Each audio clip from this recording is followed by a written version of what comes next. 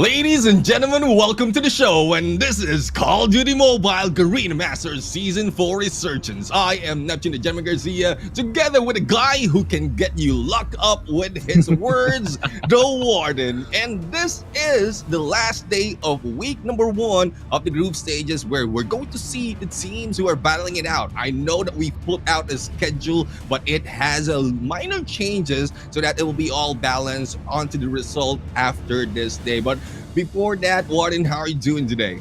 I'm feeling quite good here. Coming again, quite honored to be here at the last day for this first week of the group stages here. But keep in mind as well, this is a very long tournament that we're having here now. And coming in, you know, we've had such a very interesting start. And that day number 1, it was kind of a mix-ups in here and there. But day number 2, it had a little more of an interesting touch. So this time around, since we've already tackled basically every team so far in this competition, we can properly kind of gauge on what are the possible results here for today's matchup.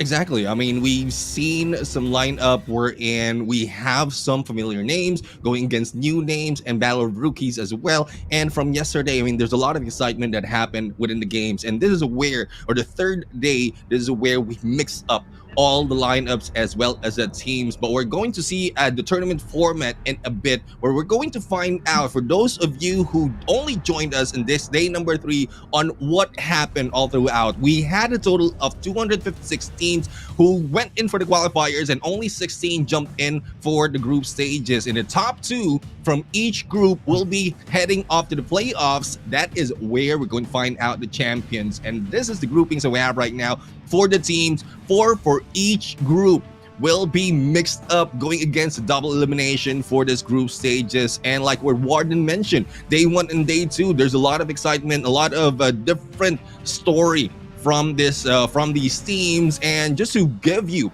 a better view of the qualified teams from Group A, we have here SKADI, Easy Reborn, Esports, Broke Boys Club, and there will be changes in there, and RND as well for our Group A.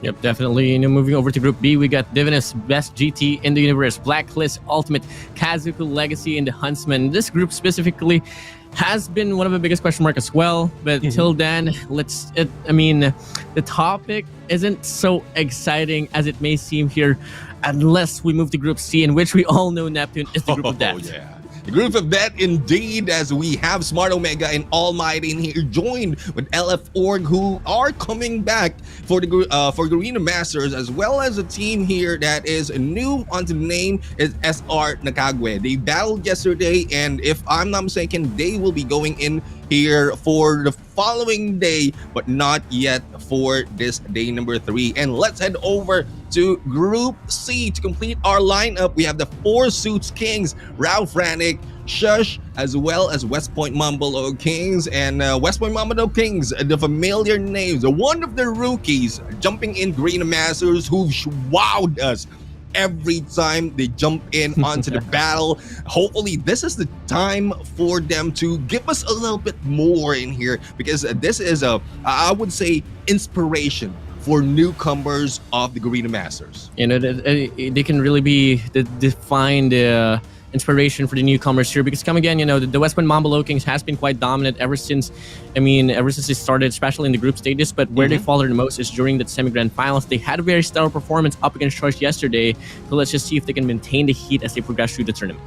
Yeah, we have the standings right here, where we're going to find out, or we're going to see who had the most wins and as well as the losses indeed. And from Group A, it is SKADI who's taken the lead, 3-2-2-1. That is SKADI, Broke Boys Club, RND, and Easy R Esports. On the other side, it is Blacklist Ultimate who's taken lead as well, and Huntsmen with 3 wins both. On Group C, we have Smart Omega, and they had 3 as well. Almighty only had 2 because they lost 1 hard point against SR NACAGUE. And on the other side of Group D, we have West Point Mambo Lowkings also with 3, and FRANIC, 4 Suits Kings, as well as Shush in here. Unfortunate for those at the bottom, only Easy R Esports had 1 win out of 3 series that they have played for each day.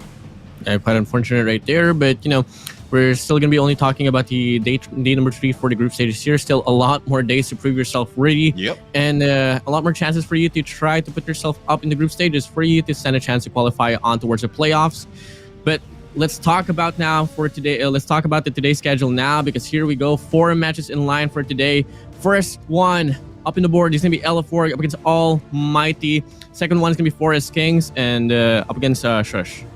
Yeah, and the third one would be SKADI going against R&D, and Divinus, the best girls team in the universe, going against Kazoku Legacy for the last series of today. Now we are going to see the first match, ALMGHTY LF4. We've seen how dominant ALMGHTY was with that search and destroy as well as that control, but for hardpoint, I think this might be the chance of LF4 to get a point for themselves. Otherwise, they might be stuck in there with 0 wins once again. But we still have to find out how will their this mix of team will be able to go against ALMGHTY, and hopefully the hard point from ALMGHTY will not continue on, because we've seen how well ALMGHTY has done in respawn mode. And I guess the gameplay that AMT has given everyone, especially in broadcasts just like this, have been a pattern for their gameplay. But what are they fighting for?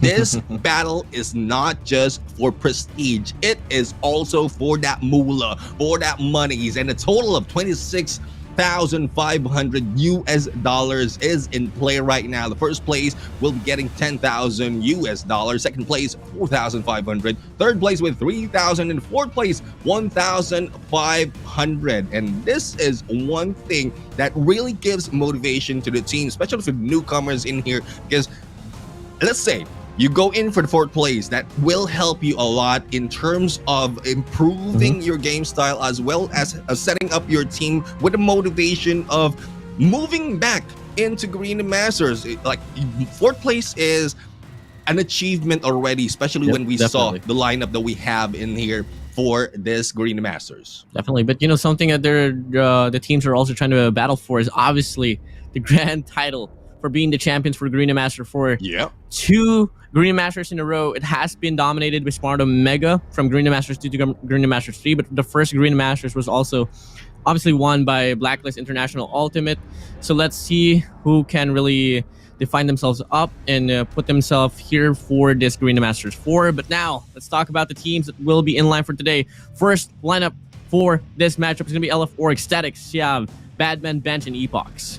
Yeah, and this team right now, I mean, we have a few in here that has experience already in competitive scene, and compared to the rookies that we have in this game, this team has a better chance of getting it. It's just depending on how they can play it along against the most tenured team right now. And when we look at the next batch or the next lineup later on, we're going to see who are they against, and I'm pretty sure there's no need for introduction for them. But let's check out what the teams look like as they prepare for the battle, because I'm pretty sure they're hyped up and focused as well for this match. They will be opening this day right now. Not quite sure if they just woke up or if they grind all day, but they are going against ALMGHTY, who we know grinds pretty much most of the time. Jeff Pro, Heaven, Shut Up, Irfan J, and Incendio. ALMGHTY. I mean, this team, like what mentioned Martin, no need for introduction. Everyone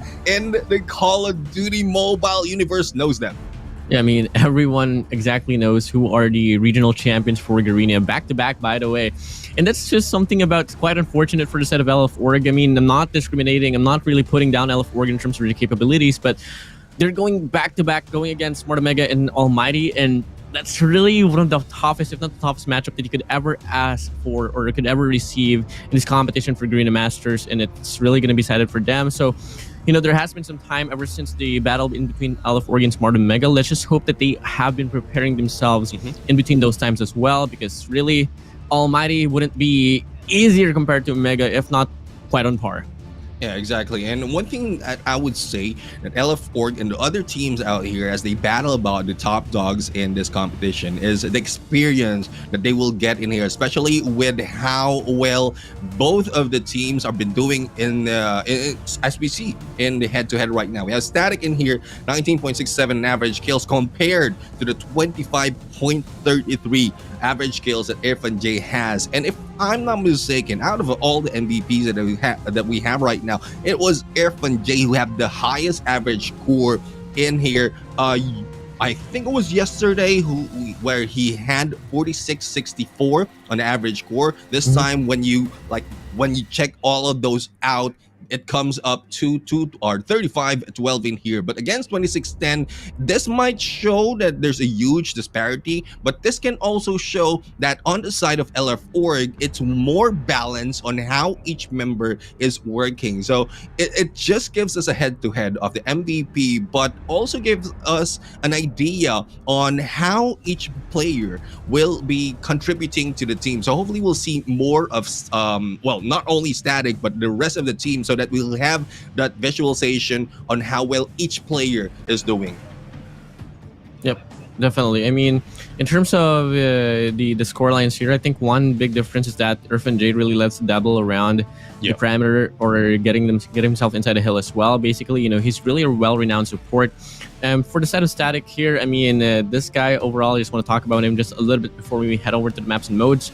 Guy, really stellar in the collegiated scene, up into a really big battle as they progress through in this competition, and what awaits them is going to be almighty. But now here in Neptune, we do have the maps and modes for this one. Map ban is going to be LF Org.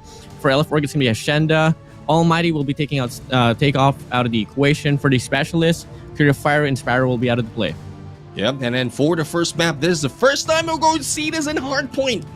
I guess me coming from day number 1, like back to back of raid and Hardpoint. I mean, there's nothing new. We've said a lot of this, especially with Beef Mommy. And speaking of Beef Mommy, happy birthday to you. Hey, happy birthday! Happy birthday, Beef!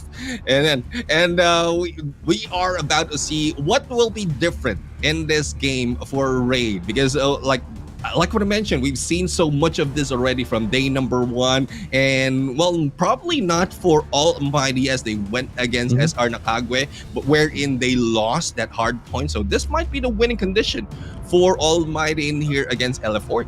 I mean, definitely. I mean, because looking at the history line as well for the set of LF Org, they did lose Hardpoint raid with a 94-250 standing up against Omega. So not really the most promising take as well. But then again, we're talking about one of the best maps that Smart Omega can offer. But this time, it's going to be a storyline here for Almighty and LF Org. As soon as we finish off this cinematic scene here in Neptune, we are indeed going to be starting off the game now. First match for today, LF Orgs up against Almighty in a map of raid Hardpoint. Take it away.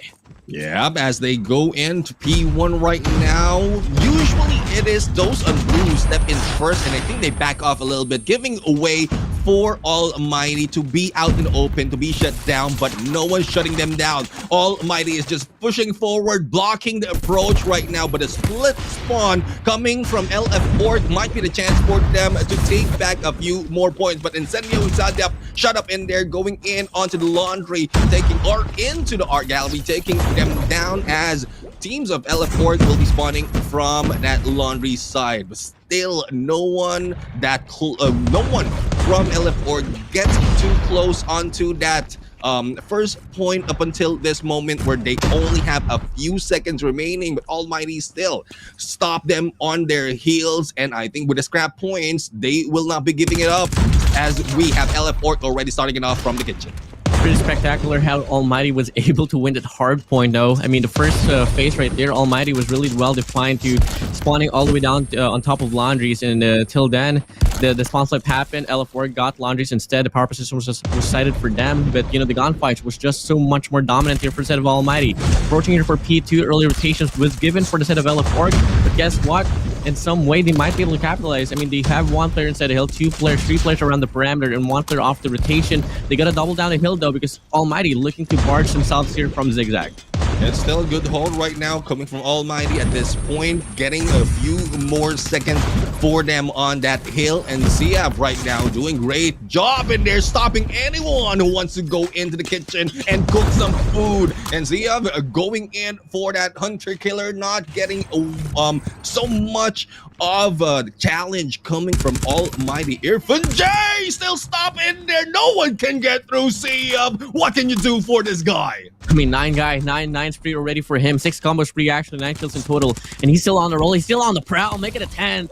And he's going to be whipping out the Annihilator, making it an 11 as well. Can he make it a 12? Oh my days, he's still insane. He's going to try to go for a wallbang here as well. But can he find it all? Absolutely, yes. And he's fully strict off. EMP well available for the set of LF4 by the courtesy of CF. And this is a good start. I would say not just a good start. It's a well hold by LF Oregon here as they prepared as well in Garage. And we know how much point can be gathered here, especially when you have a good defensive position against the team of Almighty. So yeah, right now still alive and kicking. No one can bring him down. He is on his 16 going into the 17 as he goes for the backstab. And there you have it. Can't let go. Back to back slays, and no one can push him around. CF still alive, going in very close to that 20 with that FRANIC, and there goes that 20th slay in here. 90 points, getting close to that 100, and that will just be on this P3. Oh my days, he's still stopping. He's still going, not stopping at all. 13 combo spree, 21 kills in total. Pops the EMP as well. That might be one thing as well that could accompany LF4. 106 to 38. I wasn't expecting this much of a margin here. And guess what? CF is still on the roll. And another EMP as well available for CF. But finally, he does get shot down by Heaven. Heaven right now with Annihilator trying to clear him up, but there goes backstab coming from Badman. Almighty this time will be going in for that basketball court, trying to hold there. Ways Jeffro unable to defend himself even with a claw, but there goes Static trying to rush in onto the sides. Incendio also pulling out the claw right now. A chance for them to step in and take a few points. 30 seconds remaining in here, but not so much can they catch up against LF Org, especially with the position that we have. Like LF4 is already moving in onto the basketball court, and no one from Almighty is getting close to back up the one guy who have been stepping in the hill for a very long time. Soaking it around, getting close to the 150 already is LF Org and CF. I would say this is the guy who really changed the game for this team. Really changed the game. I mean, he bagged the momentum here for the set of LF4. Until then, he's still on the roll. He's still on the prowl. But, you know, I mean, as much as I want to talk about how things could change here for the set of Almighty, CF is still popping off. He's still not stopping. A 3-piece with Annihilator will kick in. Predator flies through on a 4-spree here. Can he make it a 5 as well? 2 players wrapping around from the back and won't be granted any opportunity. And finally, he does get shot down as well. But keep in mind, Neptune, you know, Almighty tends to start off slow in hardpoint, but with LF4 still on full throttle, I don't think any way whatsoever the Almighty can overtake L4. Yeah, I mean, it's a movement of CF right now that really prevents them from taking spawns as well as controlling the spawn to their favor. Thus, with the 5 points that they have to go in here, it is just LF4 who is winning all those battles. Heaven right now going for the rush against 3, but will be taken down by CF once again. And with the position of these guys, Epox will be left alone in here. The backup will be coming in from Static, but still managed to hold on. Back is turned against 1, but there goes Epox taking down Irfan J, getting close to that 200, but will be cut off as they cycle through to the next hard point. A second rotation here for the hard points will kick in, and so far still much more influence being found for set of LF4. First contestment will be set it for them. Almighty having a hard time putting themselves inside a hill, as Bench now will be able to secure the 2. Static here around the perimeter as well, but as soon as I state that, Almighty starts to swarm around the perimeter and they are getting the influence inside the hill. But if they want to pull up a comeback here in Neptune, it's at least going to take at least like 3 money hills to go back. Yeah, they need that 3 money heals for them to get back in there because they've been left behind for so much. And with 30 seconds, it can only bring them to close to 100. And it's still almost doubled from LF Org. So they need to hustle real quick right now and double up the effort that they have. And that's what they're doing. With the remaining 20 seconds, they will not be letting go. They might be left behind though on to rotation on the next point. But with all the utilities they have, they can stop LF Org for passing through that quickly so that they can catch up later on and probably break through that next hill. But we'll have to find out if that is case. 104 to 94, 90-point lead right now being taken. Almighty going in for all those slays as they set up for the next battle in the kitchen right now. They might be getting the full 60, especially with all the positions that they have covered, even the perimeter being covered by this team. There's 3 operator skills getting invested now. Almighty, much more likely that they are going to be able to get the full 60 as well. And it's about time that they should reconsider here for the set of LF4. But there's still a lot of time to play around with. And 1 more push, 2 more pushes perhaps. Until then, what they're doing right now is just feeding Almighty, feasting Almighty. We go 194 to 132. A break will not come true now. And as you thought the lead was so significant, it's not going to be that in that case no more. 20 more seconds to go. And looking like LF Org will hand the P2 for the set of Almighty. Indeed, a full 60 for them. Yeah, full 60 with only 13 remaining, and Jeffro right now taking the lead just to break that garage. No one's going through just yet, and this guy have been moving in from up, and there you go, was able to break through, but unfortunately for them, Epox is in there. Shut up from the mid will be taken down as well by Bench, and Bench is still in the corner, not letting go of this position, waiting for the rest of the team to go for the backup. Jeffro right now heading in on the other side. Will he be taken down by Bench? Yes, he is. And there goes a Bench. Will still control this kill and making the scores of LF Org. Earlier it was Sia, this time it's a Bench show, and this is what I'm talking about. Everyone from LF Org is giving so much effort so that this team can win. Giving so much efforts now, but keep in mind Almighty did break the hill, and so far they have more than enough time to even things up on this matchup here up against LF Org. LF Org needs to double it down. They can't afford to let the heat continue here for the set of Almighty, and so far it's been 2 consecutive hills that LF Org has been struggling up against Almighty. 20 more seconds to go, and looking like coming again. LF Org will just let go of the scrap time.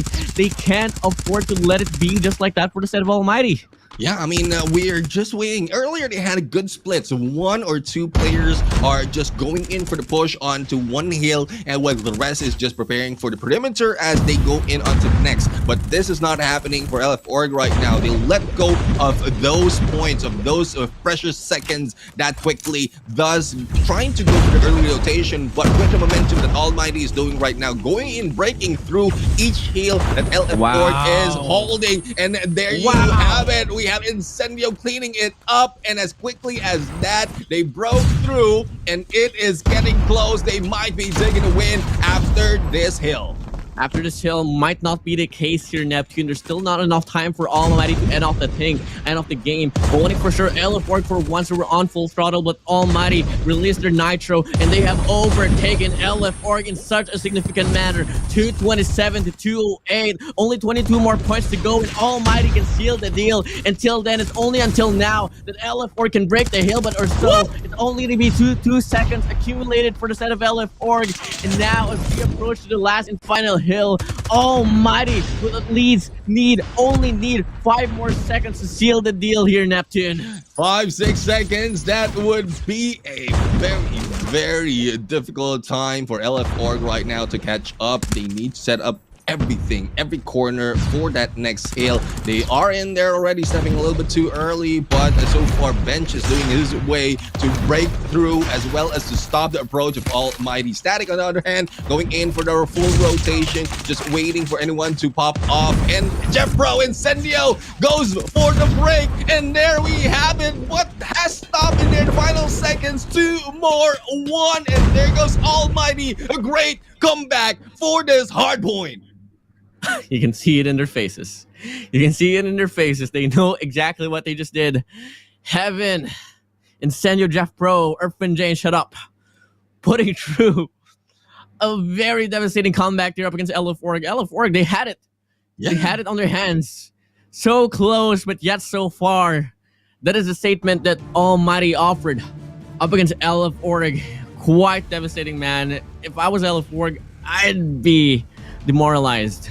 Yeah, I'm not quite sure if Almighty was just reeling them in to get all those points and then later come back. But we've seen a loss from them in Hardpoint, and that might be one huge fake or probably just a fluke, depending on how it is in their game style. But as we can see right now, they know how to turn it over to their side as they get that win. The super soaker that we have right now in here is Heaven together with Irfan J, and with these two guys staying into the hill most of the time, I mean, you would expect a lot more in there compared to what we seen from ZF and Batman, where they are short with only a few seconds in their 15 or not 10 for the soaker into the hill. But with the slays, I mean, I would say props to CF right now, but 40 right now by the end of the game. I think he has been cut short by the mid of that hard point. Thus, the movement of LF Org has been hampered and stopped by Almighty.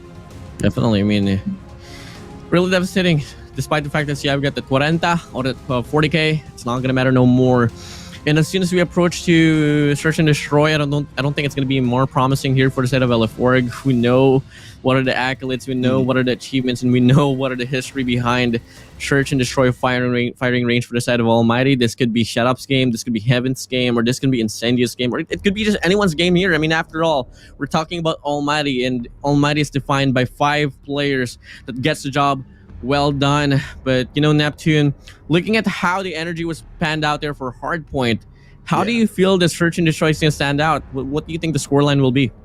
Well, looking at history, it was a common 7-2 from both teams. Almighty won it 7-2 from their previous match, and LF Org lost it with only 2 points against Smart Omega. So we might be seeing a similar, that is very, very close, probably 7-3, or worse would be 1 or only 0 points or no points at all for LF Org. That would depend on how much Almighty will be carrying over the momentum that they have from Hardpoint, or if they will be pulling the leg of the other team as well, because at some point Almighty gives out a few of those rounds so that they can find out the tactics of the game. And that's what I love about Almighty, how they make the adjustment within game after studying their opponents. Definitely. I mean, for the side of Almighty, the first half there up against NACAGUE on yesterday's matchup, it was only that first half that NACAGUE was able to take a blow out of the way from Almighty. But as soon as they approached the second half where Almighty was playing offense, NACAGUE didn't really have any answers at all. So we might expect a little bit more of a tough take here for Almighty on defense. But as soon as we move over to offense, we can really expect that, you know, Almighty can overrun the competition here, because, you know, if we're going to be looking at the rundown on the previous matchup that LF Org had, I mean, it was against Smart Omega. On Hacienda, it was 2-7 there. So not really the most promising performance there in Search and Destroy. And I just hope that coming again, you know, the time that they had in between the matches that they had previously and until now, they spent their time going back to the drawing board and try to revise things up. Yeah, one thing is the map that we are playing on Search and Destroy. You did mention a good point that they lost 7-2 on Hacienda, but Hacienda has been only a new addition in here. And there's a lot of winning condition that hasn't been found out just yet in that map as they jump in right now into firing range. I mean, that has been played and lost and won by a lot of teams already. There's a lot of winning condition that can be done in here against Almighty. I think if LF Org really did their homework and found out some of the weakness of Almighty, they might be making their way in here with a few more points. But that's just assumption right now. That will depend on how much effort LF Org really put in onto finding out how they can beat Almighty, as well as what or how can they fare in terms of mechanical skills, because we know for a fact that Almighty's mechanical skills has already been sharpened for a very, very long time, and this is where they put down the axe after that sharpening. Definitely. So as now we are about to approach the desert coast of Call of Duty Mobile firing range. A lot of history has been put up in this very map. Let's see though who can put up a scratch on today's matchup here present presented and search and destroy. Whether it's going to be LF Org or Almighty, wanting for sure. We know for a fact that both teams are playing by the heart, playing by the passion. Who can make that final adjustment is the question here, though. Neptune, it's going to be a very rocky road here, and it's mostly going to be defined for the set of Almighty. Let's just hope that LF Org has something to show off. Yeah, I mean, we'll just be waiting for them to show up right now and show off their skills as well. As we see the beginning right now is defenders, is LF Org, and attackers will be Almighty static in there for the trade-off after bench has been taken down. And it's a little bit too fast right now compared to what we've seen so far in Search and Destroy. And this might be a good chance for LF Org to take that break against Almighty, because Almighty usually starts slow in Search and Destroy. Like I mentioned, always find good points from them as well as weak points of the enemy for them to break through. But Siab has been taken down. It is now a 3v4 situation. Yeah, 2v4 situation. Jeff Pro will take down Batman, but Static will get a nifty shot on towards the heady there, on towards the bomb site, but they need to move in quick if they want to stand a chance to win the round. As Heaven will take down Static, the odds not looking so bright no more. Epoch on a very bleaky situation, and 10 seconds left on the clock. A very unwinnable round here for the set of LF Org. Will get a connection true. And guess what? He actually has enough time. How does that happen? As he thought that it wasn't possible, Epoch proves me wrong. Epoch right now in there on fire, picking up the sniper to put in a lot of pressure, but the CBR beats everyone on that game. The final 3 players of Almighty was just wowed with that gameplay. Hopefully that is a good thing for Epoch to carry over to the upcoming games or the upcoming rounds in here, because he did well in there. Heaven taking down Bench once again, and Bench has been the first slayed player in here for LF Org, so hopefully it will not hamper the gameplay as well as the momentum that LF Org has taken after that first round. It was a blunder there for the set of Almighty. Let's see if they can revise things up and polish this one and secure a round for them. And so far, it's going to be a 3v4 situation sided for the side of Almighty. Time is ticking as well. All you got to do is wait this one out, but the esports will take down one. Static as well. Jeff Pro would send you out of the round. Until then, trade-offs will come in. But our friend Jay with a 2-piece. Heaven would one as well to seal the deal, and will secure the second round, putting them up on the board as well. Yeah, I mean, if you're faced with the Clutch King, you would be expecting in there a couple of kills, and that's what they did right now, balancing it up 1-1 right here. And again, it's a little bit too quick right now for Search and Destroy, so I'm still looking for who will be slowing down at this point, whether it's those on the defense who've been on a hype and already in full throttle in the start of the Search and Destroy. Shut up! Taking down Siab in there with a snipe. A second might be going in, but it is Bench who fired back against Shut Up. Incendio right now on the standoff in fine range and takes down Static from that B side. A 3v4 situation that quick, but a split by Almighty is a 1-3. They are finding out a good opportunity for Bravo, but they have been taken out by E-Box in there with a DLQ. DLQ Incendio out of the round under his name as well. It's a 2v3 situation. The players from the set of Almighty really heading towards their direction. They get tagged up. They're going to go for a reset as well. Batman Epochs, they've been working quite a lot together for the last few seasons of this Call of Duty mobile scene. Are they going to be enough answers in factors to clutch up a round up against Almighty? Time is ticking. 37 seconds left on the clock, and it's still a 3v2 here, Neptune. Yeah, 3v2. There goes a hit. Epoch once again going in. Oh my goodness, a quick scope, but that will not work against Irfan J in their final moment. But I would say Epoch is on the roll, on fire. We might be seeing a contender into the best sniper from this Garena Masters squad. Wow. Oh, wow. Stellar performance from the set of Epochs. Until then, the round still handed for set of Almighty. Shut up. Inside the bomb site. Bench out already. Out of the round. Can he find some more? Absolutely, yes. CF under his name. One less player around the parameter. That's going to be Badman for you. CBR4 in hand. Up against the Locust. Inside the bomb site. Looking like Badman will try to go for a rotation out in the mid lane. Won't happen for so long as Heaven will take him out of the equation. Once more, a clutch situation here handed for the set of LF Org. What? Shut up in there, going in for the kill against Epox, and he was just like Epox was just waiting in there. And one thing about that angle is a good position to hold, to be held by Shut Up, but that should be one thing that you will be looking out for, especially with your sniper sticking out like that. Static right here, turning his head to the left where he should have been focusing on that door, and there you go, another point being taken by Almighty. 3-2-1, and what else can be the response of LF Org in this battle? I think one thing that they can really do is just play very passively on the A bomb side. Give the bomb side towards Almighty and play a 5v5 retake. Until then, they might have a chance, a better odds of winning a round. I mean, going head-to-head against Almighty is something that you don't really want to do.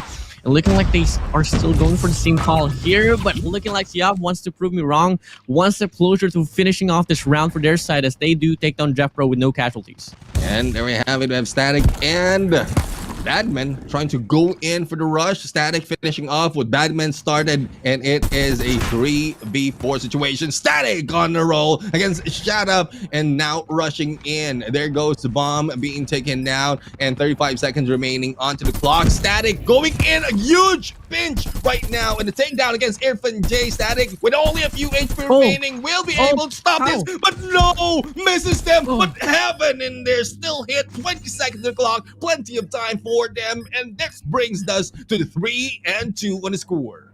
3-2 on the score line. One round away from Almighty, enough to getting closer to evening things up. One more round to go.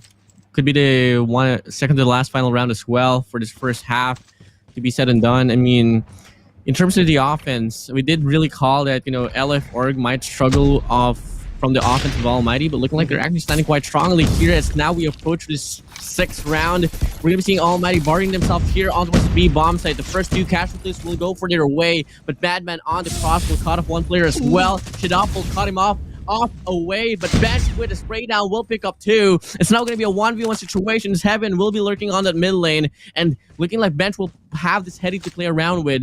Heaven going to go for reset. Until then, it's a 1v1 situation here. Quite a thrilling run. Yeah, I mean, we might be expecting a pullback from Heaven from before, but we have learned that Heaven has been playing its flex for a very long time. And there you have it, Heaven with that long flank and that long distance switchblade hit. It is now a 4-2 kill, 4-2 onto the scoreline right now. And I was just focusing on the kill right there. I was expecting that Heaven will be pulling out a snipes, but I was in an impression really that he had learned to be a flex player from the previous Garena Masters as well, and this is where they have sharpened that skills already. Don't rely on a sniper anymore. You can utilize any weaponry that you have in your place. Thus, Heaven is a prime player in this team. Prime start here for Almighty Irfan Jado. Will be able to pick off one, slowing the offense here from the set of LF Org. Can he find a double as well? Another opportunity granted, but Heaven will barge himself in. He goes down, but quite fortunately, Irfan J quick to respond off with a trade. Now, once again, it's a 1v1 situation here, but different set of players. It's going to be Siav against Almighty Irfan J. Bomb drop on that A bomb site. 1 minute and 10 seconds to be play around with.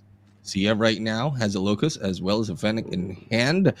Irfan J will be flanking and bring around the road a little bit here as they wait. Probably a backstab. Will Irfan J go in? There you have it. Irfan J will be. I thought he'll be trolling in there, getting close and using a melee, but no, he opted to go for that shot. And well, hopefully we will see a little bit of trolling from Irfan J just to make it a little bit more fun on their side. You can really expect that, chaos will be brought by Almighty. Shadop, nifty shot on towards Siav, out of the round, looking for some more. But since it is a stalemate now, I asked Irfan J, what's with the prize fighters? He said, no, it's just a mentality. If he sees the last final player, he's most likely going to go for the punching gloves and will put down a knockout. So we might be able to expect a 1-up if ever Almighty can regain and retain this dominance that they are offering up into LF Org. As now in a glimpse of a night, it's a 4v1. Make it a 4v0 as Jeffro will get the 2-piece. Final match point advantage for the set of Almighty. Yeah, and as we called it, it might be a very, very close, if not similar, scoreline from what we've seen from both teams. 7-2 is expected as Almighty is already on their match point. Shut Up is on the hit against Static in there, and you won't be electrocuted. It is the Electron Locust that will be pulled out by Shut Up at this point. Heaven, as quickly as that takes down 2, and there you go. No changes to the scoreline, only the map and the team of Almighty still won it. 2-7. I mean, they suffered up against Smart Omega 2-7. Looking like it's going to be the same case here from the side of Almighty as well. And we did call it, I mean, Almighty and Smart Omega is basically on par with one another. Yep. I mean, they are the grand finalists for the regionals for a reason. And that's just really quite devastating here for the side of LF Org. I mean, as soon as we approach towards this game number 3, I don't think we can expect any different at all, because in terms of the performance from the side of Almighty, you can really expect the best out of the best in a game mode of Control. Exactly. I mean, these are the Control Kings. This is one of the team when the Control mode has been pulled out. One of the team who really understood the winning condition, and as well as one of the team who changed the winning condition to their favor. Wherein when we thought it's just a mostly defense-oriented game, they started off on attack and started winning those attack positions. So we'll find out if LF Org has prepared that well against Almighty. And with the momentum that Almighty has right now, it might look bleak for LF Org, but still not putting that down. There's still a chance for them to far back and to give a little bit more in this fight. They just need to be tactical and slow down, because at some point studying the opponent when you slow down is a factor that has been done by Almighty, and they just need to emulate that and use that to their advantage.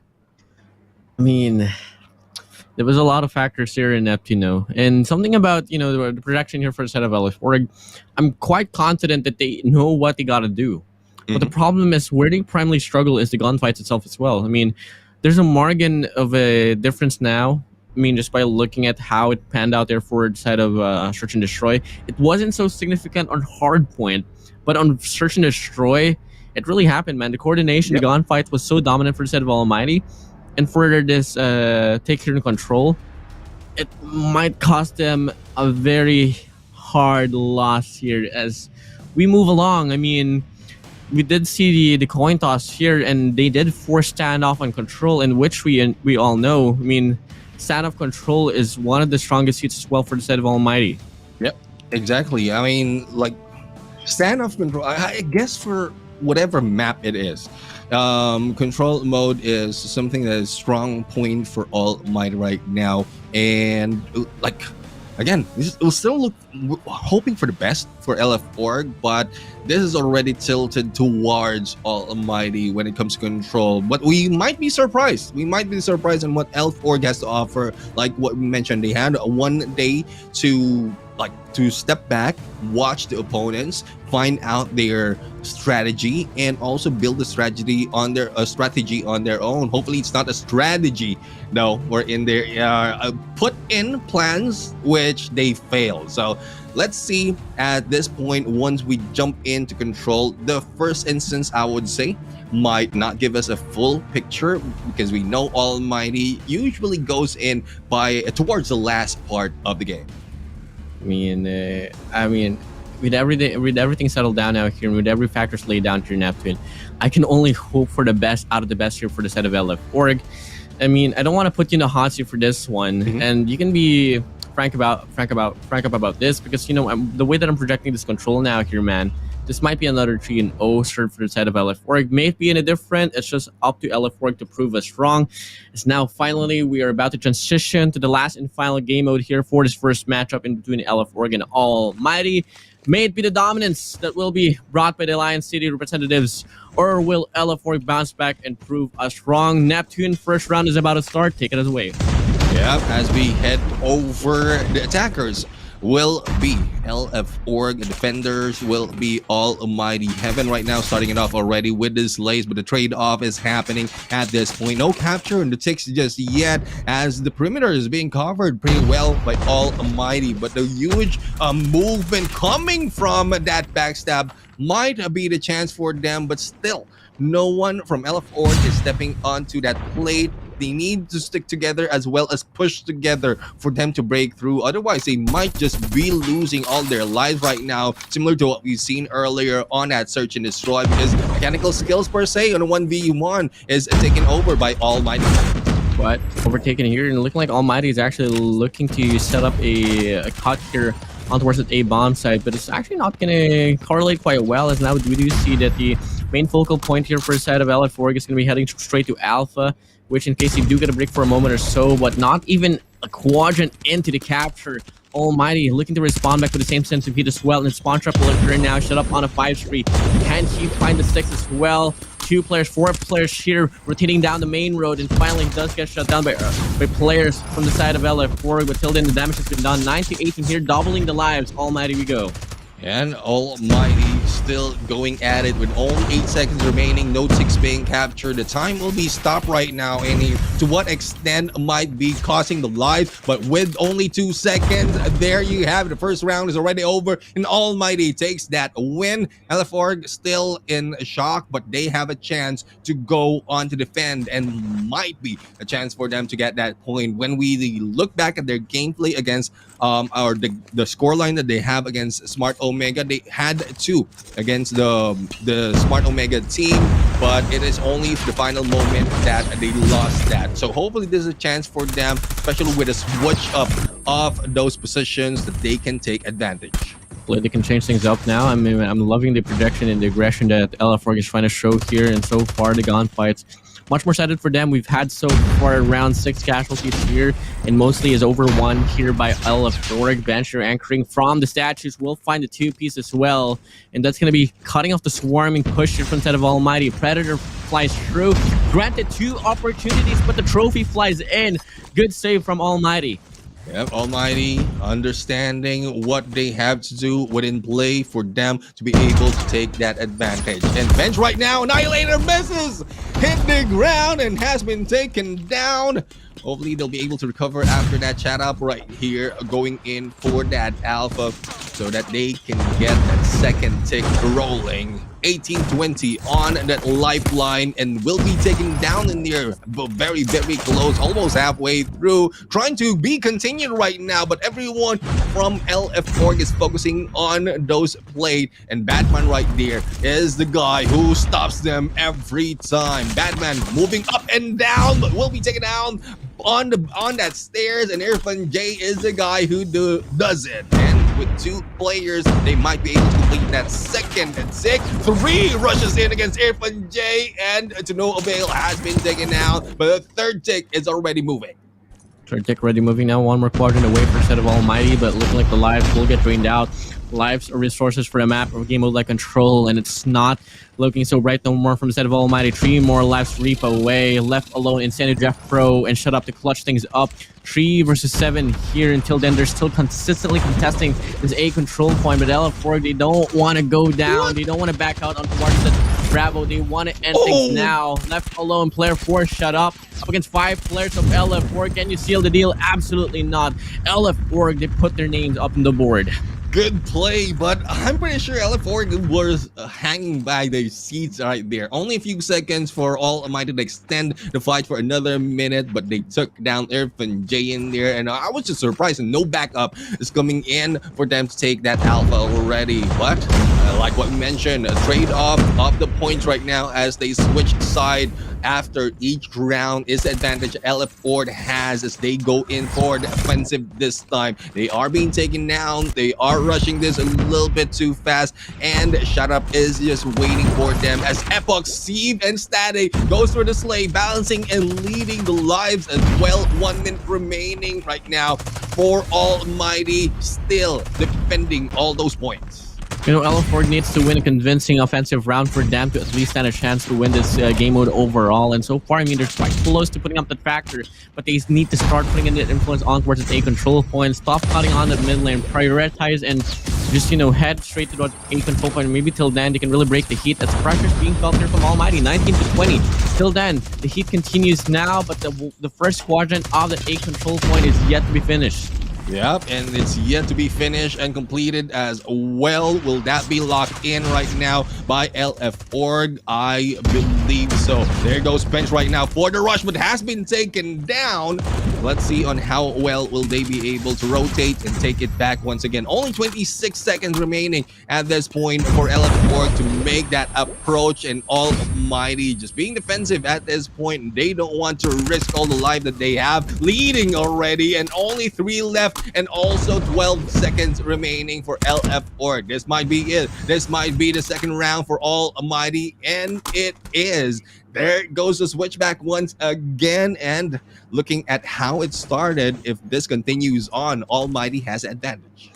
With LF Org being able to win their first defensive round as well, I'm not so certain how this one's going to pan out towards their second run. If they can't win their gunfights more convincingly, we can really expect that Almighty will overrun this done, as we do see the first 2 casualties setted for them. Make it 3 as Incendio on that mid lane with Annihilator popping off. He's on a third spree here, and look at how the overtaking take here from the side of Almighty will kick in. 30 to 24. No trade-offs whatsoever handed by LF Org. Yeah, and there you have it, the first trade-off that has been handed over, but not so much an influence in this game, as we see the lives dwindling down for LF Org. The capture slowly being done as well. They focus on this Bravo with Jeff Bro already in play. Shut up for the double in there with Annihilator, and Jeff Bro has been taken down, but that was just a distraction, as everyone from Almighty headed for that Alpha in no contention apart from what Epox is doing right now. There goes the double coming from Epox, still not yet down, and finally with Heaven with that move be able to take them out. But no one from Almighty stepped into the hill because they don't want to lose their lives. 19 to 11, still favoring Almighty at this point. They might not be focusing on the capture at this game. They will be going in for the lives, dwindling down by Almighty against LF4. Going to go down by quite a lot, 7 to 14, doubling the lives of LF4. Almighty we go. 33 seconds to be played with here for the side of LF Org. And guess what? I don't think it's even going to be the objective that will be the bane for them. It's going to be the lives getting drained out. 5 more lives to reap away. LF Org looking at the barrels of defeat. They got to start winning each and every gunfight that they have upon towards their face. But unfortunately for them, Earth and J with a claw will pick up the 2. Last 2 players from the side of LF Org will remain, make it the only one. Badman up against 8. This is an unwinnable round for the side of LF Org. GG, well played. Yeah, Badman is the only guy remaining, even with 10 seconds. And there goes Heaven going in for the prize fighter and fighting up this match. The game ends 3-1 scoreline. Still, I'm quite impressed on how well LF Org got that 1 point and challenged Almighty. But knowing Almighty, they just go for the usual gameplay in the start of the game and then change it up towards the end for them to take that win. I mean, really devastating run here for set of LF Org. Another 3-0 handed for them. That's going to be ruining their odds overall for the group stages now. But, keep in mind, we are having a double round robin. So they are going to be meeting each other twice for this one. They still have another redemption run to happen soon enough. And I do believe it's going to be on week 3 on the 25th of February. So that's them really... that's really them having a lot of factors that they have to revise and fix up until their rematch against Almighty later on for the event. Yeah, I mean, it's more of studying how they can win against Almighty, get close to the points that they have to turn it to their favor. But again, that's one thing that we've been talking about for so many times in competitions just like this. It's more of will there be anyone who respond and do it? Because I think there's only one team who did it pretty well. That was West Point Mamba Lowkings, who every time they loses, they turn it around, they change it up in there, and then that's when they got that win. They study their opponents, they make the change that they have. So hopefully all these teams who are jumping in here, like coming back or probably new to Arena Masters, will emulate that for West Point Mamba Lowkings, and also emulate what good battles has been shown by all teams, especially from what we have here on Almighty. But enough for that. That is already our control mode, and well, I would say it went out of control for that, because Almighty just understood the winning condition in this game. Neptune, you with your lines, I can never have enough of it. Out of control. Stand off we go. Almighty was in control. Okay, well. Anyways, said and done right there. Raid hardpoint 227 to 250. Really dominant. Not really dominant. I mean, this was the closest game, I mean, that was found in the series here. I mean, for a moment or so, LF Org was up by like 80 points. Mhm. But guess what? Almighty turned on the nitro, overtook LF Org at the latter stage of the competition. Firing range, search and destroy, same storyline, same scoreline. It's just going to be LF Org going down at the Battles of Defeat, 2-7 victory handed for the side of Almighty. And in control, I mean, it kind of exceeded my expectation. I did project 3-0 win for the side of Almighty, but with LF Org winning one defensive round, they did put up a scratch against Almighty, but was it enough to put up an impact? I don't really think so. So a lot of things to polish up, but that's only their first appearance up against Almighty. Yeah, I mean, this is one thing that really impresses me. Even if Almighty has already taken a lot of wins in competitions just like this, it's teams who step in very, very close in the scoreline against this team of Almighty that provides more of I would say, hope for their team to do better once they're face off a different team who's not one of the top dogs, because we can see already disparity because of how much experience Almighty has against LF Org. But when we look at how close they got to winning one of those modes, then they might be doing well later on once they battle a different team. So looking forward to the org. Right? Looking forward to the LF Org to improve their gameplay so that they can better themselves. It's not just Almighty that they need to be. They just need to better themselves, beat themselves in there to improve more, show more, and win more in these gunfights. Definitely. And something about LF Org is, the whole name LF Org, people are asking, questioning, like, what is the name LF Org? Couldn't they think of a better name? I mean, that is a good name. I mean, it has been able to put its name up in the community scene for Call of Duty Mobile.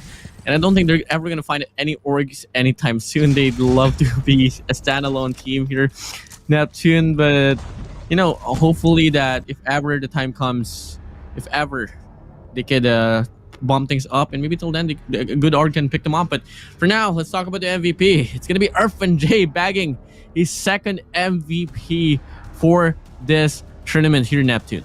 Yep, with an average kill of 22.33 and average net of 20.5. That brings a little bit of damage on the KD ratio though, but when we look at the scores, still a 3,000 in there on the scores, and assist really helped him a lot. I mean, EarthFanJ, the Clutch King, he's not just a Clutch King, he's an MVP, and there's a lot more to be offered by this guy. But again, there's a lot more battles that Almighty and LF Org will be fighting on the upcoming days. There was just one of the days that they face off, and like Warden mentioned, hopefully the second time will be different. But let's check out, guys, what Almighty has to say about this win that they have for today as we go again for another interview. And well, the MVP himself, EarthFanJ, will be in here. Welcome, EarthFanJ, and how are you doing? I'm good. How are you guys? We're doing great. I mean, happy with how well you did it, and I was quite surprised that the backstab didn't end with a melee. But let's continue on with the program. Warden, can you go ahead with the first question? Well, with LF was basically up at like 80 points on that hard point game. How did you guys manage to bring up the morale to put up one of the best comebacks we have seen in this Garena Masters 4? So our start was very shaky, as you can see. Like it was 50 to 180, if I'm not wrong, if I'm not mistaken. So yeah, the first hard point rotation was so bad, and we just you know what, we need to keep our heads up and rotate, do everything correctly, rotate, win our gunfights especially, and suddenly I don't know how, but yeah, we pulled through. I don't know how, honestly. Yeah, well, I'm pretty sure you'll figure it out later on, or probably are just pulling our leg. I mean, we know you guys who's been doing well and you understand the game probably can't express it right now at this point. But one thing I'm looking forward to, because this is the first instance that I've been talking to you guys, we're looking forward to fight in or to play with in this Garena Masters. Sorry, what was the question again? My Which bad. team are you looking forward to play against in this Garena Masters? Definitely the top two teams, which is Omega and Blacklist, because they have roster changes and it's looking quite scary and exciting at the same time. Especially with Yato, Yobabs, Rage at the same team. Wow, that is a killer team, honestly. Well, I mean, it's really a big question mark on how the teams would correlate with one another. I mean, after the line of changes, really interesting right there. And my last and final question here. I mean, didn't you tease out that you were joining one of the top two teams in the Philippines? What happened there, Penjay? I was just teasing the community, man. Well, I mean, that's just pretty much it. I mean, I thank you, Urban J, for taking your time for this one. Hoping to see you more soon in the interviews. But guys, wave your hand for Urban J. That's gonna be pretty much it. Thanks. All right, and there you have it. When the MVP himself twice in a row, he just had to confirm. I mean, it's good because at least we know if there are any plans and we can expect that. But I'm pretty sure if there are any, it might not be happening here at this moment. They again, like, we have teams who haven't really been showing that much of I would say, I'll not say honesty, but like a lot more of what's really happening in there on the early parts of the game. But guys, for those of you who aren't here, you've seen a lot more already of the game. This is your chance really to take a win. This is Popquiz number 1 for today's battle. Which gun is the list, or in the list, is an SMG? We have AK-47 for A, Type 25 for B, Chicom for C, and Krieg 6 for D. And to answer that, guys, this is the format you have to do. Put in the answer, your player ID, and the hashtag. The hashtag is hashtag PopQuiz1. Don't forget that, guys, so that it's easy for our team to look for your answers as well. So player ID is found in game. So for those of you who's watching who want to win, make sure that you download and install the game so that you can answer the questions as well. Pretty sure fans out there will be able to do that, Warden. Yep, definitely. And just comment down, stand a chance to win one of the most fabulous prizes out there. And just continue to be loyal, guys, because after this as well, we're gonna be heading straight to another matchup here where we still have 3 matches in line, and onwards after the game, towards game number 3, we're going to be having another quiz. But for now, we're going to be heading straight to that game number 2, and that's going to be a matchup that we are really excited to see. But before that, we're going to be having a short break, so we'll be right back.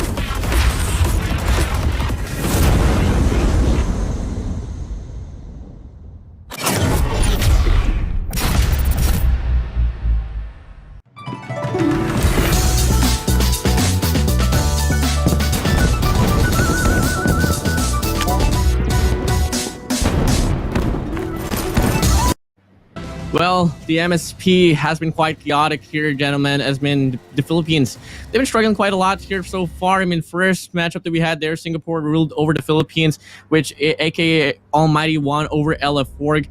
Will it gonna be the same case here as we approach towards game number 2, as the Forest Kings will be going up against Shush? Let's come and find out now. I mean, for this matchup coming again, and we will be your casters still for this matchup here. It is Ida Warden here alongside with me. It's your Neptune, or the Gentleman Gaming. Yeah, I mean, I'm really excited to see here because, well, when you look at the score lines of this team, we have a little bit of disparity in terms of that search and destroy. So when onto the other games, it might look that it's balanced, but when we look at the score line, it is the Four Suits Kings who have I would say a better advantage, but we need to look into their opponents as well in previous game. Shush went against WPM Lowkings, which we were saying that is one part of the Garena Masters that's really a very difficult team to beat. But let's check out the schedule right now to give you an idea of what is going to happen all throughout the day. We just ended the first match, which is LF Org going against Almighty. Next is Forsuits King going against Shush, and the third is SKADI and RND. Last one but not the least is Divinus, the best girls team in the universe, going against Kazoku Legacy. And let's go back to our second match. I mean, the scoreline of West Point Mamba Lowkings against, or Shush against West Point Mamba Lowkings, is 3-0, and with how West Point Mamba Lowkings beat them, it's quite devastating for a team. Hopefully they already recovered for that. Hopefully they have someone who can guide them as well as to look into the game style of 4S Kings, because they battle against FRANIC, and it was a 2-1 into the wins and loss. But let's check out the 4S Kings, the Four Suits Kings, and their lineup right now. Yeah, let's run it down. We got Coco, Nix, Vuzet, Esto, Apollo, and Cherry. And you know, the storyline here for the set of Forest Kings, I'm quite happy to see them here coming again in this Garena Masters 4.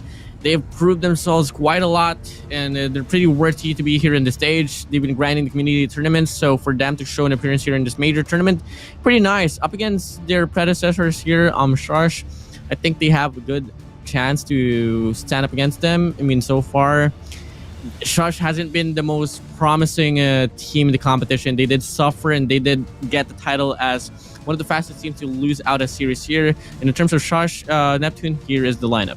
Yeah, we have Edict, Zero, we have Divorce, Frashash. It's making me, I don't know, spit all those saliva that I have.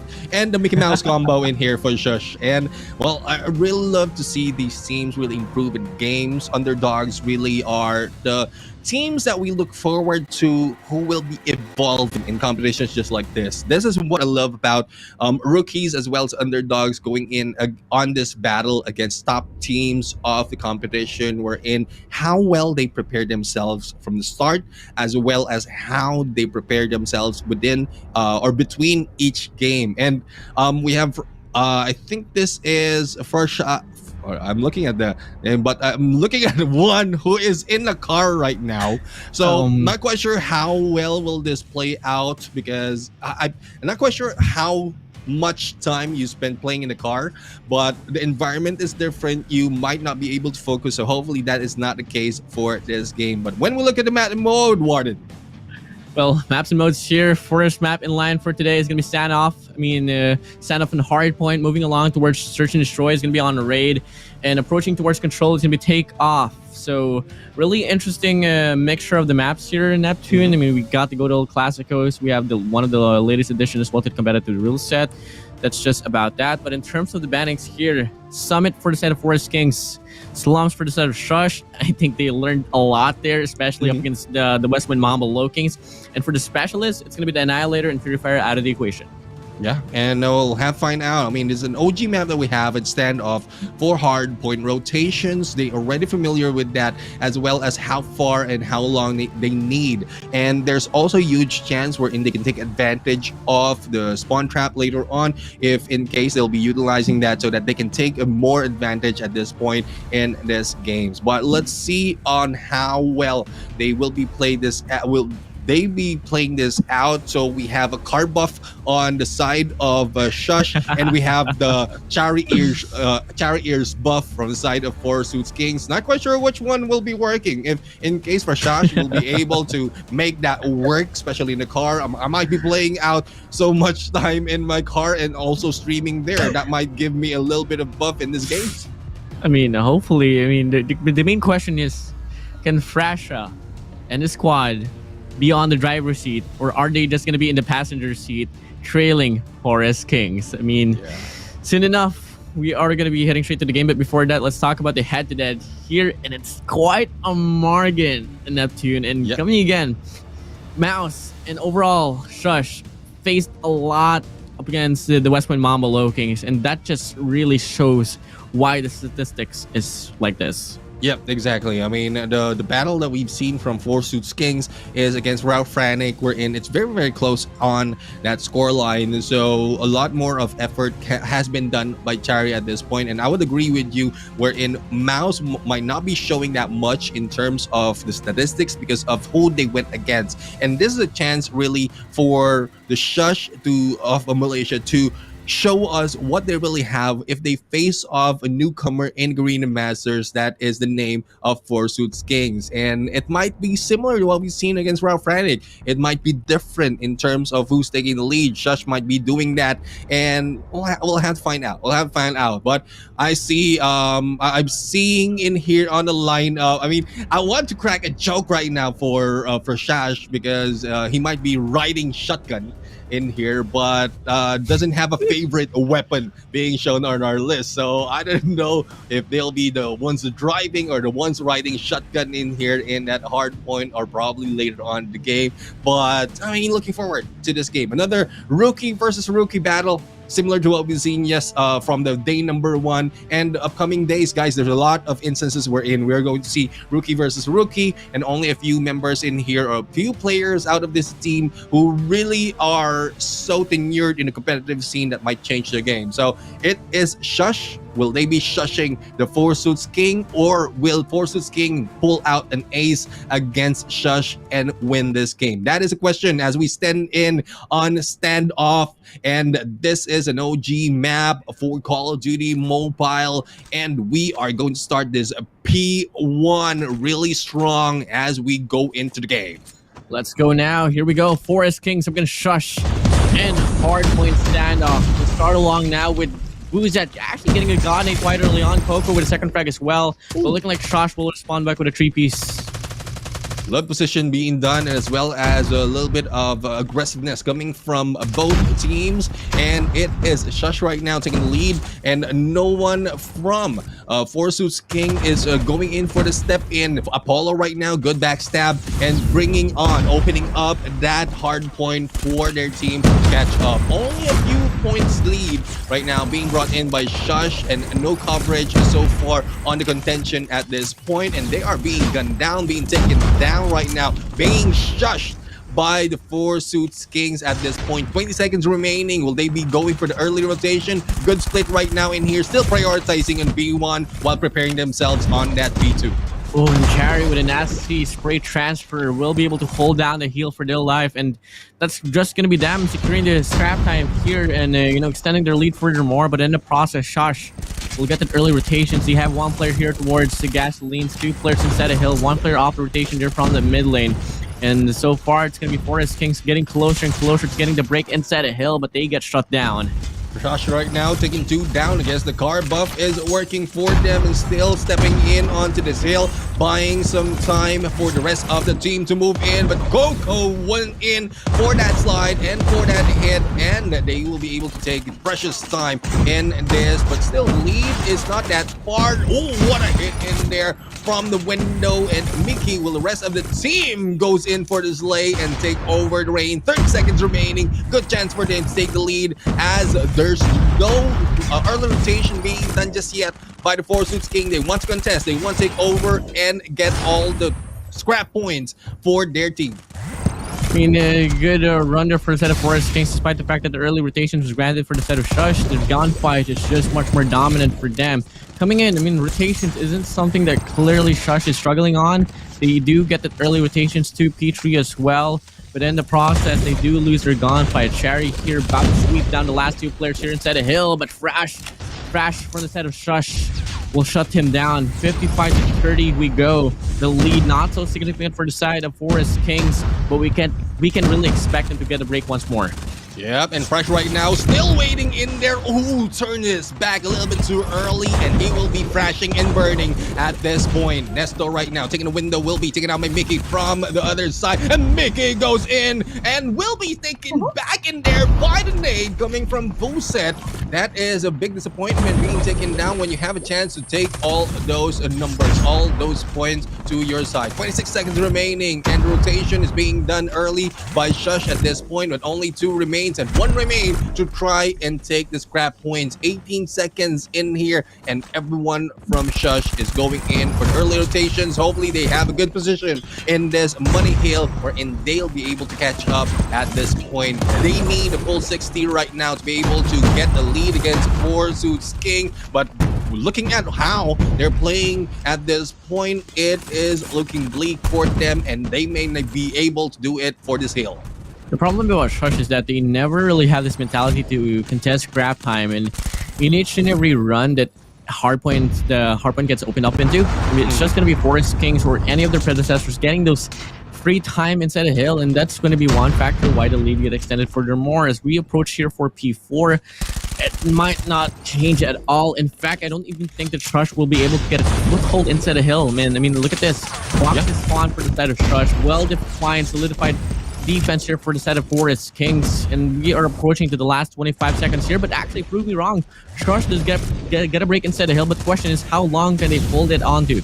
Yeah, the thing is, it's still 4 Suits Kings who's not giving up on the scrap time. That is what you were talking about earlier, and that is one thing that gives a lot more in the lead that they have. Like, even if it's balanced, if you take care of the scrap time, giving it to 1 or 2, and the early rotations being done by the rest of the team, then you'll be able to get those points little by little as they cycle through onto that first point once again. We'll have to see if Shush will be able to give a strong hold on this one, because they let it go early on that initial run, and the 4 Suits King had the momentum already. Boozat in there, almost going in, but grab Vortex being used to stop them and hold that gate. Shush right now, 3 guys in, and with that Hunter Killer missing that window, they might be able to secure this. But still, the push is not over for the 4 Suits King. 66 points already and counting up for Shush right now, though it's not enough, but still give them a good stride to take over and probably get this point. A little bit more of a better run that they're showcasing here for this second appearance that they have here for Garena Masters 474 to 150. Although it's not good at all, it is a good start for them to show that, you know, they're not that in a very bleak situation overall in terms of their talent. So as we move along here, 154 to 74, hardpoint number 1 said and done. Coming again, I mean, rotations, there will be 1 over for P2. If they can start winning their gunfights, at the end of it, maybe we can really see them lower the lead to at least 30 to 20 points here for their side.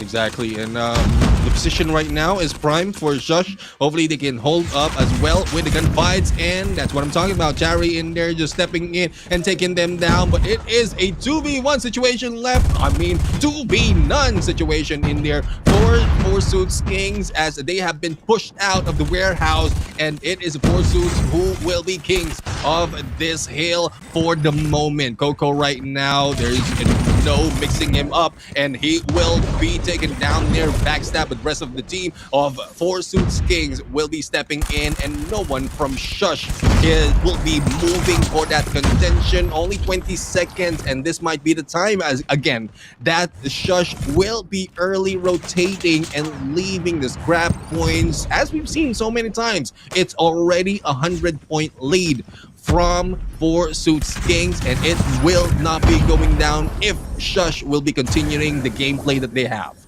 Yeah, I mean, in terms of projection, I think Shush has one of the best ideas. In terms of intentions, they also have this one down. But really, those two factors would be so useless if you don't really win your gunfights. And starting now, they really got to come out flawless, which is clearly not being shown. As once again, we do see Forest Kings getting a break inside a hill. Though for a fact that the spawns was cited for the set of Shush, we do see Forest Kings being such a good team, taking this one out. But for now, actually, Shush standing strong, showing a little bit more of a different spirit here for this V3. The question is, though, can they maintain this consistently? Yep, and there goes Mouse being taken down after the whole hole that they have in there. And trying to contest right now is Shush on that hole being taken by Vuset as well as Esto. But Esto will be left behind as the rest of the gang will be finding their spawns and rotations as well. And there goes the Slave. But fortunate for Mouse, he will not be taken down by Coco, but one will be taken up in there already. And it is this guy on number 1, Chari, but will be out for that hill with a countdown already in 2 seconds. Yeah. Open up, hard point we go. Shush still actually getting the first handful of contestment inside the hill. Until then, the game's not over, not until it's over. And so far, Shush here doing such a good job holding the ground, but with Chari here wrapping around on top of the staircase, will pick up 2. Softening the defense here out away from Shush. Until then, they still don't get the break inside the hill. If that was Shush, I would double down the players, double down the power. We're locating inside is very hard point, and it's actually gonna work out to an extent where they are going to be able to survive the first wave of the push here coming from Forest Kings.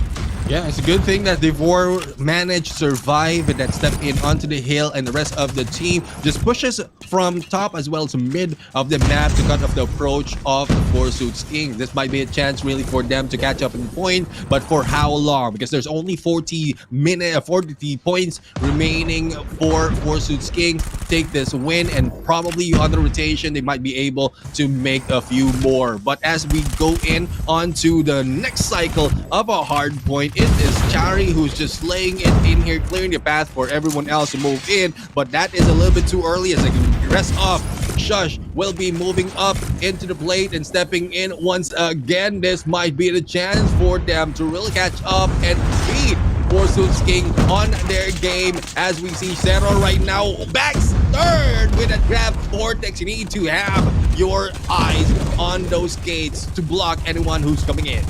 Eyes on the price here for the Shush. I mean, they're so close to taking the lead out away from Forest Kings. Mickey here on top of Granny's. On top of Granny's here with a claw. Cutting off rotations now. And he's going to be able to cut off one more player before his claw gets rained out. 213 to 188. Game close as ever as before. And as we can see now, Shush still on the spree, but the break will come through for the set of Forest Kings. 219, 220 to 188. 30 more points away for Forest Kings to seal the deal. And looking like this hard point still quite heated up, but Forest Kings, they still win the scrap time.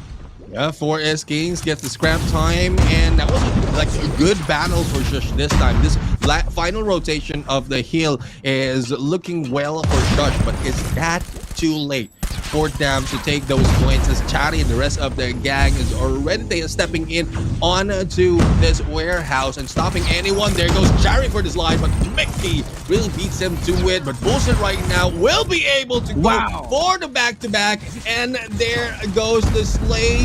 No one from 4S Kings. Oh, it is a Shush who went over for that hill. No one from 4S Kings is available to step in and contend and get the final 8 points. This might be a chance. 26 points right now because of how close this hill is onto the next one, but it is on their seats for Shush because they need to get all the points from here on.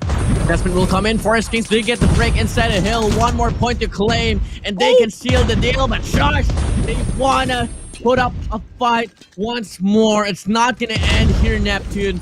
P3 we go, in which in fact Shush gets the early rotation. If they want to prove us wrong with their gunfight, it has to happen now.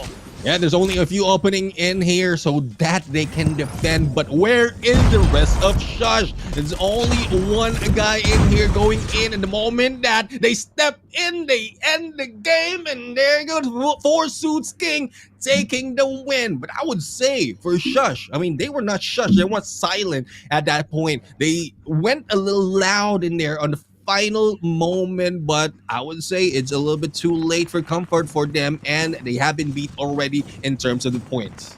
GG, well played. I mean, stellar performance here from the set of Forest Kings. I mean, for the entirety of the game, they were on that driver's seat, if you know what I mean.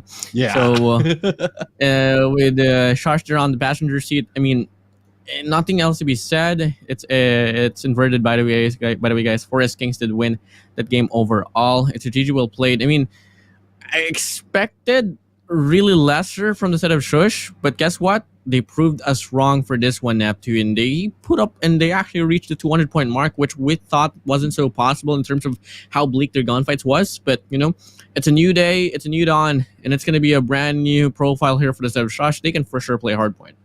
Exactly, and that's one thing that we need to do too. At least they found out already what they can do to break through mid-game or to late game, but they need to start it a little bit too early, especially at this point of hardport we're in. Investing is one thing that you need to do, not only on operator skills and also score streaks, but also on the points that you have for each heal. And if you let that go early, you will be a little bit too late into catching up. Thus, it will be difficult for you. Forces Kings this time took that win, 250 to 219. Valiant effort for Shush right now, but it now boils down to two more modes right here. Search and Destroy will be next, and later on will be Control. Hopefully Shush found a good advantage in here against 4S Kings so that they can get a point back, and we might see a 2-1 between these two.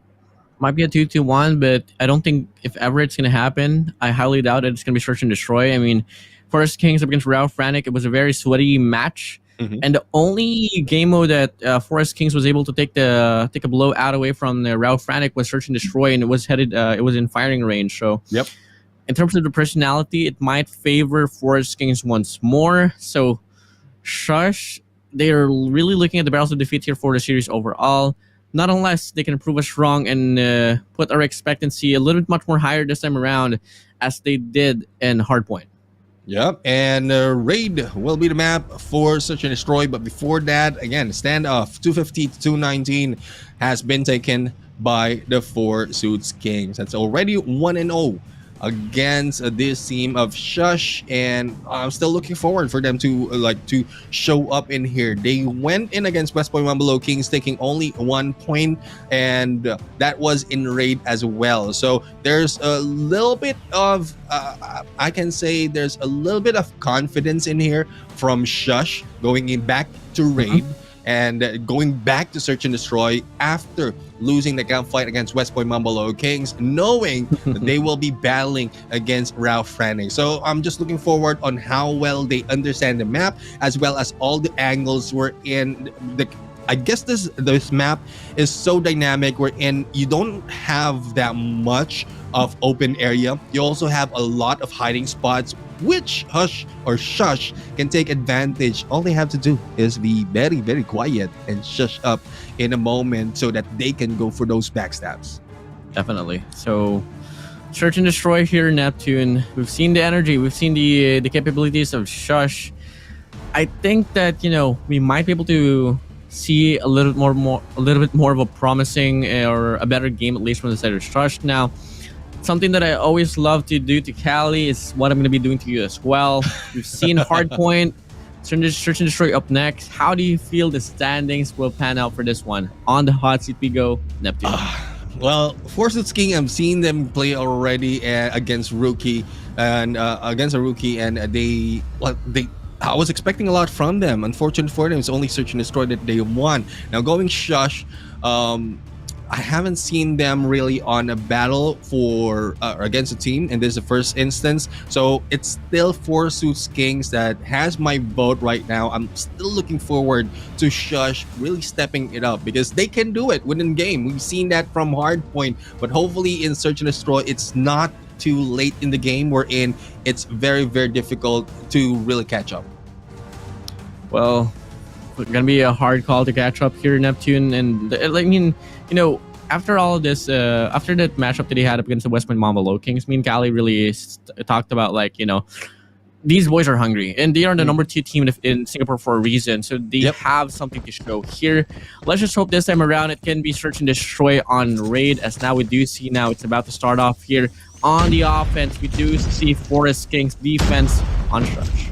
Yep, and as we can see right now, the attack is being done, trying to go for the hold the basketball court, but the Borish is the one stopping them. The first frag will be done by Mickey, a double for Mickey, and Mouse right now goes in for that third. It was just a Mickey Mouse tandem at that point when Frash in there just stepped into the driver's seat, and it's only one left. Now let's find out if Apollo will be seeing the sun of day, because he is the son of the he is the god of the sun, but I guess not. He will be hiding out in the shade right there, and will be taken down. Shush takes the first point, and hopefully this is not the only point that they can get, because we are seeing great dominance, especially from that game number 1. I mean, I'm loving the start here from set of Shush. I mean, proving it strong already. Proving themselves ready as well. But as soon as we approach towards round number 2, a very aggressive push will come in on towards the A-bombs. And God nades from both ends will come in. Devour and Boozet connect player 4, player 5, make it player 2 as well from the set of Shush. Eliminated out of the round. An early plant as well from the set of Forest Kings. It's going to be a 4v3 situation. Apollo right now, who's already taken one, will try to go for another, but Fraj as well. And Zero goes in for a double hit. It's now a 2v3 situation wherein Frasha will be taking this pull side, probably for a backstab, as a trade-off is happening in there. But the Mickey Mouse tandem hits it off, 20 seconds remaining on the clock, and they go for the defusal. Good run coming from Shush right now. And I guess I'll be shushing about all the funds at this point, because they are doing well. There's no driving seat already, probably taking the wrong side of the road right now as we look at Frasha, because he is a driver at this point. Oh my days, Neptune. I mean, well, I think that Frasha has to move to the driver's seat now. They're on the driver's seat, right? Well, absolutely, Neptune. I can completely agree with that one right there.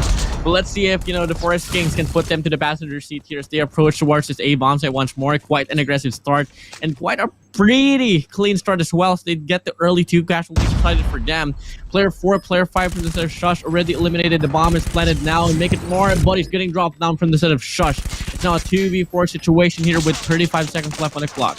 Yeah, we're left with Miki as well as Zerosh right now, as they keep themselves distance from the gunfight, as well as a team of 4 Suits Kings. But there goes Apollo from afar, and Zero will be left alone right now. He's not 0, he's 1 though, but there goes the hit.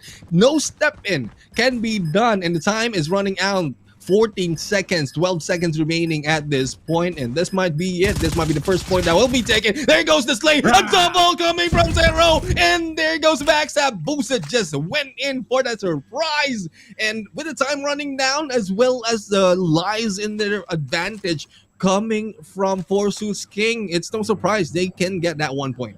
I mean, props to Forest Kings, really just barging in towards the A-bomb side was the answer for them. They won the first 3 casualties. Responsible there from the set of Shush was able to kick in, but it didn't really matter at the latter stage of that very round. Here we go, different take here, but this time around it's going to be the on the towards the B-bomb side, and which in fact really good read here from the set of Shush, and they do get the rotation to kick in, and they actually get the first 4 casualties aside for them. A 1v4 situation here. They might be able to retain their double round lead. Yeah, double round lead indeed. There goes Cheryl going in for the hit against Apollo. And it's now a 3-2-1. And this is what I'm talking about. I mean, they might have a loss, had a devastating loss against West Point Mamba Lowkings, but it's because it's West Point Mamba Lowkings that they're going against. And one thing when you go against a strong team is you learn from that. And I think that is what Shush is doing right now. They learned from that battle already. They're putting it to play, emulating what they have learned from West Point Mamba Lowkings, as well as putting in their own mix of game style in this battle against 4S Kings. But we'll have to find out how well will 4S Kings respond, because we still have a complete squad from both ends right now. The damage will be done and taken by Frasha as Esto hits him down. So hits him down. Early 4v5 as well. Happening here at this moment. Forest Kings are on the driver's seat for this one. I can't stop using the driver's seat now. Thank you, Neptune. Until the end of the round. Actually, Forest Kings, if ever they do decide towards to put themselves here on towards a bomb site, this might be a chaotic mess. A crossfire will come in. One player on that heady, one player on towards the little room as well. But looking like the first two casualties will be set for the side of Shush. 2v3 situation. Very bad call here from the side of Forest Kings. It's truly a blunder. Zero will get a backstab as well. Esto out of the round. Apollo, Shush. It's a 1v3 situation.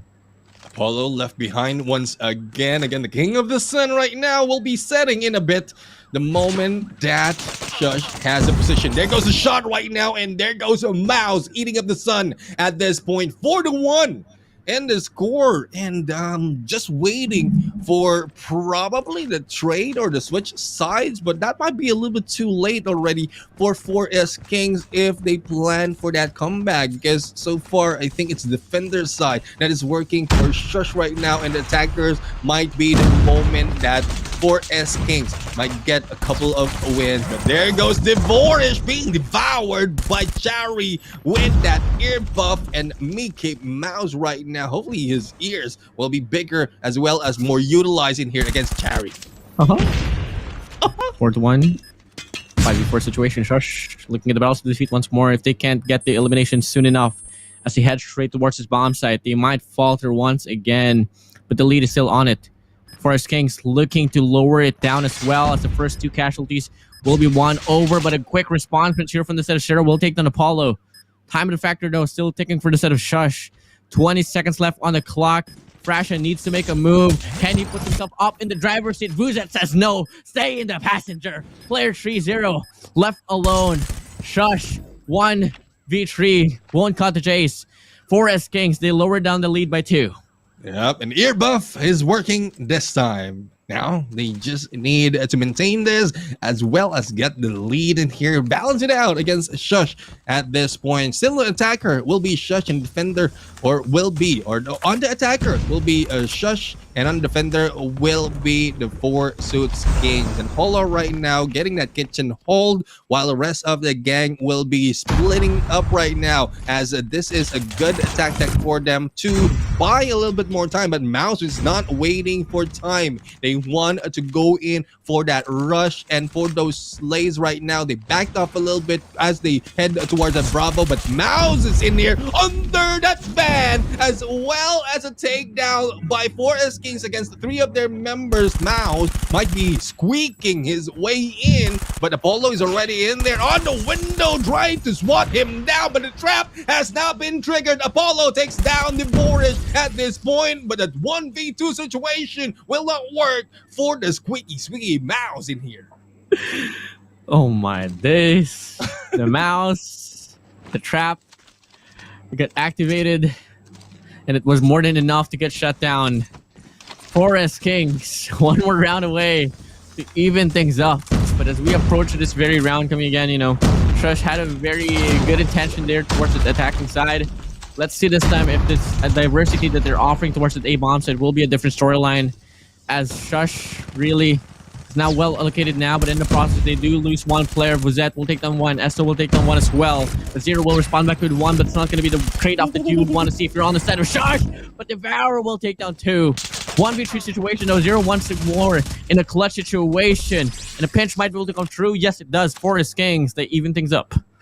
Even things up, and this is what they were waiting for. They were able to catch up on 2 points earlier from the position that they have as the attackers, but as the defenders, they have a solid position at this point, a chance for them to really catch up on the points and take that lead. They just need to maintain, but Shush will not be stopped that easily, I believe, as they go in for a different approach this time. 2-3 split being done to check the temperature from Alpha as well as the middle lanes before heading into Bravo, but Apollo taking a few bot shots right now. No one will be hitting, as Esto has already takes the heady on to this basketball court. No one has been taken down just yet as they wait for the approach. I would say a solid hold coming from 4S Kings.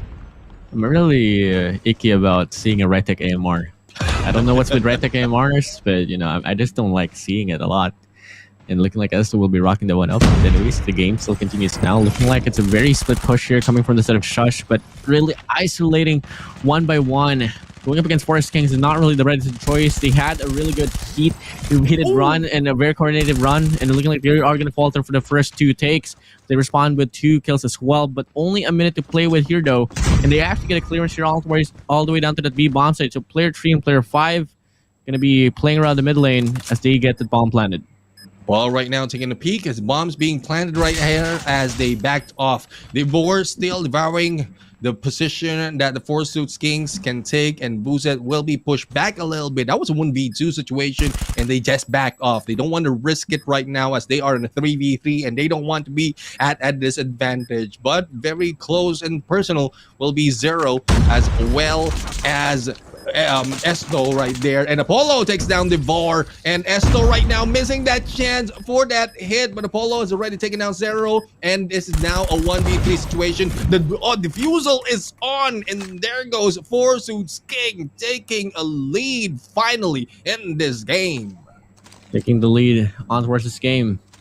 Shush, if they want to, you know, score a little bit more of a better run towards the overall standing of the group stages, they really have to win the Search and Destroy at least, and win their next 2 games in a flawless manner. But looking like Forest Kings not going to make it easier at all. Approaching towards round number 10, Shush leaning towards the B bomb side. The default placement here from the set of Forest Kings, just them really waiting for the nation to kick in. Looking like contacts will be made now. Rotations will surely bite in from the middle lane as well, as Apollo and Vizet is going to be roaming around there.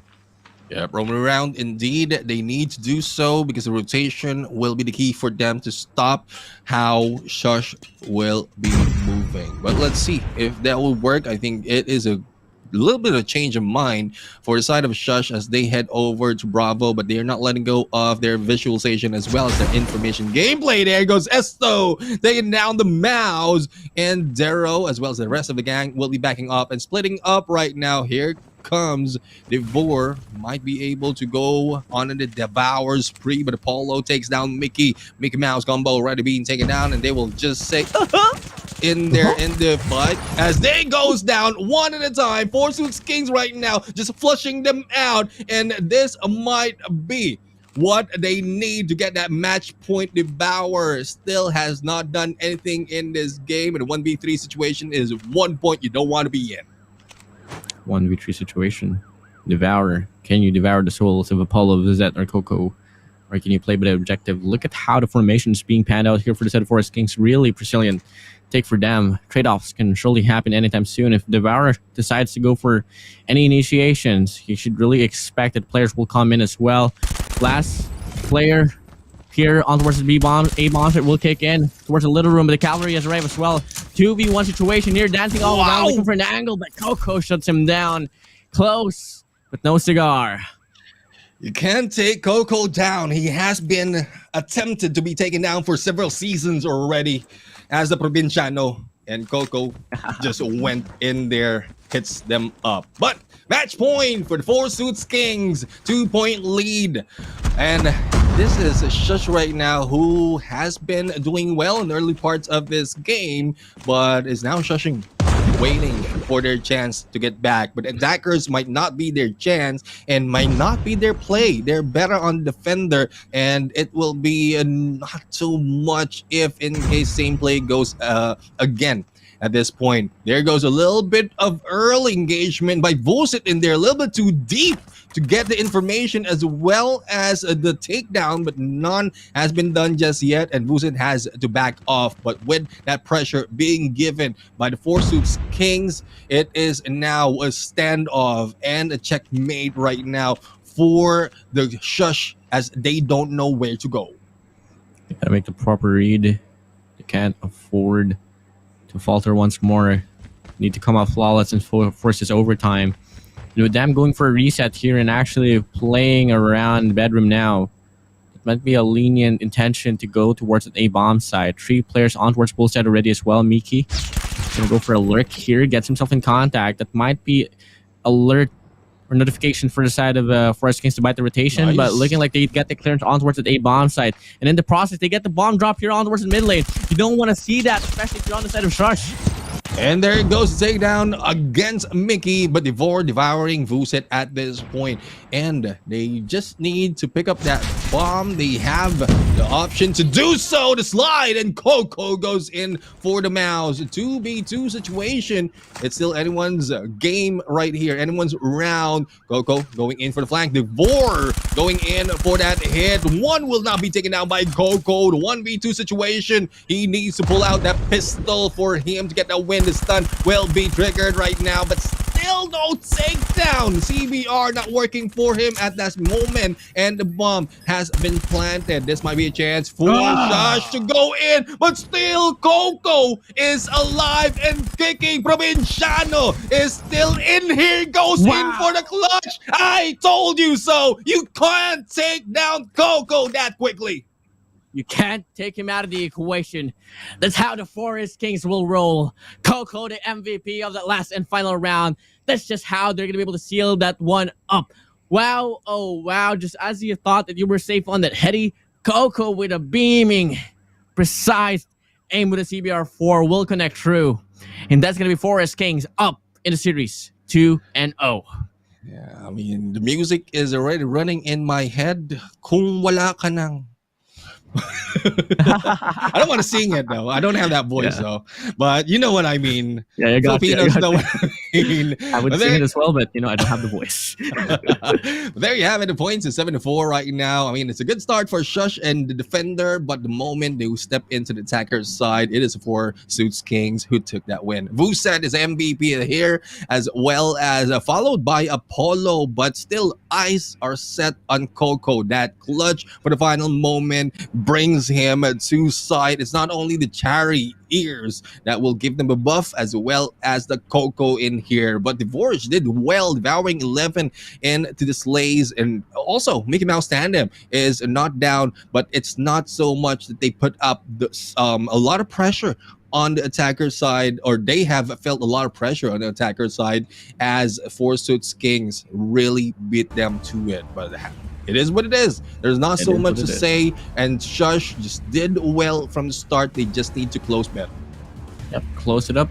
Now, in terms of control, I don't know how to feel about this one. I mean, first set of Forest Kings up against FRANIC, they were able to stand quite strongly.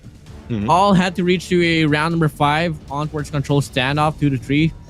For the side of Shush here though, 3-0. 0-3, I mean. And that was against the West Point Mamba Lowkings. Maybe there was a difference in terms of the level and the gap here in between Forest Kings and the West Point Mamba Lowkings. But if we're going to be basing it off the statistics, it's really just going to lean towards Forest Kings more. Yeah, I mean, Forest Kings looks like, I mean, in terms of paper and numbers, looks like the best team between these two. But it might be a change of, like, scenario that might change the result, because we are heading off to take off, and both of these teams played control on standoff, wherein the result, as you mentioned, is already 3-0 or 0-3 for Shush against West Point Mamba, and we have Four Suits Kings with a 2-3 against FRANIC. So it might be a different story this time. It might be Shush who have a better understanding in here, but the way I'm looking at it is Four Suits Kings who might have had advantage because of the map. So let's see on how this will end. Hopefully Shush will be able to carry over what they have earlier from Search and Destroy, because they did well on defend, and this is more of defensive mode, wherein if they started off on defensive, they might be getting it as they roll on the back and forth.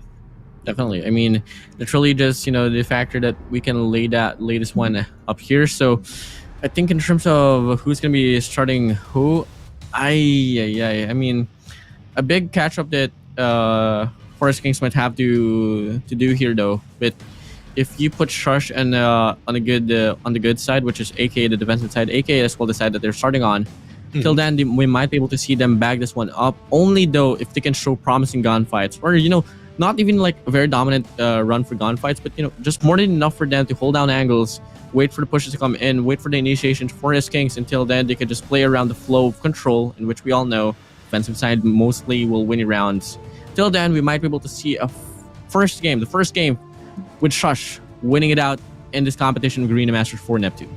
Yeah, and if I remembered correctly, from the control mode that Four Suits Kings played on the first day of Garena Masters, they, like, both teams, Four Suits Kings, 4S Kings, and FRANIC just went in all offensive side. They got all offensive win. So this time, I think the Four Suits Kings is already prepared to go in for the offensive hit so that they can take that win, and that is what they're doing right now. In terms of live, Shush is already down by 2, and the capture of Alpha is already been done by 1 sig. Apollo right now getting good position, but there goes take down by 0 from that stairs, and it might be tables flipped for side of Four Suits Kings because Shush right now focusing on defending all sides. Loving the way that they're intercepting the mid lane right now and allocating at least 2 players now, but it's only going to be 1. Devour is going to be left alone here towards P4 while the rest of his comrades are on towards rotation as well. But, you know, the lag's so significant for them, and still Devour is still on the prowl, still on the loose. That might be the key factor that they will need in terms of putting up a good fight up against Forest Kings. Look at the lead here, 6 lives, 5 live lead here for the side of our Shush. And Forest Kings having a hard time putting that influence on towards an A control point, and only until now they secured the parameter, but the lives has been drained out. Yeah, it has been rained out, but it has been cut down. The lead has been cut down as well to 3. Hopefully, they'll be a little bit cautious this time. 0 going in, bringing that lead a little bit closer. But let's see if what they can do. Trade off from the lives might be one thing that we're looking at, but we are not seeing how well Shush is doing, or Four Suits Kings is doing for the capture on Alpha. And there you have it. The trade off of the Slays is now paying up as Four Suits Kings takes the lead at this point and slowly being gathered by the Mickey Mouse combo. It's now 8-8 into the lives, and no one from Four Suits Kings is stepping into play, and it's only Mouse who is defending him. It might be a challenge by Esto in here, but a slide in a different direction and going in for a double takes them down. Takes them down. 5 lives here for the set Shush, 6 for the set Forest Kings. We need to see the play now coming in for them, but unfortunately for them, they do falter. Vizet Coco will take down 1, lowering down the live stream, make it only 2 as Apollo will take down Mouse. Left alone, Fresh. Can he take the driver's seat, or will he remain at the very bottom and looking like he does get 1? Can he find a double? Absolutely not. Cherry will shut him down. First round for the side of Forest Kings on offense. Good comeback coming from Forest Kings, wherein they don't have that much of live lead for the early parts, but they understand how to go on the offensive side. And this time, hopefully, they've corrected some of the points that we've seen from the previous match they have against FRANIC, wherein defensive is not too good for them. So they're still going in for the offensive on the defend. I don't know how to really say that, but 4S Kings is so aggressive that even if you put it in defend, they will just be rushing and killing. I mean, playing offense and defense, you can't get more dominating than that. That's exactly how 4S Kings will roll out. They have the capabilities. They know that they have the capabilities. And they want to roll this one out. Look at the spawn trap here from the center. Shari still on the roll. Can he get shut down? He's on a 14 spree already. Looking like he does get shut down. Esto will find 2 before he goes down as well. But the lives, capitalization already been found out for the set of Forest Kings. Predator missile will fly through, will take down 1. Coco with a bow and arrow will kick in, will not find anyone for 2. But that's gonna be enough allocation, enough intention, enough damage that they've done to possibly and might securely put this round number 2 towards their belt. Very, very quick in here on to the Slays, as well as spawn trap. 4S Kings still at it, and no one, or only a few, has managed to pull through this trap that has been pulled. And Esto right now is in here just waiting for anyone with that claw. A double already being down. CBR still on the battle, a little bit too close, and personal in there, and both boosted as well as has been taken down, but the lives has already been spent for Shush. Thus, 4 Suits Kings will be in here taking that to end. I think this is Esto who pulled up another ear, so ear buffs is really working for them. Quite working quite well there, Neptune. And you know what, Neptune, I mean, as we approach towards round number 3, I think this might be the last and final round. They've won one offensive, they've won one defensive. It might lean towards its case, though for a fact that the first round really went down to the wire. We can expect a little bit more of a fight from the set of Shush, but I wouldn't be so surprised as well if this one will come out in a clean sheet here for the set of Forest Kings and finish this one up 3-0. Yeah, I mean, it's looking like it, though they're down with the two lives, but it has been cut already to only one. Mouse right now a little bit too cautious, going in for the stray down against Chari, and there goes Chari being taken down right now. Lives is still almost balanced, more the positioning that has been taken by Shush that is giving them the advantage as they take that life point lead to 4-0 is on that second floor. Good visual on that alpha, but the rest of the team right now is being taken down on the rotation. And what Four Suits Kings need to do right now is back off a little bit, and since they have that first stick, get onto those slays and then later on catch up, and that is what they're doing right now. That's exactly what they're doing, just playing around at A point. So far, they're also trying to secure the parameter and cut off the rotation. Player 3 and player 4, that's exactly what they're doing right now. Wizet and Coco doing such a good job. 11 for the side of Coco, 12 for the side of Wizet. Wizet has got shut down. But look at how Shush is trying to swarm the C side. But what can they do when Esso is still taking control of this one as well? 2-4 combo spree for him. And he's still on the roll as well. And that A point here, slowly but surely getting captured now. One more quadrant away, and the time will get extended for more. Next topic here will be Bravo. Yeah, it is this guy number 3, Buset right now taking the lead into that Bravo side. A slay by Coco against that Mickey, and Esto taking down Mouse. And there goes Buset, still alive and kicking. Good position for him to get that information as well as to go for the slay. But it's Chari and Apollo who picks up all those kills. Now, Bravo is not being captured. It's just playing in lives right now, and another trap is being triggered. It pushes Shush into the corner with only 3 lives remaining, and this might be it. This is what we call for 3-0 right now. Control might not be the game for Shush at this point, as they've lost engagement on attack as well as in defensive. That is a clear 3-0 right now being done by the Four Suits Kings. Four Suits Kings rocking it out. Clean sheet for them. And that's going to be putting their standing in the group stage a little bit more convincing. So congratulations for that one right there. But for the side of Shush, I don't see any way that they could put themselves up into this group stage. They're struggling big time with their last 2 runs, although this one was a little bit more promising compared to their last one up against the WPM Lowkings. It's still not enough at all. No wins whatsoever. Really devastating. Yeah, and the score right now is 0-3. It is favoring Four Suits Kings at this point.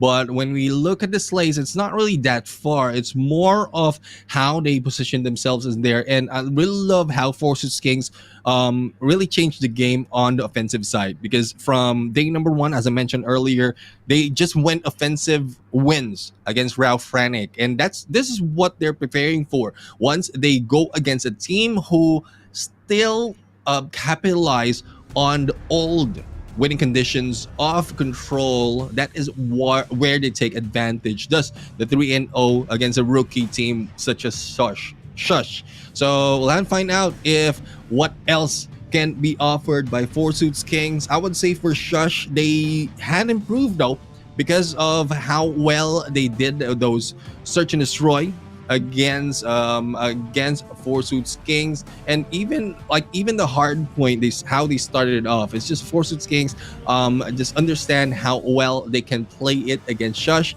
thus taking advantage. So there you have it. Shush right now, as you mentioned, will have a more difficult time this time around, as they already lost another 3 match, bringing them 0-6 for the standings. For the Four Suits Kings, they are now 4-2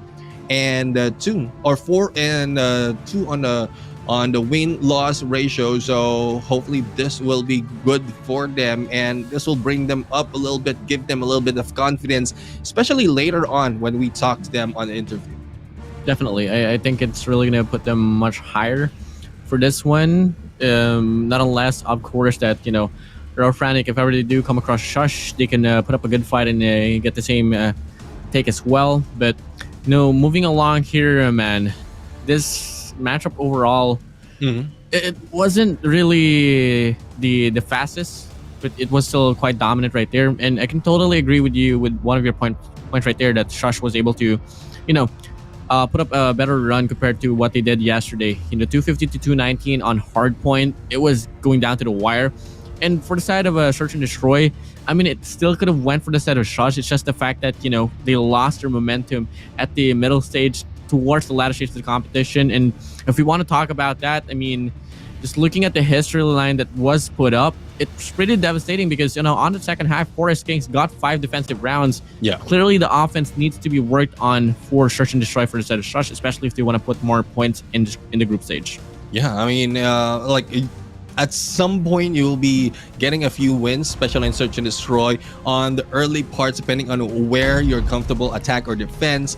But you need to get consistency. I mean, even if you lose some, you still have a plan of approach on either side, because that's a point of map and modes as well. I mean, the band maps that we're doing, as well as the coin toss that we have, because you might be put in the position earlier on that you are not really comfortable with, but you need to make do and challenge everyone. And also, if you understand that, if you for yourself understand that on one side that is not your best suit, then you can practice to make it better. So either way, either position you're being put into, you still have a fighting chance. But let's review on this. This is the hard point that we've seen. It started well for Shush at that moment, but towards the end, it is a Four Suits King who really did well. But I love the Search and Destroy, really. The 7-4 score line, as well as how the trade-off is being done. It's just towards the end that Shush just lost steam and has been taken over by the Four Suits King.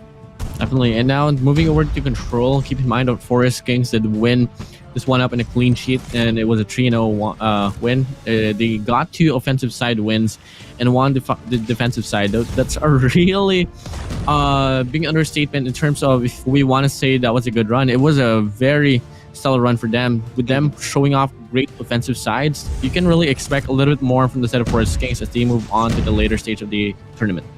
Yeah, I mean, it's just a good sight that Four Suits Kings is doing well in defense, but another good sight is Vuzet in here, the MVP of the game.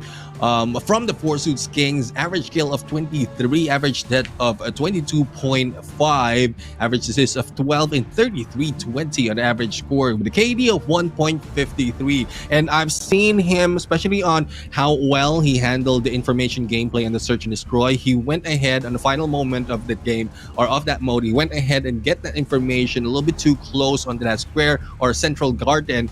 And when we thought, when the stalemate happened for the side of Shush, he is the one leading Four Suits Kings as to where the team might be going. Thus, he just they have taken those final 2 rounds with great strides. But there you have it, guys. The end of this battle of Four Suits Kings and Shush. And well, we might have another interview right here, just waiting for confirmation right now. But one thing I would say, I love to see what else Four Suits Kings has to offer. Great expectation from them from day number 1, though they have been put down by FRANIC, but this time this is a resurgence for them. I mean, replenishing and revival of their motivation as they took that 3-0. Yep, definitely. I mean, really glad that, Forest Kings really granted themselves option towards this tournament. A lot of people really was, moving out away from the scene, but guess what? Forest Kings stayed by the passion and it truly paid off. And that's exactly why they're in this tournament, this major tournament of Garena Masters 4. But guys, let's head over to the interview segment of 4S Kings. Let's see what they have to say. Hello. Chari! Again, love the ears. I'm going to send you a message later on where you got that. But congratulations on that win. And well, for the first question, how do you feel this time about the performance of the team? Because from day number 1, you got that. We don't have that much of the win. It's only 1 against FRANIC, but this time you just cleaned Shush out with a 3-0.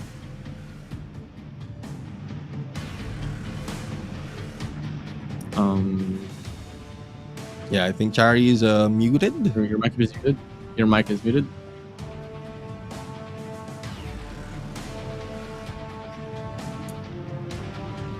Oopsie.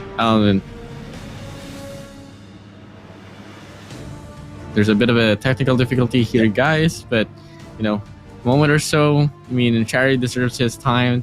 Just take your time here, Forest Kings Chari. He did win the victory. Yeah. All right. So we're going to let go of Chari right there. But go ahead, Warden. Well, you know, actually, just overlooking the run rate difference at Forest Kings, I'm really interested to talk about actually as well, you know, what their mentality is. If we are still going to be granted an interview, but you think in some way, one good call about the Forest Kings is that they were able to compose themselves up, because the Search and Destroy could have went terribly out of their way, but you know, guess what? They were able to rock their fighting spirit. They were able to just compose themselves up, and they were able to overtake Shush at basically at the latter stage of the event.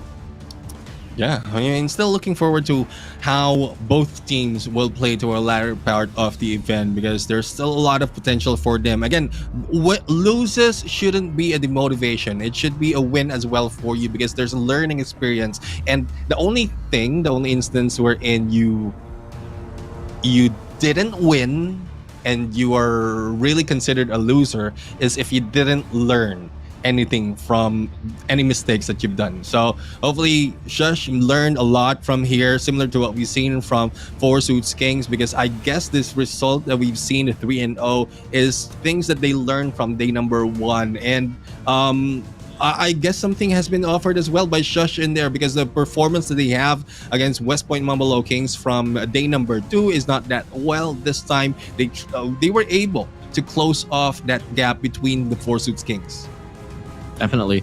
And you know, in terms of them putting up a mark in any teams in the competition here, I best believe that, you know, if ever that Shush and FRANIC can cross, I think FRANIC should better watch out, because, you know, if we saw how the game was so close to one another there in between Forest Kings and FRANIC, it might be the same case here as well with Shush and FRANIC. And if I'm not mistaken, FRANIC and Shush will be going against each other on the 17th of week 2 as well, and that's gonna be on Friday. So I can't wait to see how this one's gonna pan out. Yeah, I mean, looking forward to all those battles. And guys, for those of you who are wondering, it's not just one team that they're fighting against. I mean, they are here on double elimination, so we are going to see a few more fights, a few more rotations in here. And like, I'm not quite sure if it has been corrected already, but the schedule has been laid out previously before the game starts from day number 1. So there have been a little bit of changes this time, and I love how it's showing the progression of some of the teams out here after that rotation. Because if I'm not mistaken, for LF Org, they initially they were set to go against Smart Omega once again. It's a good thing they went against ALMGHTY. At least they have experience and learnings from all these teams. And the same goes with the rest of the teams and the schedule that will be happening for today. Guys, for we were waiting for the interview to continue, but unfortunately it won't be happening. But we'll hear a few more from Chari at this point. But Warden, we are going in for a quick break. When we return, it will be SKADI going against RND, so don't go away. We'll be right back.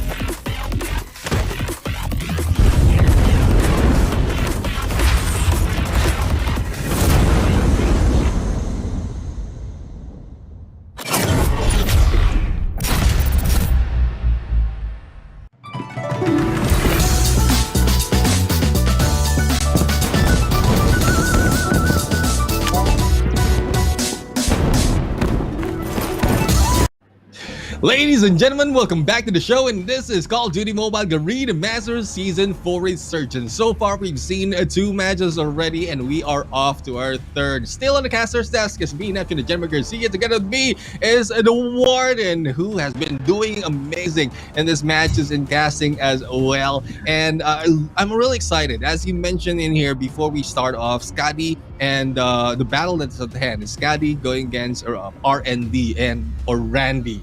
I'm pretty sure fans out there of RND will agree with that, and I think I heard that and read that somewhere of Randy. So this will be a sweaty match between these 2 teams. Why do you think it will be a sweaty match between these 2 teams? I mean, we've seen the composure there. I mean, the overall equation difference at Randy Esports. Yes, for sure. They only took one game out away from the Broke Boys Club on yesterday's run, which it ended off to a 250 to 247, which was the sweatiest hardpoint that I've ever seen here for Garena Masters 4. Moving along, it wasn't really the same storyline for Search and Destroy and Control, but for the side of SKADI, I think the talents can correlate big time here from one another. Yeah. Although I could be wrong. Maybe it could be SKADI running it down. And why would it be SKADI running it down? I mean, in terms of statistics, SKADI right now has a 100% win rate in each and every game mode. And that's not just by luck or anything. It's actually a very convincing run for them. Yeah, exactly. And as we look into today's schedule, as mentioned earlier, 2 is already over.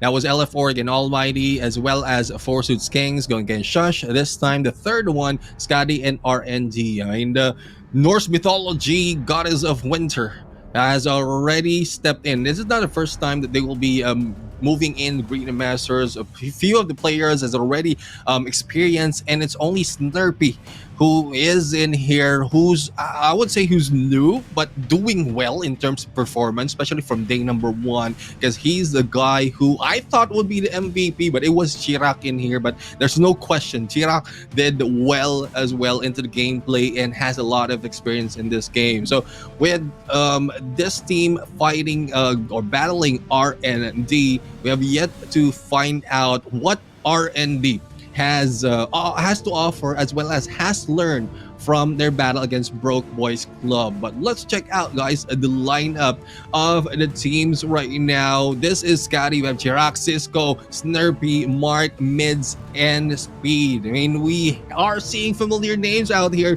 coming from this different teams, but SKADI is bringing a name for themselves. Definitely. And, I'm really eyeing for Cisco here, releasing his primal rage and his primal mental rage here, because he is really hungry to prove the people wrong here. And we did have a conversation after their matchup against ETR Esports, and he did say, and he is projecting to losing up against RND for this one. But for the rest of the squad, especially Chirac, this guy is such a consistent player and consistent factor for the squad of SKADI. And this interesting addition, which is Speed, aka Speed, that was playing for the Huntsmen during Garena Masters 3, is added to the equation for them. It actually played such a big time. He was able to sauce up big time in spawns, being able to dominate and really put up the greater and one of the best impacts in this competition for SKADI. Yeah, for RNG this time, the lineup is Tokyo, Audads, Morton, Jay, Israel, and Malik, and Jay. Now, this team, as we mentioned, might be a new team, new names right here, but they have a lot to offer, similar to what we've seen from rookies out there who have just started off their major tournament career in this Garena Master Season 4. There's a lot to offer by this team, especially if they put in consideration what they learned from each match, as well as each win and losses in this game. So as we can see, a lot of flexing being done right now, and hopefully that will provide a lot of motivation for these teams right now. I guess Bebe Buff might be the theme of the game for RND. We'll have to find out. Or that might be the same girl that we're seeing, especially from the 3 of the players, Martin. Yeah, but it's odds for me flexing the Kalo Alcon boy post. I think that's really the best one out there. But let's talk about the head-to-head here, because looking like it's actually not too far apart. But RND Tokyo is gonna be suffering in terms of the deaths quite a lot. I mean, I can't really blame him for this one. That matchup against the matchup that they had on the yesterday's run up against the Broke Boys Club was really chaotic there. But in terms of the kills, not too far apart here, Neptune. Yeah, I mean that's one reason as well why the KD ratio is not even reaching 1, and a huge disparity against Chirac. But when in terms to slays as well as performance, it would depend on your opponent. So hopefully it will be different this time for R&D. And like what I said, it's more of what they learned from previous matches that they can carry over into the upcoming ones. But again, we're looking for new names, the new MVPs between these two teams, as well as new teams who might be winning. But I'm still looking towards SKADI right now, especially with the experience that they have and the performance that they have for each individual players. I want to see that as well from Randy or from R&D at this point. So we are going to jump in a bit on this map and modes, and there we have it. Let's go over to the map bans. We have Summit from SKADI and Hacienda from R&D, Sparrow for the utilities for SKADI, and Purifier for R&D. That's gonna be leaving the Annihilator Gravity Vortex open for this one, and that might be those the operator skills that we might be seeing for this one, alongside with the Claw actually as well. And in terms of the maps and modes coming again, it's gonna be standoff on hard points, lumps on search and destroy. And if we move on to control, once we move over to control, it's gonna be firing range for this one. Now for standoff, I don't exactly know how to feel about this one, but wanting for sure, this is a bit of a different take here for both ends of the spectrum. Both teams has played a very wide map in terms of hard point. They don't really have any statistics in terms of a close quarter map like standoff, so this might be a new profile for them. Yeah, this might be a new profile for them, but I'm pretty sure they've played so much of hardpoint in standoff because how OG this map is. And you did point out a good point on the operator skills being used. We have the Claw, who's often being used in this one, especially in that money hill as well as in the Granny's house. So we'll see if that will be the case later on. But before we begin, I mean, SKADI has already showed us great strides. I'm looking forward to what Randy has to offer. It's very close against Broke Boys Club on that takeoff hard point. Hopefully it's not that close in here, and Randy might be taking the lead. That would depend on rotations they will take, as well as how can they control the spawns, because here spawns positioning, your anchor positioning is one thing that can change the game in here. It's not just the slays, also the time spent into the hill. So they need to focus on that. They need to focus on that, and I'm really eyeing for Randy to put up a mark here on towards hardpoint, because Search and Destroy might be a different storyline in which we all know SKADI's Search and Destroy is probably one of their strongest suits. I mean, having Chirac and Cisco rocking the sniper, you really don't want to go against that. But here for hardpoint standoff, we are about to start soon enough. Let's give it up now to SKADI and R&D, aka Randy Esports, for this one. Yep, as we see, not so much in the slays just yet. It's more positioning that they are going. Chirac taking down Uni in the process, and Tokyo has been taken down as well as Malik gets back against Cisco. Snurpy is the guy who will be stepping in here, getting a few points, but will be taken down. Rotation right now is a little bit prime, because as we can see them line up for the side of SKADI, one by one they step in. After one has been taken down, everyone else will be lining up to step in onto that hill, making it 11 already, and not so much being given to Randy at this point. Split might be the chance for Randy to go in for that pinch as well as for the points, and a good backstab coming from Uni right now against 2, and this is a chance for them to catch up on the points. A good start here from SKADI, and I did talk about their history line here for the map of standoff, and they don't really have any history in this very map itself when the group stage started, but I'm sure during the qualifiers they did go up against the Broke Boys Club, in which they were able to take them down to the bottom bracket and securing the top number one slot right there during the qualifiers for their very bracket right there. But right now, I mean, looking at T2 here might remain the same storyline, as they might still stick towards the driver's seat, as they do win the first rotation and they also get the clearance inside the hill. Yeah, a little bit of rowdy for the placement as well as movement coming from Randy, but they are being pushed back, or they are pushing back against SKADI at this point. And after 20 seconds, they were able to gather a few more points and get good positioning. There goes Malik right now from the gases. Will be able to slay a 1 as well as wait for anyone. Tokyo is a 1 in front of the door who needs to go and open them, as everyone from SKADI is knocking. Tokyo being taken down after 2 slays, but still the positioning is prime and they can be taken over. But SKADI goes in for that step into the warehouse. Scrap points will be taken. Early rotations will now go to Randy. Hopefully they will be able to hold up. Definitely being able to hold up. I mean, for a moment or so, Randy Esports really on that lead. But the scrap time, they will forfeit this one to the side of SKADI. 6-point lead here for the side of them, and it's not really the most convincing there out there. And we're only talking about the first phase here for P3, and it starts to open up soon enough. First handful of contestment will be given for the side of R&D. They get an aggro from the back ends, but they need to double it down and come to the firepower instead of Hill. A break must come true, but they get denied for a moment or so. One last player to worry about inside the Hill. Until then, they can get the break, but R&D, they want to say no.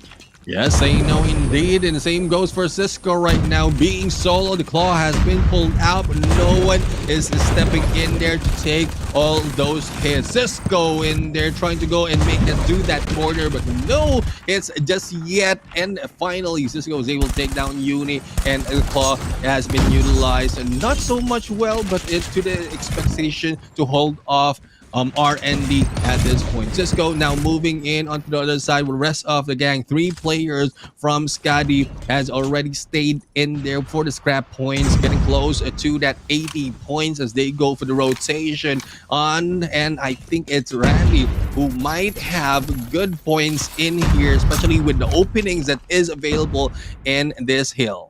Better worried about though. I mean, SKADI has 2 operators to play around with as well, and for the side of R&D, I mean, they do have more resources to battle around with. But in terms of the eliminations, SKADI has a better start. They have at least pretty much every player on the double-digit run. Well, for the side of SKADI and for the side of R&D, they're struggling big time now, but they're trying to bounce back and prove me wrong at my face. They get the first 10 seconds, 20 seconds inside a hill, and it might get extended furthermore as a split spawn situation will begin for the side of SKADI, and they're really having a hard time putting themselves inside a hill here, Neptune.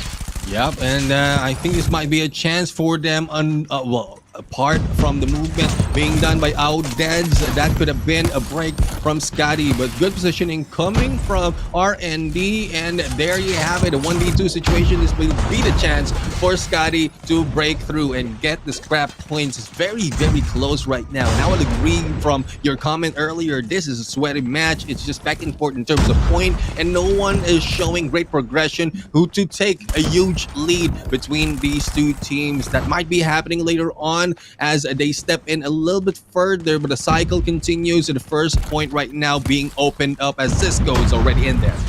He's already in there. Can he hold his ground? 12 kills already under his name. Couldn't make it a 13. Uni will shut him down. Audit from the behind. Won't be able to work out the play. Uni as well will be trying to be the saving grace, but it actually finally finds the connection. But till then, they still don't get the break into the hill. Double chow will come true, but Tarak with a hunter killer drone will find the 2-piece, and more than enough factor, more than enough eliminations, more than enough firepower for them to hold their grounds inside the hill. No matter what R&D does, SKADI keeps on shutting them down.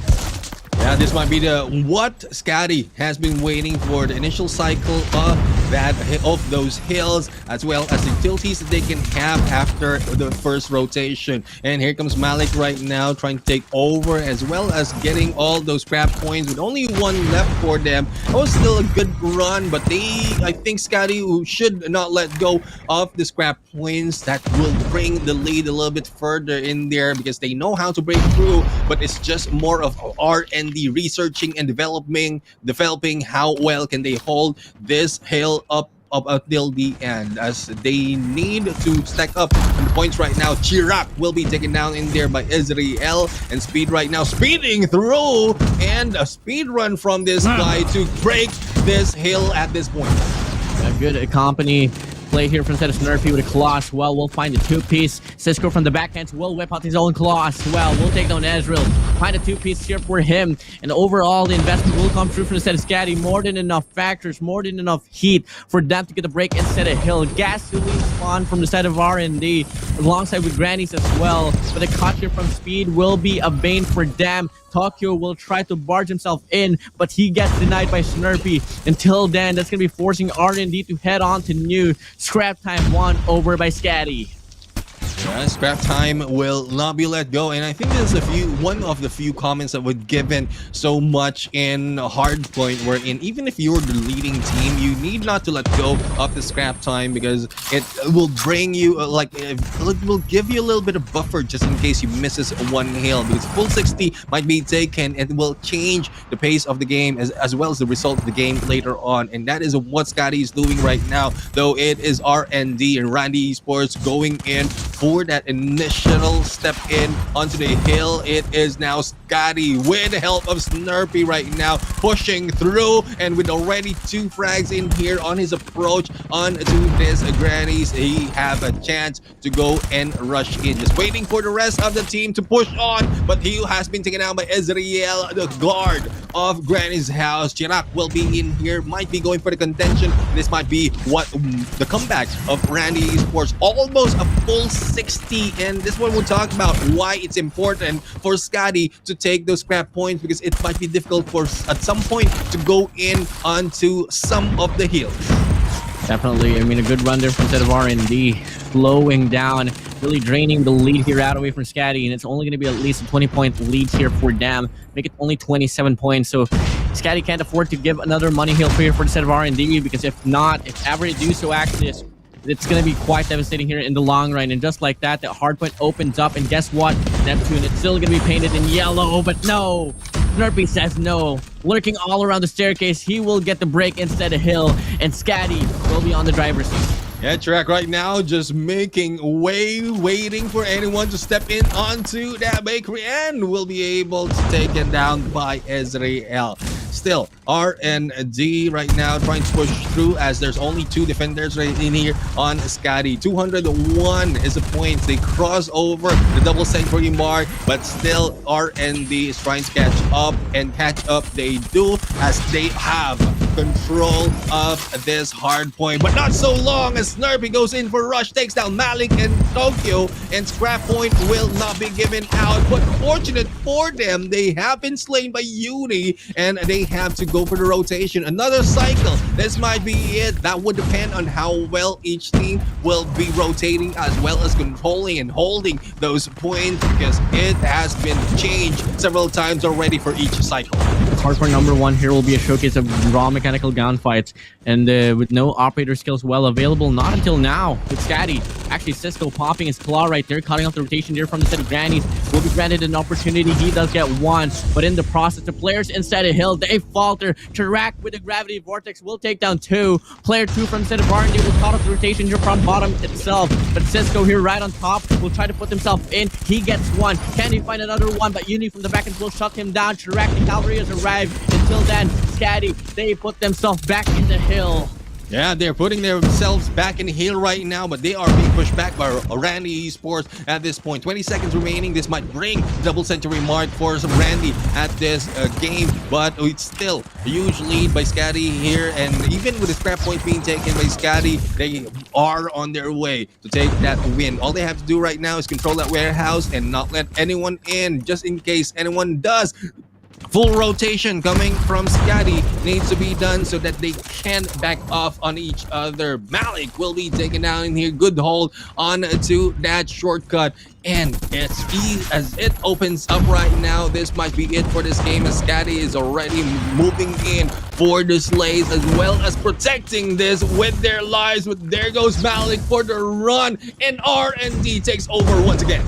They get the break inside a hill, but they need to hold on for dear life. SKADI only needing 8 more points to play. 2 players left alone from the set of R&D. Uni here will spray down. Can he get a double? Malik will accompany here and will get the spray down as well.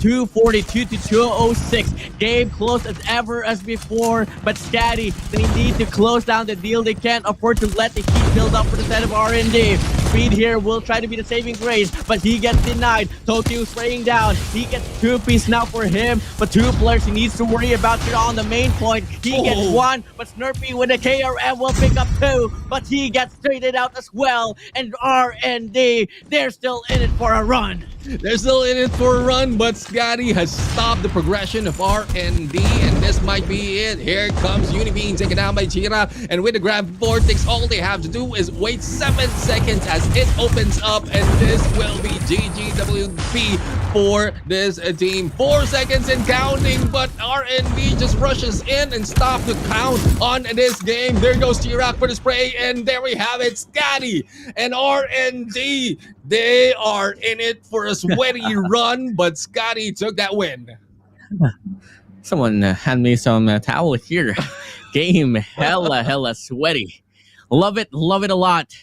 But too close for comfort there from SKADI. If they lost the rotation there from P3, we would have been able to see one of the worst comebacks that SKADI will be served. Will get served right into their faces there. But fortunately, they dodged a bullet right there, and they did win that rotation to get the final adjustment to get the kill and that win overall. But if you want to talk about the elimination for a moment or so, Randy Esports was much more dominant than SKADI, but we did see Track Speed and also Snurpy bagging the objective to his side was more than enough slate for them to take that game out away from RND. Yeah, I mean, Snurpy, this guy really is showing up in this game. He's really making a name for himself, and he deserves it. I mean, he's been playing well from day number 1 and this time as well. And even with that insight that they are like they will not be that are not giving out a lot of pressure for RND, they still change it towards the later part of that game. Thus, they were able to take that win. But when the score lines like this, 250 and 211, it's a little bit too close compared to their battle against EZR Esports. And if we look, I think it is more of a better run for RND this time. Even if they got a win against Broke Boys Club, this is Scotty that we're talking about. They brought EZR Esports only at 113 on the hard point, but that was in raid, and well, that's still good information for us for this team. And I guess this shows us that Scotty has a fighting chance even in a close map or smaller map like standoff. Definitely. I mean, I'm pretty scared now here for the side of R&D now. I mean, we've seen the records here from Search and Destroy to Control. It wasn't really the most promising there, but for the side of SKADI, they're pretty comfortable themselves. And we can really totally expect a tandem of Cisco or Chirac, also with Josh actually as well. I mean, Mark, a sniper named Mark for the side of SKADI to pop off, and we can totally expect him to sub in for this one. So Chirac and Mark sniping and Cisco rocking that SKS, alongside with Snurpy and Speed is probably dominating, either Speed or Snurpy dominating the close quarter combat. That could really be a good equation here to offer in a map like Slams. Yeah, exactly. I mean, we might be seeing a triple sniper right here coming from SKADI at this point. That would depend on what their perception is of RND on Search and Destroy. But still, it's RND showing us great strides. They had a few instances against SKADI on that hard point wherein RND really showing up. They might have a better chance right here on Control later on, but once we go to Search and Destroy, I would agree with you. I mean, the performance of SKADI, not only for this competition, but how well these players have been utilizing those snipes, might be the factor that will secure their win against RND. But I'm not counting RND out just yet. There's a chance for them to change our minds, especially from the initial few rounds of that Search and Destroy warden. Yep, definitely. You know, moving along here to Search and Destroy. Actually, one topic that got attention was, you know, the banning of the Mythic DLQ here in Neptune, and it was only banned during the qualifiers. Here in the group status, it's actually quite open. It's pretty open now. We've seen a couple of players use it, so it's well available. To hopefully we can answer that question right there. So Neptune, Search and Destroy. On the hot seat we go. I know you love this. How do you think the standing will pan out, and who will be winning? Well, I'm still going for SKADI. They might be winning it on a 72 because I'm just averaging what RND did on their battle against Broke Boys Club, as well as how much pressure they gave to EZR, or SKADI gave to EZR Esports from their standoff, search and destroy. So 72, but again, RND has a chance to change their ways mid-game, so it might change to 7-4. Either 7-2, 7-4, SKADI still has my win. Yep, Scotty really has the upper edge here. It's just all down to R&D to Randy Esports to prove the history line and the statistics strong. Or will it be right? Doesn't matter now. It's a new day. It's a new match here, and it's a new map for them to put up a scar, put up a mark up against each other now as we move over now to Slums, Search and Destroy. We're going to be getting Scotty on attacking, and Randy on attacking, Scotty on defending.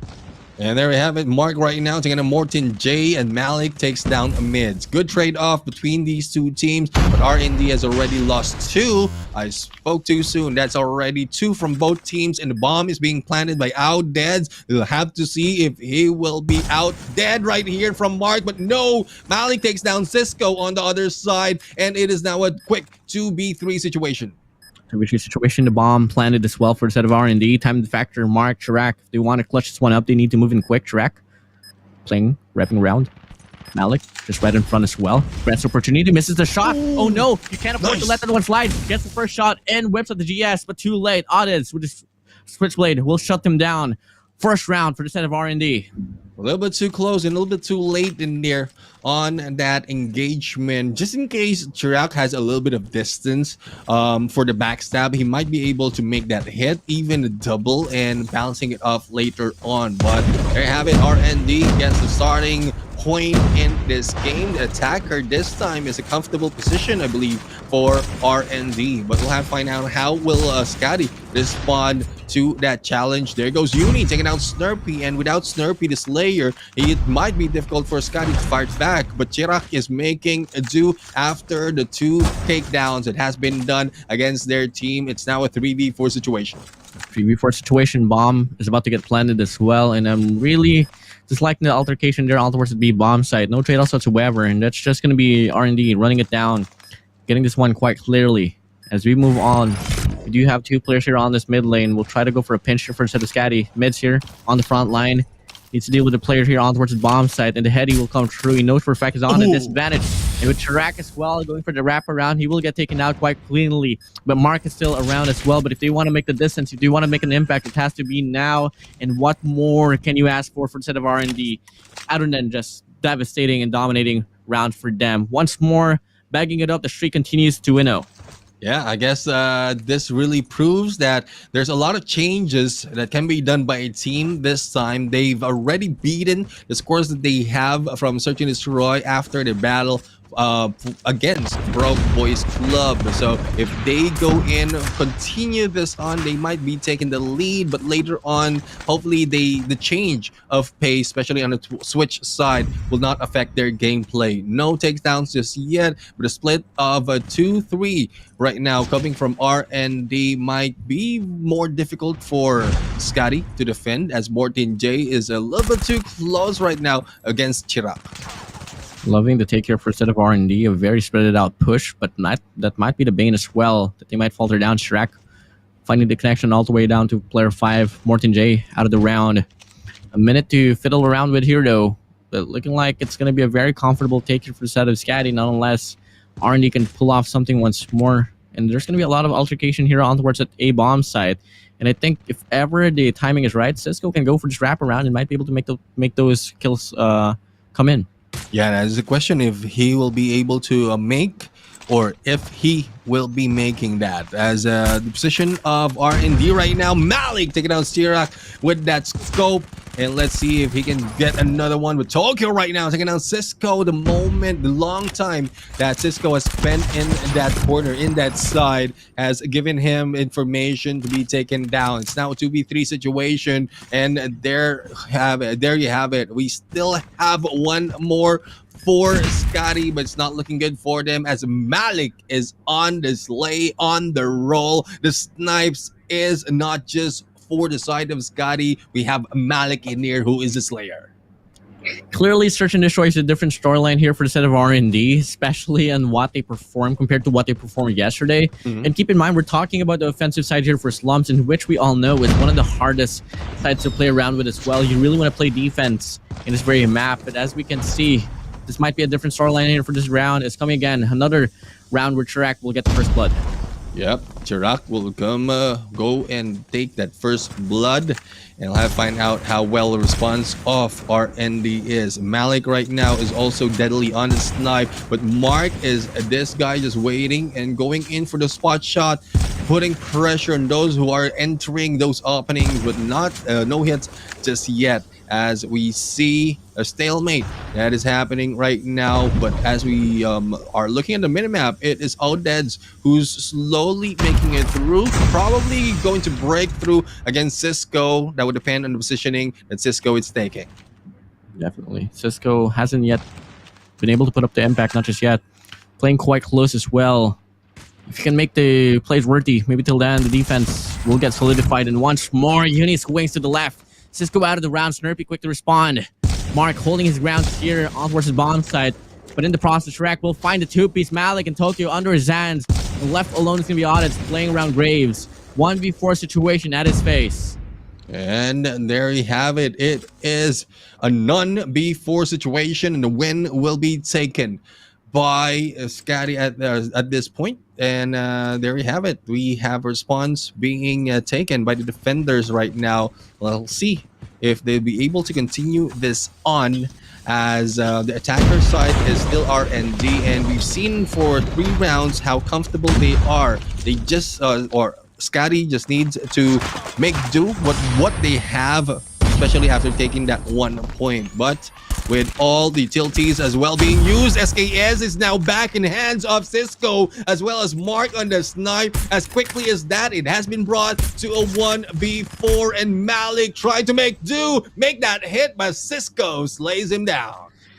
Cisco, this is your second time whipping out the SKs later on Search and Destroys. Might as well rock it out until the start, because he is able to put up the impact, just like how we did on Standoff on their previous run as well. So really, this is the SKS might be the answer for Cisco here, and it really played a big impact. I mean, him putting kills on the board granted them another round for them. Will it be the same storyline here, as R&D actually quite on that a dominant push? But looking like the bomb is actually going to be playing around Garage as well. It's still a default formation here. It's just about time to decide which way they're going to be forcing themselves into. Yeah, indeed, that is what we're looking for. But trade-off is being done, and because of Cisco and SKS takes down Uni, and they have the lead. But trade-off is back in 3v3 situation. Now, let's see on how well Morrison J will be able to rush through and give a little bit of distraction, giving away for the rest of RNG to go in for that plant. Here comes out Deads right now, rushing in. Too close, and Snurpy has been taken down by Malik, the king. And we have Cisco slowly creeping in for the backstab. Morton J being waited on, but no movement just yet. No movement, not just yet. Player 1 as well, Chirac, just playing on towards the bomb side. Just waiting for the perfect timing to kick in. Chirac will not be able to make the impact, but not until now. Cisco will take down 1 as well. Once was a 3v2 down to a 2v1 situation. The bomb taking down last player here from the side of R&D, just right in front of Chirac, and he's gonna be able to seal the deal. Defusal, well available, ample amount of time for the side of SKADI. They're gonna be able to even things up now, 3-3. 3-3 indeed, and that was with the 50 Gs of Chirac. Now, I would agree with you. I mean, Cisco could have used an SKS in there for the early part onset of this game, but I guess him using a different weapon can reel in the tactics of a team, because once you've seen your opponent like wearing that triple sniper, then it changes their tactics, and you might not be able to take advantage of that later on. So though it doesn't look that way from the initial part, especially with R&D getting 3 points ahead from the get-go against Cisco and the rest of the team, but Cisco might have that in thought that they can make do with the dual sniper first so that they can make the adjustment later, securing their win. But it's not yet secure though. It's still balanced in a 3-on-3, and no one is making a move for the slay just yet. No one, not just yet.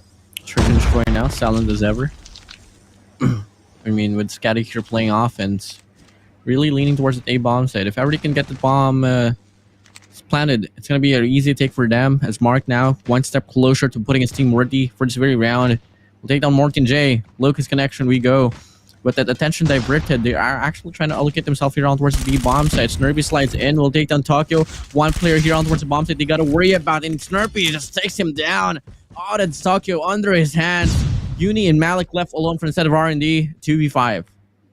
2b5 indeed, and bomb is being planted by mids, and all they have to do is wait. It's either wait for the time to run down, but wait and see. There goes Mark taking down Uni in the process, now left to Malik, and 1v5 situation is not one thing that you want to happen to you, especially when you're in the snipe. But there goes Malik right now, trying to go for the quick scope, and Malik takes down Slurpee, and this is very difficult for him because he has been damaged, but no!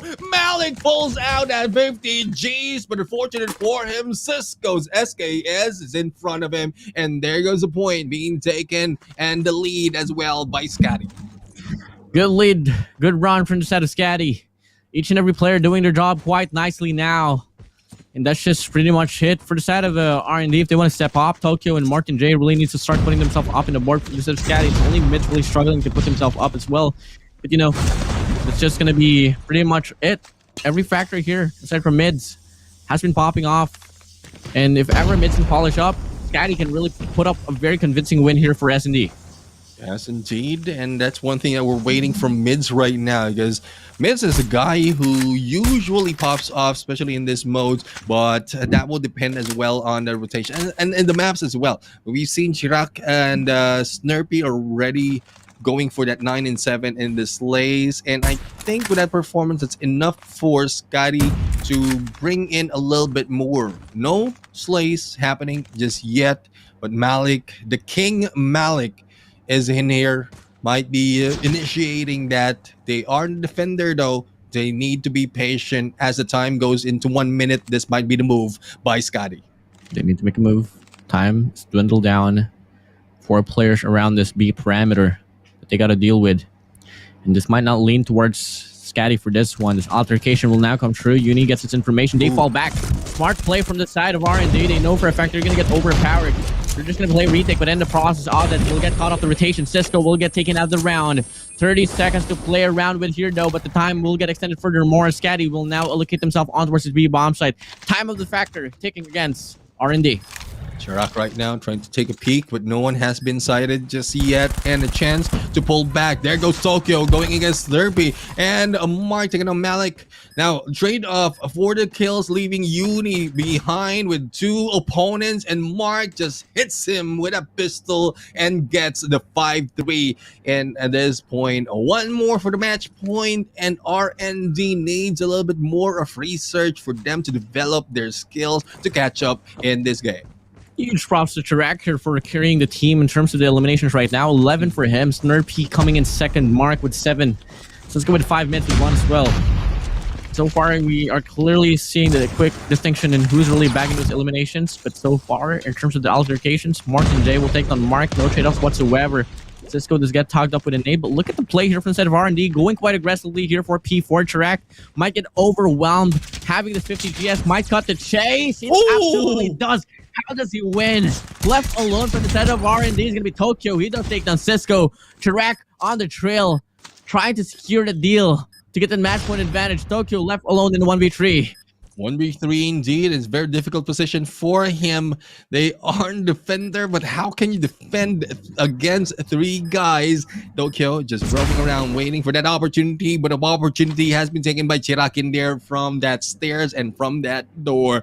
And match point for SKADI at this point. It's getting close to the end, and it's a better run though for R&D compared to what we've seen against them. Broke Boys Club, but this might be a SKADI win once again, leaving another point taken and left behind by RND. So hopefully there'll be a little bit of a recovery so that it will be balanced towards the end. But we're not seeing that quickly, especially as Chirac is on the roll. 14k for the side of Chirac. One and only Chirac now cooking up this stun grenade, lodging it up to the B bomb site. Will not get any hit markers. That might be information granted for them, and it is truly looking to be a leeway now for the side of R&D, as now Snurpy will take down Uni. One player out from the mid lane. No players at all on towards the B bomb site. Chirac overlooking this mid lane, but Malik shuts him down. 3v3 situation here. We got a 3v2, and once again Malik finding another connection. Can he find this one out? But Mark shuts him down. Cisco with a finishing deal. It's going to be SKADI winning it out now. 7-3 on Search and Destroy Slums. And there we have it still. The win goes to SKADI, and the point is similar to their gameplay against EZR Esports. But one thing I would say is similar as well is the movement of or the utilization of weaponry by Cisco. So it's still towards the mid game to late game that he utilized SKS, and that really changed the pace of the game. One thing that we're looking forward to is if he started off with that one, it'll still be the same result, because it's not so much of a result with the 7 slays that he had in here. He's on 4th in terms of kills. It's more of Chirac and Snurpy in here. But if it starts off with an SKS, will it be him who will be taking the MVP? Definitely. It's going to lean toward Chirac here, honestly. 14 kills on Search and Destroy. You can't ask more than that. Yeah. You can ask for more. I mean, that's really one of the most dominating runs out there. But, you know, huge props to Malik for rocking the sniper as well. And it's really quite nice to see the snipers dominate the map of Slums here for Search and Destroy. But that's just really about that. I mean, really, it was a sweaty Search and Destroy, especially on the first half when R&D was playing offense. But as soon as SKADI was the one dictating the pace, it wasn't really the brightest of moods that R&D was facing upon. As we move along here for control, we've seen the composition now for the side of SKADI, especially in terms of their roster. Having speed, play around, and respawns is such a huge deal. And having it in a game out of control, plus with Chirac, I think R&D is into big trouble here in Neptune. Yeah, I mean, we'll have to find out if they can get away from trouble. But as we can see the result, the troubles continues for the first two. The trouble already started for the first 2 maps in here.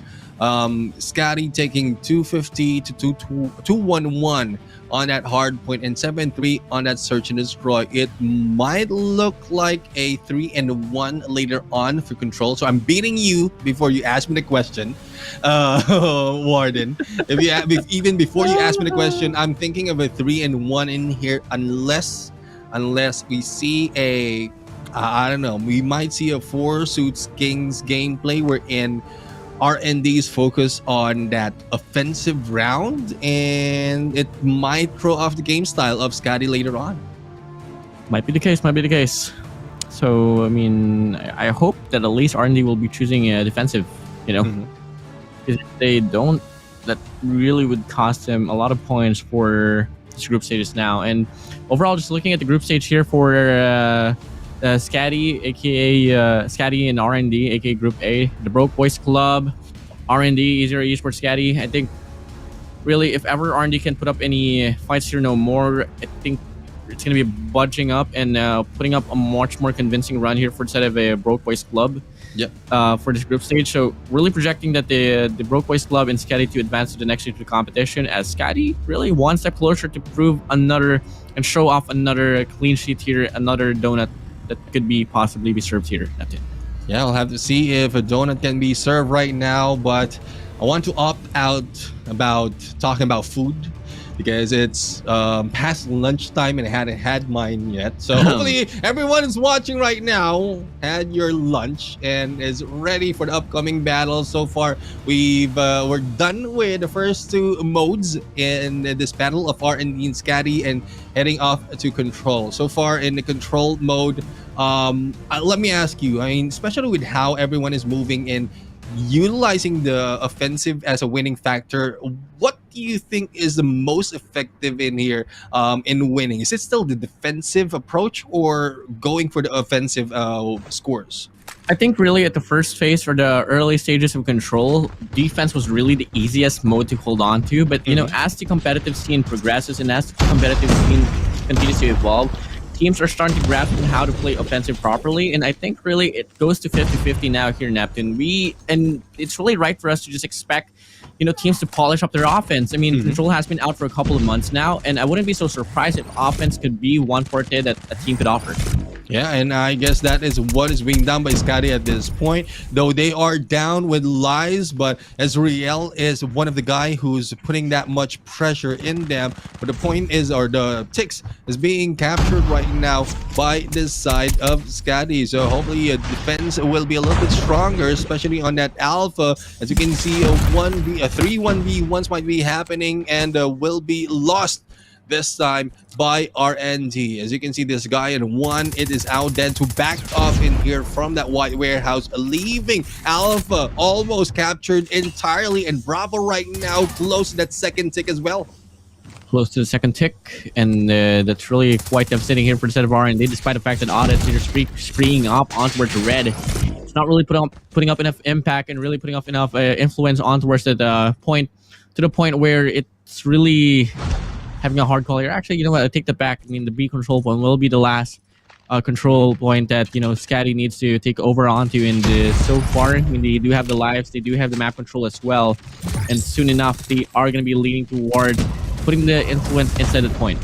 And here comes Chirac right now going in for multiple slays before being taken down by Malik. But speaking of influence, it is RND right now influencing the lives of SKADI at this point. Even with that first stick, there's not so much of a movement in terms of capture, and the time is running out. There goes Chirac taking down Tokyo from that corner, from that tires, and Snurpy right now a little bit of pressure be given against RND. But stepping in onto that Bravo is Malik, and Audez has been taken by mids, and this is the chance for SKADI to go over and take that second tick. The balance of lives is still a risk that cannot be taken by RND, and they are now losing. And not only that, Bravo is almost lost and still managed to be defended well by RND, but unfortunate for them, RND has cost them so many lives. Good run here from the side of SKADI.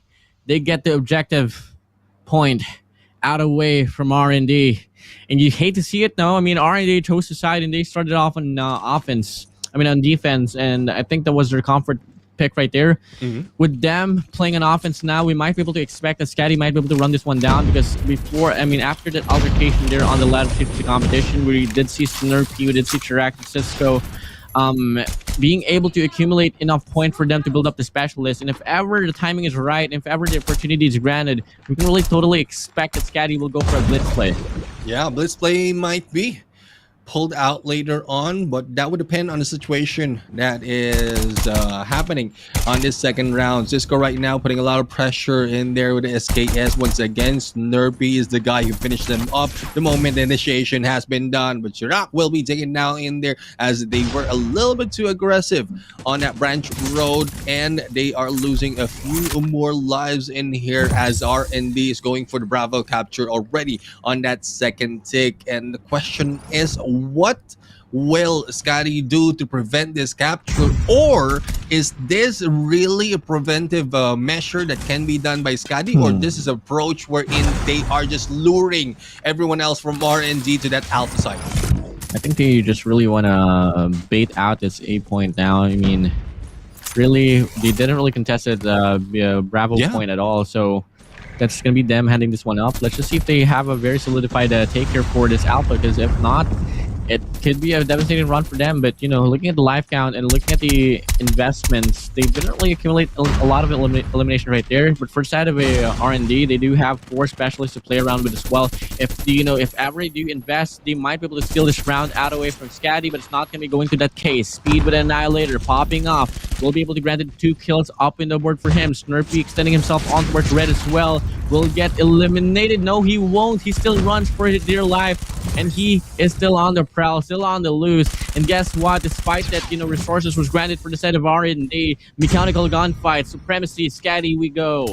I love the gameplay that's being done by SKADI at this point. I mean, they gave up Bravo, giving them a chance to wait for that alpha. And the spawn trap is being triggered right now. Thus, only one in here. One life remaining from Israel. There goes a backstab. But still, Israel is in a fighting battle. And still, a fighting spirit is not yet over. Though it is a 1 in 11. And there goes mids for the punch. Really fed up of everyone's trying to challenge him and going down 2-0 right now coming from SKADI. Initially the offensive, the next time was defensive. We're back on offensive, and another score might be taken unless R&D shapes it up. Ooh, shaping it up, hard factor that they gotta do. And then so far, I mean, in terms of the history, it's not so well possible here because it's looking like it's beyond their capabilities as of right now up against SKADI. Round number 3 here opening up. It's going to be a defensive round here for set of R&D. If they can't put through, this is going to be the end of the line here for the series overall. And you hate to see going down. You hate to see yourself or your team going down in 3-0 manner. So far, SKADI pulling off a good start to get the first few casualties as well. A lot of investments will be coming in for the set of R&D, but they're not connecting at all. Yeah, not connected at all, especially Outedge with that Annihilator. But we'll have to find out if the Pretty might be a better choice. And one has been taken out, and it is Cisco. Not so much of a damage being done. But there goes Scotty, still going for the capture on an Alpha, but has been stopped on that third tick. And Outedge as well as Tokyo will be going into town, waiting for them in the White Warehouse, as Bravo has been left alone so many times, and no one is just stepping in. Ezreal in there in the backstab, as well as a hit against Yarak and Snurpy, but up close and personal, Malik in there hitting him with a barrel in the face. Barrel in the face, slowly but surely reaping the lives out away from SKADI. 15-11 we go, but the influence on versus A control point still being found, still being pursued. And just like that now, only one more quadrant away for them to extend the time furthermore. And it's surely happening, one step closer to winning this one up. But keep in mind, the lives is still much more dominant from the side of R&D.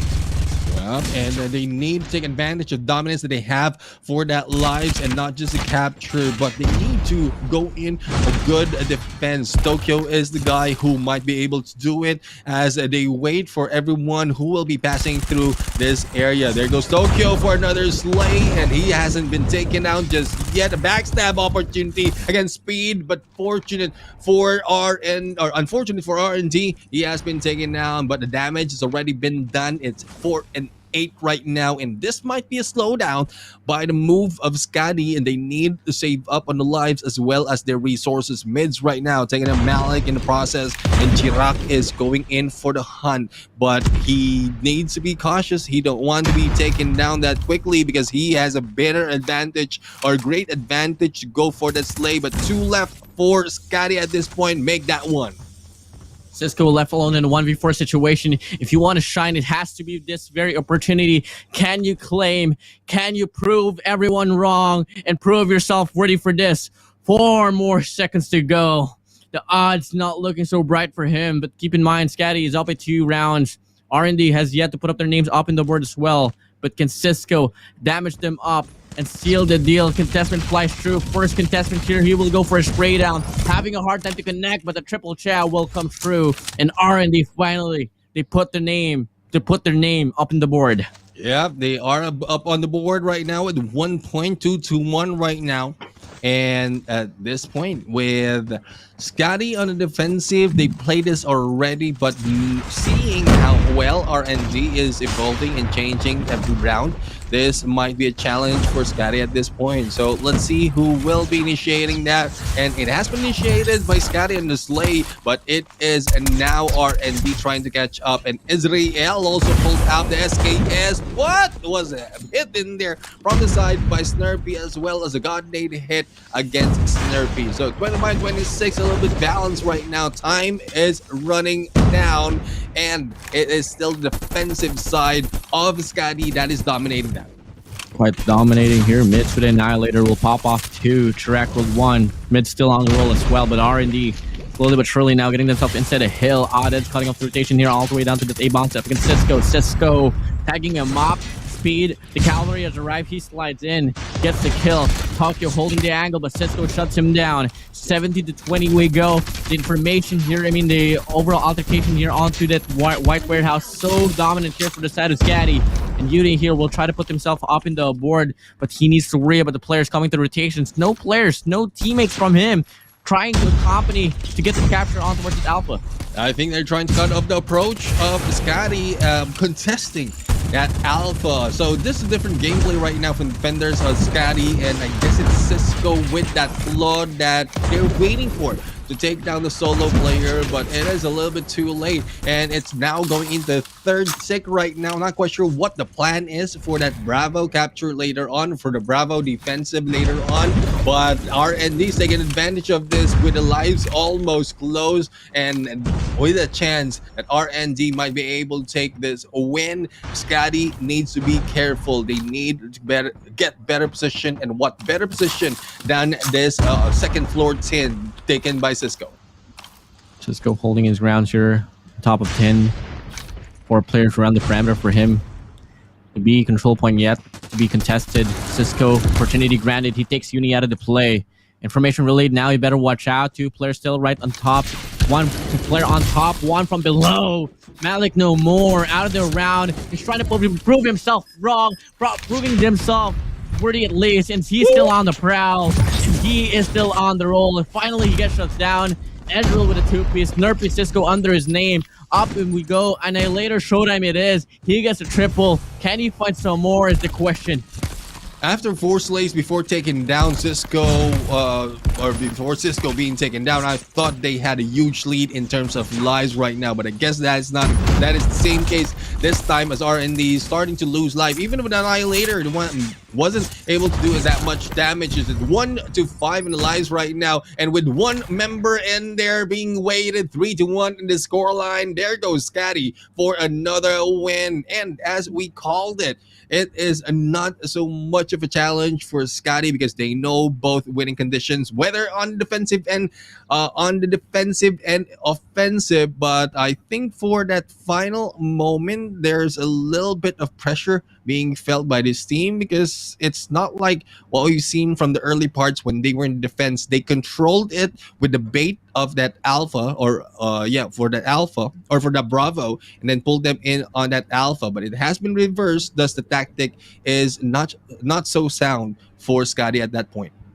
Yep, definitely. I mean, you know, with them getting the final adjustment, quite a job well done. But for the set of R&D, you know, actually Neptune, it could have went for the set of R&D, especially if they could have secured that first round on defense. Yeah. Till then, they could have barged this games to be a bit much more closer. But since SKADI did win that first round, they were able to break that momentum and break that flow that SKADI was, that R&D was really longing for. So that's just about it. But in terms of the eliminations, we can talk about Ezreal quite a lot. I mean, he did struggle up against the Broke Boys Club yesterday on hardpoint and moving along towards the control as well.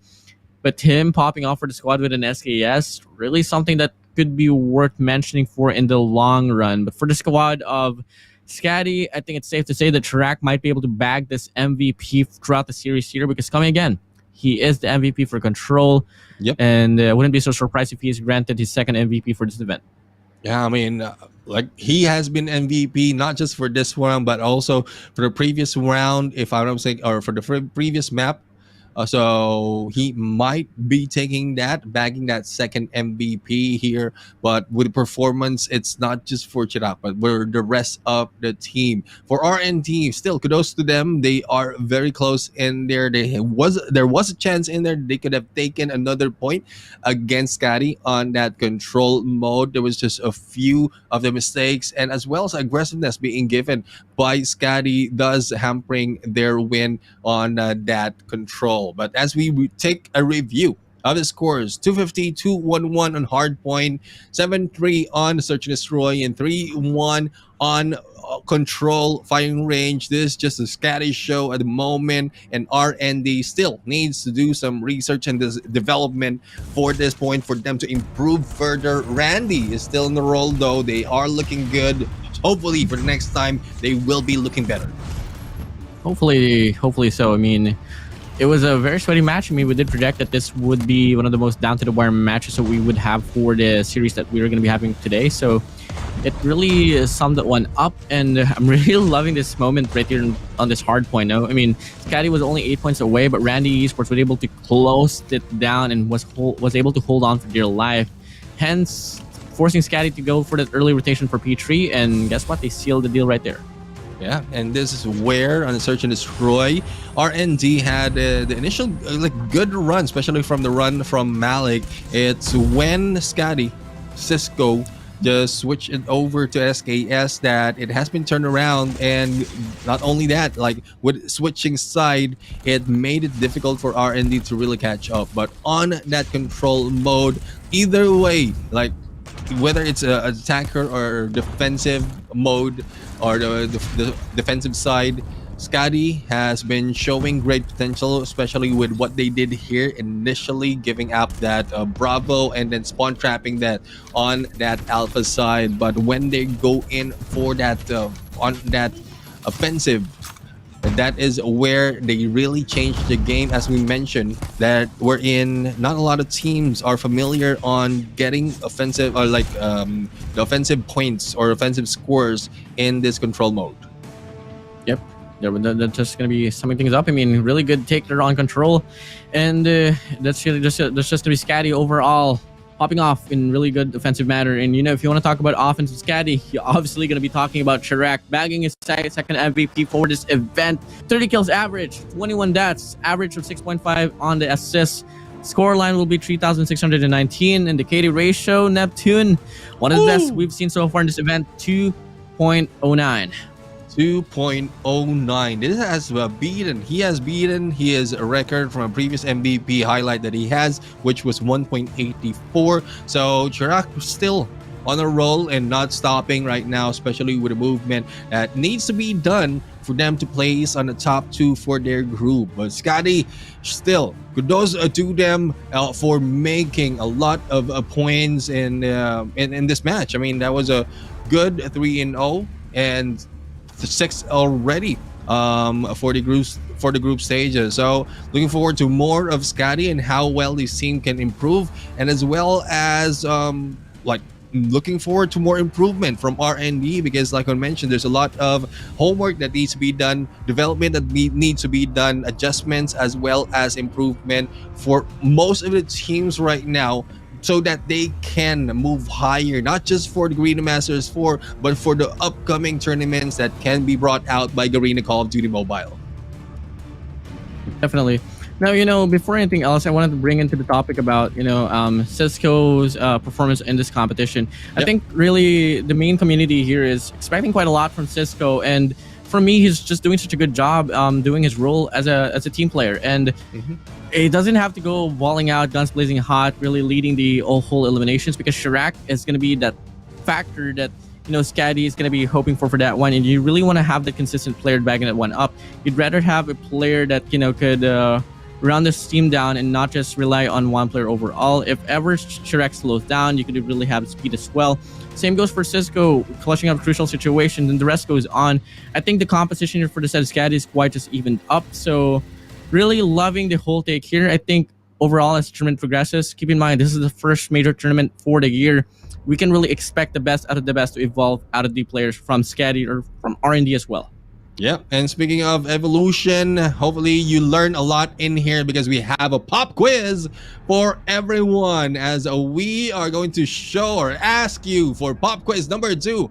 Who was the MVP player of the last match? We've just been talking about that. Was it Snurpy? Was it Mark? Was it Chirac? Or was it Cisco? Just put in the answer in there in the comment section. And as you can see in the format, you have the answer. You have your player ID, which can be found in game, as well as the hashtag for the pop quiz. So hashtag Popquiz 2. All you have to do is type that in, put that in the comment section. You might be the winner for this pop quiz.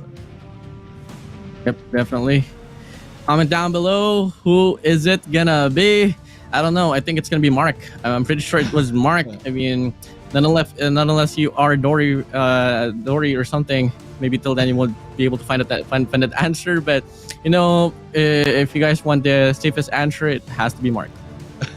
You can put in Warden as well. Like, not quite sure if that can be considered, but I don't think there's any wasted opportunity in the comment section. But let's check in on to the interview for the winner of this game, SKADI, and let's see who will be in here. Of course, none other than Cisco once again. How are you doing, brother?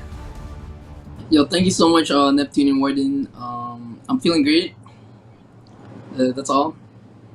Right. Okay. Warden, Well, can you go ahead with the first one? My question for you is that, you know, I mean, it has been 2 consecutive search and destroy where you brought out the SKS in the middle stage of the game, and you did struggle quite a bit on with a CBR4 and with whatever weapons you're using at the first take. Wouldn't you just commit to the SKS, as once you do commit to the SKS, you put up really good impact for the team? I mean, in particular, I only used the CBR in that game during the first 3 rounds, I think, or the first 2 rounds, or like the early rounds, basically. I only pulled it out because I was trying to adjust for the play that was given by Chirac, and it turned out that they weren't really, you know, going to blue, right? So I went on playing range for the SKS. Okay. I see. Well, yeah. That's a pretty interesting take right there. But, you know, really good impact rather than SKS. What about you, brother Neptune? Do you have any specific questions to our brother Cisco? Yeah, I mean, well, I guess we've asked a lot already in there, but I know you talked about the team, and we've asked you, but what can you say the team feels about the performance that they have? Not just you, but what do you think the team feels about the performance so far after 2 matches already? I mean, throughout the first 2 rounds, I mean, like the first 2 matches, everybody was already starting to become, you know, comfortable. Because during S&D, when we got like 3-0'd at the early rounds, all of us had to like recollect our emotions, because everybody was like confused. Okay, this shouldn't be happening. We should do this. We should do that. But you know, everybody just recollected, and then we just went for it. And we said that'll be the last time they scored. Oh, well, you know, that's really the gaming mentality you would really want to see in a competitive tournament like Arena Masters for Resurgence. So, I mean, I think that's going to be wrapping things off for this one. Cisco, it's nice to have you back here in the interview section. Hoping to see you more, and I think we might be able to see that one pan out. As you know, SKADI is on the number one team right now on the group bracket A. So, props to you, Cisco. Let's see if you can keep it up. Yeah. Thank you so much, I Warden guess they and can give it up. Neptune.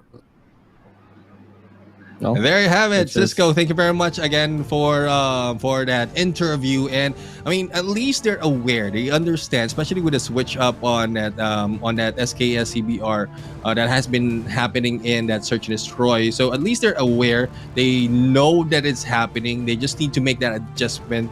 And we're just looking forward to when they started off, or Cisco started off with SKS in there. But there you have it. We are already done with the battle. We're now off to the last of the game for today. Before we go there, we're going to go for the quick break. When we come back, it is the Divinos going against Kazoku Legacy. So don't go away.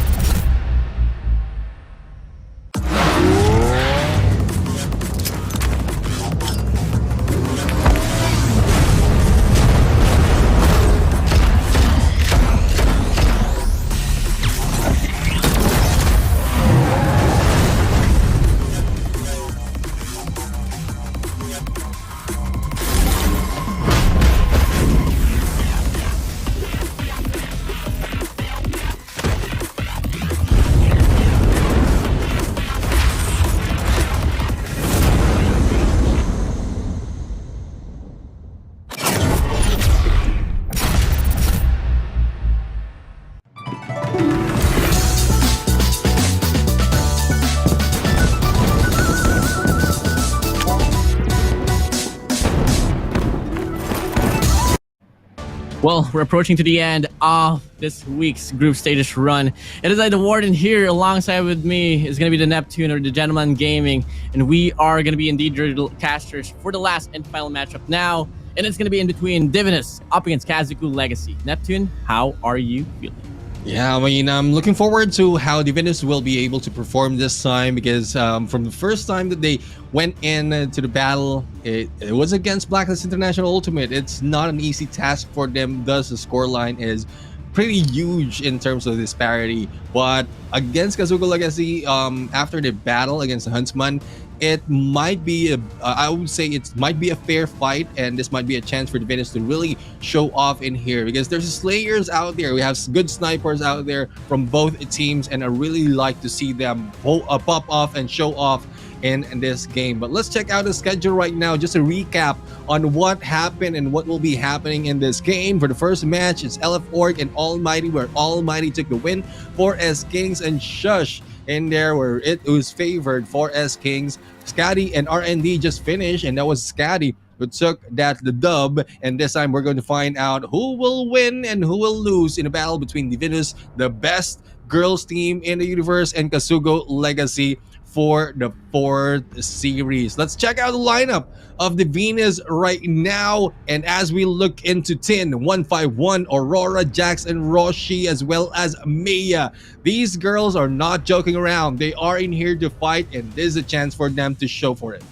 Great composition here for the set of Divinus. And, you know, Mia was actually one of the latest additions to the team Divinus. I mean, she did play for the set of LXAX for a moment or so.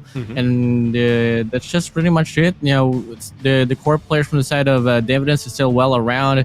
And this is indeed probably the best team in the girls division right now for the Call of Duty Mobile in terms of the Garena region. So might be able to expect a lot, but in terms of their storyline so far in this Garena Masters 4, hasn't been the most promising, but you can't really take it against them. I mean, after all, they did go up against Blacklist International Ultimate on their first run.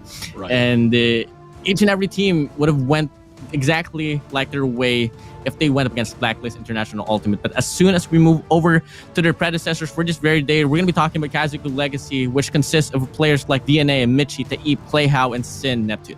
Yeah, and this is coming from SGMY region, and they have something to offer. I mean, 3 of which has already competed in the major tournaments, and Michi and Sin, if I'm not mistaken, are the new members of the team. But they need to show up here as well after their battle yesterday from the Huntsmen, or against the Huntsmen. We're in. It's pretty much the same scoreline from what we've seen in there from the other teams so far. So how they're faring against Divinus is quite balanced, and hopefully we are going to see another SGMY move up the ranks. But again, it's still 50-50 at this point. We might see Divinus win, we might see Kazuko Legacy win.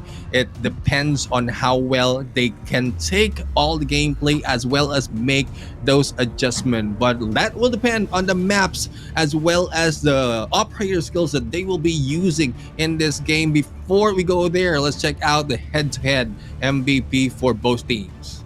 There we go. I mean, Tin here with an average of 8.67 kills, while DNA will have 15.33. Average stat will be 19.5, 15.5 for the set of DNA. And if you all are wondering why this is the case, I mean, then again, I think that it's kind of safe to say that, you know, Kazoku Legacy had a much more of a softer opponent compared to what Divinus went against with. You know, they did play against Blacklist International Ultimate, hence having this really not so promising scoreline. So that's just pretty much it in terms of what we can expect here. I'm actually projecting a much more even grounds here for this very serious Neptune. Yeah, indeed. I mean, I would agree with that. Newcomers or new names right here, especially on the group stages of Garena Masters.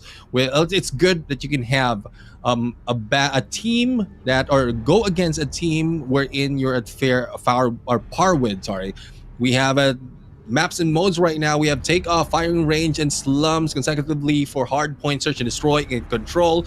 And for the bans in here, they don't want, or Divinos don't want to play on standoff, and Kazuko doesn't want Summit in to play as well. Annihilator and Sparrow will be taken out in the mix right now, but takeoff on hard point. What do you say about this first game between these two teams? I think both teams here has struggled big time in terms of playing around a map that has a very long distance personality. So I'm quite half-hearted about this, but since this is a map of choice by Kazoku Legacy, we might be able to expect them to be able to perform much better now, and that could correlate as well to why they banned Summit, because Summit play is a very close quarter map. Takeoff is the contrasting personality for that. So this might be a good run here for the set of Kazoku Legacy, but then again, Divinus has showed a lot of accolades as well in terms of winning a hardpoint takeoff, and really one of their strongest suits is actually P3 and P2, so that might be those two hills that Kazoku Legacy has to watch out for as well. But then again, you know, new dawn, new tournament, and it might be a new profile that this two teams has to keep in mind with one another. Yeah, I mean, I agree. I mean, they are setting it up this time for a fair battle, Kazuko Legacy as well as Divinus. So I like your point as well for the P3 and P4 because of how much instances that we've seen a team turn it around or for those two hills. For the first hill, it will just be a back and forth unless unless a team gets a better power position and take over that range. That will not look good for the opponents if in case that happens. But here is the battle. Take off right now for the hard point type, taking down Aurora with that God nade. But Sin is the girl who will be moving, or the girl, Sin is the guy who will be moving in onto that P1 right now. I got thrown off with the picture right there, but Mia is in there following through, and they will be getting the points for themselves as well. This hardpoint number one will be a pandemonium. I mean, no clear distinction who's going to be able to dominate this one up, but clear definition here for the side of Kazoku Legacy. They did spawn onwards generators for the first half, but looking like they let that one go. No anchors for them.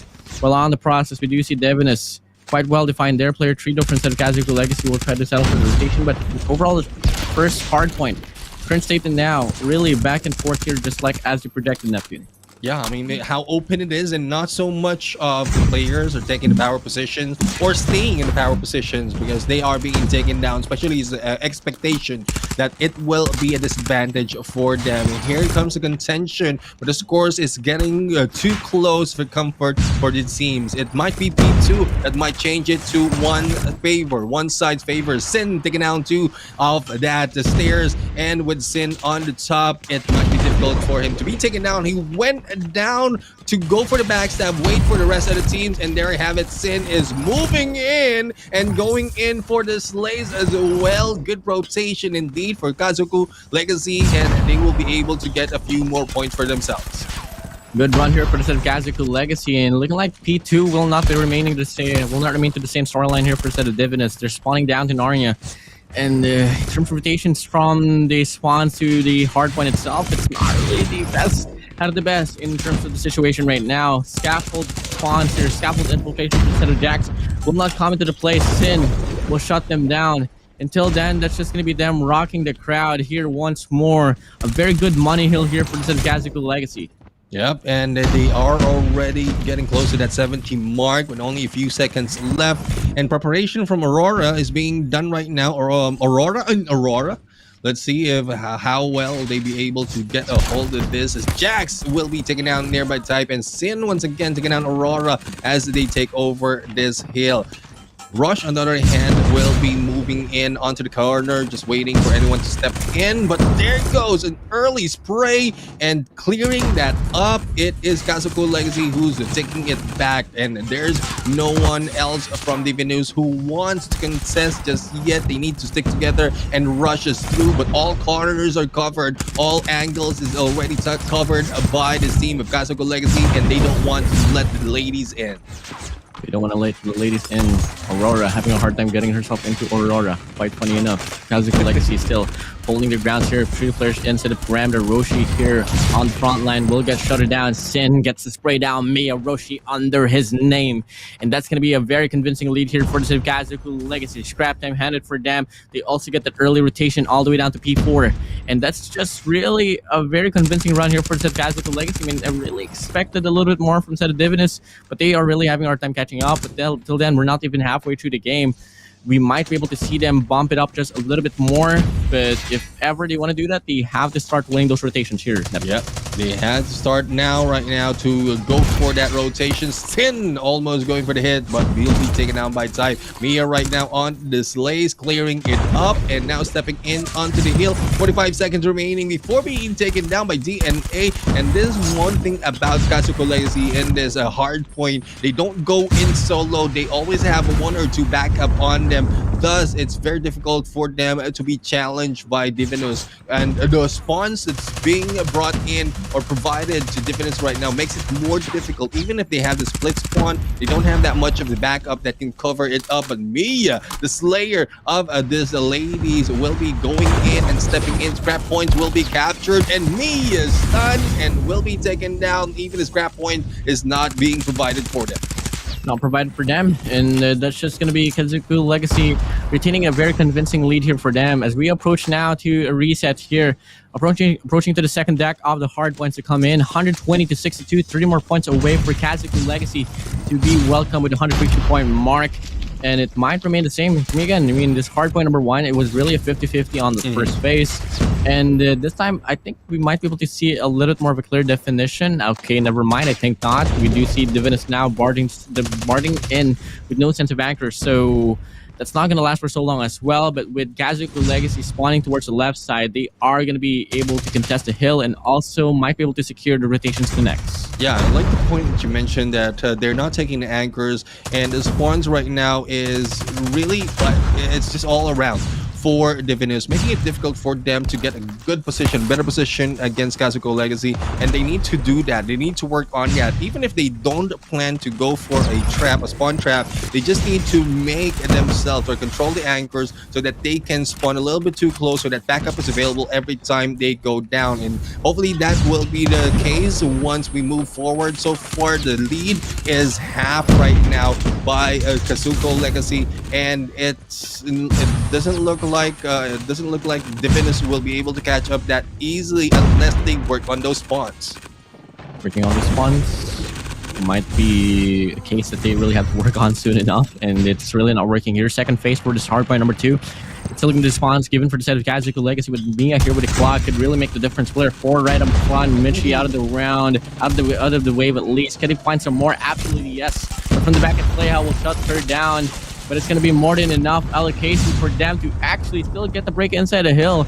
Good resets here for the set of Kazoku Legacy. Roshi here will try to make the play, but can she make the chase? Absolutely yes. They do get the break, but the question is how long can they hold it on to?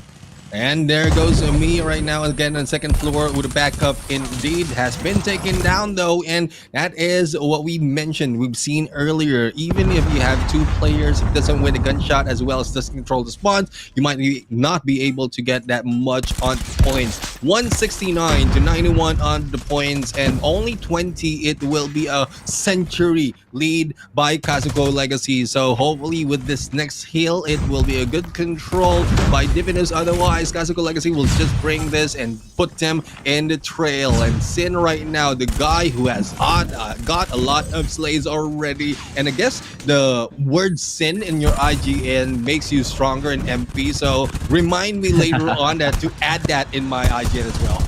I'll remind you, Napkin. I'll for sure remind you. But, you know, one reminder that Divinus has to remind, it's a 73 point lead here for the side of Kazoku Legacy, and if they want to put a strong comeback floor here in this map of takeoff hardpoint, it has to start now, which clearly Kazoku Legacy heard my call, and they said, you know what, nah, Warden, it is our run here, and it's surely going to be them approaching the 200 point mark soon enough.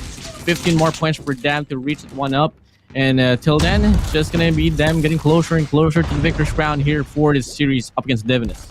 Scrap points being given to Divinus, and as they prepare for the next rotation of the hill, or for the next hill to pop up, and here comes Mia right now trying to go in for the spawn as well as the rotation. Grab Vortex misses her, but will be taken down for that second one. Aurora is the next to go down, and there's no back up and no push just yet. They need to wait for their advantage, but not just in one direction. They need to go in several directions because they are being weighted already by several members of Kazoku Legacy, and one by one they go down. The scores right now 204 and still counting up close to that 250 mark, but it will not end here. There's still another hill that will be taken for them to take the win, just in case Divinus doesn't take over or contest any of the points. Definitely. I mean, if ever the game has to end, it's not going to be here for this hardpoint number 4. Divinus still trying to contest the scrap time, but the spray down with a claw from the set of DNA will come in and will shatter them down. 10 more seconds to go for the reset to come through, and guess what, Divinus, they are going to be settling to new now, and it's about time that we should see the anchors to kick in for set of Divinus. I mean, they just can't afford to go to the hardpoint number 1 with no sense of clear definition of which side they want to take over into, and looking like the setup still not going to come in towards their way. If ever there is an opportunity that they might be able to define themselves all for Seaside and towards the Red Lounge, but clearly it's still not happening here. Just putting themselves inside a hill, and slowly but surely enough, they might get taken down one by one.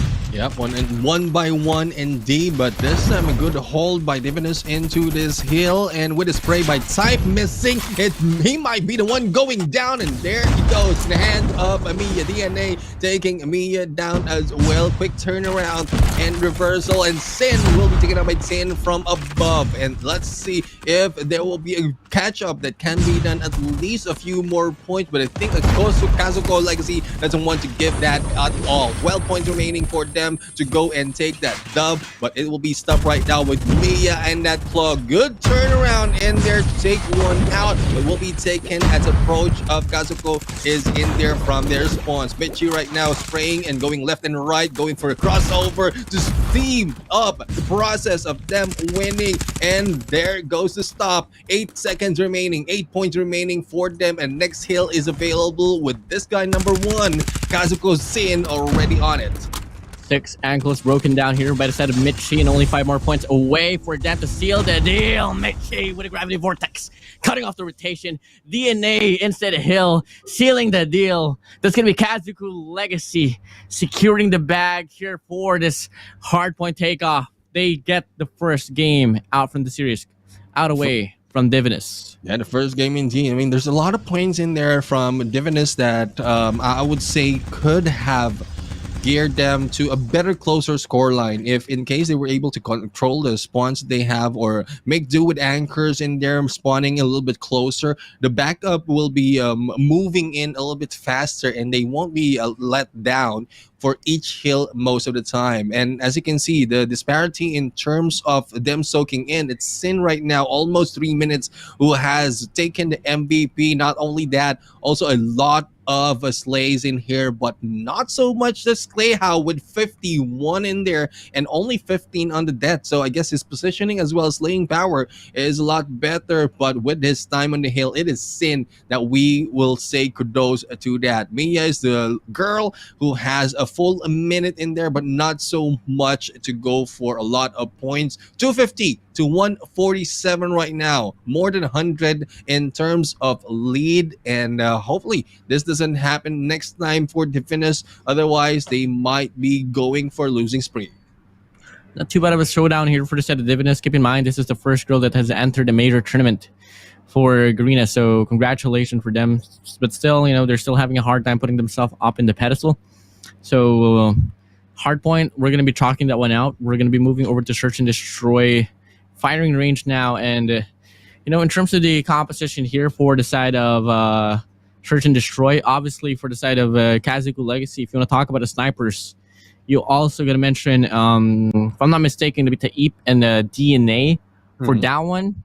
But as we move along for the side of Divinus, it's going to be 151 with a DLQ, a very S&D specialist player she is. Now, in terms of firing range, Search and Destroy, not going to be the first time that we're going to be seeing Kazoku Legacy play this one out. They did go up against the Huntsmen on yesterday's run, in which they did lose a very hard loss with a 2-7 standing. Yeah, and if there's one lady who can change the game in the Search and Destroy, it's 151, because we've seen how well she performed in that battle against Blacklist Ultimate. If I'm not mistaken, that was a 14 or 11 slays coming from her just from the snipes. And if that is the case, going against this team, if the sniper will be initiating the battle and like Mia or Aurora will be closing it out, then they have a better chance of taking the win. It's more of what the rotation they will take, as well as if their rotation will be like the risk of the rotation that they will be taking in there. So gunfights alone, 151 can take the lead on initiation. It's more of how the rest of the team will be closing it. Definitely. Factors laid down. Let's just see if the teams, Divinus and Kazoku Legacy, will have that one up in the board. We're now going to be moving over to firing range once more in the desert coast of the Call of Duty mobile universe. I don't know how to feel about this one. Neptune, I don't know about you, but you know, I really have high hopes for either of this ends. It's redemption time for Divinus in Kazoku Legacy. Yep, Divinus right now on the attacker, while Kazuko Legacy is on the defender.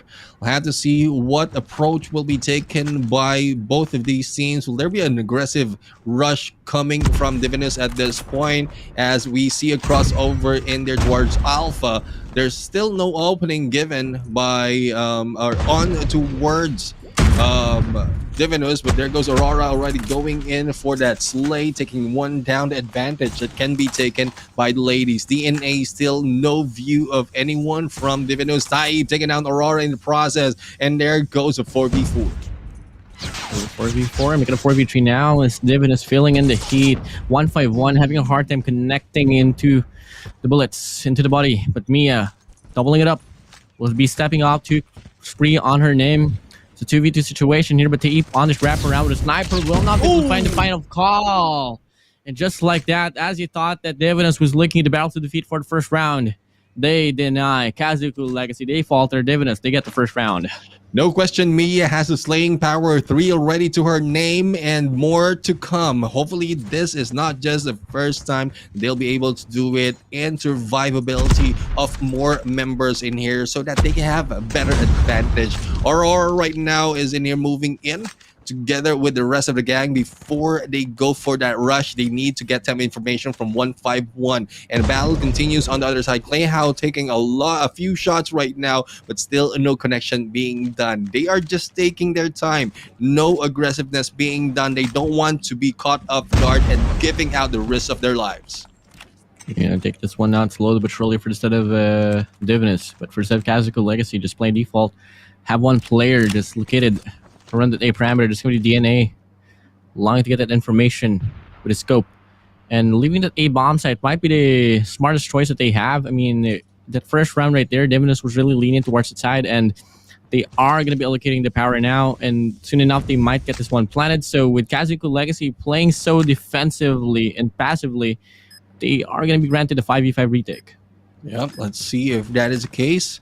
Bomb has already been planted, and let's see what approach will be taken right now by Kazoku Legacy, as we have 3 right here already hanging back onto that Alpha. 151 for the hit against DNA, displicing that DNA and removing that from the mix. It is now a 4B, make that 3v5 situation, and it's just 151 going for the 1v1, and there goes Roshi and Mia for the slay. 2 points already for the ladies. 2 points ready for the set of Divinus. That's just how they roll, and looking like passiveness won't really be the proper answer here for the set of Kazoku Legacy. But I wouldn't be so surprised if they lean towards it play once more. I mean, they just gotta polish up on how they take that A bomb site, but look like they're gonna be counteracting that play. Just allocate those 2 players on that A parameter, 1 player on that trailer, 1 on that A side itself, 1 player on that mid lane. 151 meets DNA. He's on a spree as well. Wants to put on the show with a sniper, and she is still hungry, looking for some more. 10 in there, follow up against Clay Howe, and the push has already been broken through. There goes 10 for another take against Taib. Aurora has been taken down, though. It's the 2v4 situation, but I don't think this will be a difficult approach for Divinus right here. 151 trailing back a little bit to get a full view out from that small area. Will not be able to make that hit. Michi takes her down, And Michi will just be waiting for anyone who will be backing up as this guy from the other side. It is Sin moving in towards the flank. Nades will be thrown. Fortunate for Michi, it will not be available because of the trophy. But Michi right now has a good hit. That will be hit back. Mia on his leg from the corner, and Sin right now responds. Sin responds, but Mia will seal the deal as well. And that's going to be the third round granted for the set of Divinus. Kazoku Legacy really struggling. Whatever that Divinus is trying to show up, they have no answers to what to exactly do. And that's just pretty much it now. Change of pace might happen here for the set of Divinus, or could it be not? Regardless, with them winning and having this momentum, I wouldn't be so surprised if they just barge themselves inside the hill. But, you know, they do want to play tactically for a moment or so. And they are leaning towards the A-bomb side. 151 could get this opening pick if ever it does. And if ever she does, this is looking to be, might be another round for the set of Divinus. Yeah, one thing I would say is firing range really might not be the winning condition for Kazoku Legacy. They lost it against Huntsmen, and this time they're also losing 3 rounds already against Divinus. So as we can see, it's a 2v2 situation. Aurora right now making a peak, almost missing that, or almost being taken down right there, but they need to move along. Tin right now also taking the same pick. Aurora takes down Taye, and it's now a 1v2. Not looking good for DNA. Distance needs to be kept, but the bomb is on the ground. Now, both of the players from Divinus will not be rushing in for the bomb. They will be going in for the hunt. They have plenty of time of almost a minute, but as you can see, the rotation being done right now, DNA is a little bit wily, not being out in the open, and might be able to go in for that hit. Hopefully there's no collateral that will be happening as these two ladies lines up. There goes the hit against Aurora, but there goes Tin for the slay, making the score 4-0. Good trade-off here. Divinus really dominating the search and destroy so far. 2 more rounds for the first half to end off. Even Kazoku Legacy has yet to put a mark on Divinus. And honestly here, Divinus is really on a steamroll now. Kazoku Legacy, they really have to regather in how they hold down the angles, how they get themselves into casualties, play off those trades, play off those retakes. Until then, they might be able to, you know, slow down the momentum here for the side of Divinus, avoid casualties as well. You know, you really got to put some respect onto the players of Divinus because they are really showing mechanical capabilities that they have. Yeah, and especially with initiation being done, information gameplay being done by 151, and the backup of Tin and Mia as well. This is what we called for earlier. Yes, 151 is on the snipe, not necessarily has to go for initial frags. It is more of what information can be relayed, what rotations being taken by Kazoku Legacy. But this is just the 4th or the 5th attacker round for Divinus. One question is how will they fare later on once the side has been switched? So they need to take advantage of what they have, and 151 with a quick flick in there for the hit against DNA. What a shot. Till then, big ol' hungry 151 still wants some more, and the bomb is gonna get planted with that kill. Securing down a 4v5, but she gets shut down as well by Teep. 4v4 situation. Time continues. Dwindles down. Kazoku Legacy has yet to put up a round. It has to be now. Good rush right now by both players of Kazuko, but there goes Mia for the backup and Sin as well. It's now left to Tae on this nice with only a few HP. Mia will be going in for the rush, but not so much going in aggressively. It is Teen on the other side, was just waiting for him to pop out, and there goes a 5-0. Not surprised because of how 151 is initiating those gunfights. Really good gunfight from the side of Divinus. I mean, this is a very different profile that we did see compared to what we saw on Hardpoint. And it's pretty stoked up, man. So far, different pace here once more. 151, the First Blood Reaper doing such a good job. Bagging kills. Left, right, front, back, center.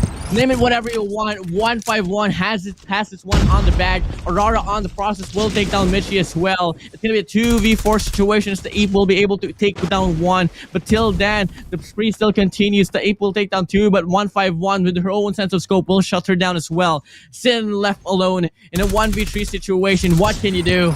You don't want to be left with the ladies because you will be taken down. Match point as easy as that for the ladies, bringing Kazoku Legacy with a donut, and hopefully they will not say this, otherwise it will be a very devastating loss for them, as the side will be switched. Kazoku Legacy has a chance to change the pace of the game, but Divinos, they need to steady up their gameplay, similar to what they did earlier. Initiation kill coming from 151 and the backup coming from Tin and Mia will be essential for them, and that is what they're doing right now. With this lady 151 being taken down, it might be difficult for them to get back up, but they need to balance it off with a trade.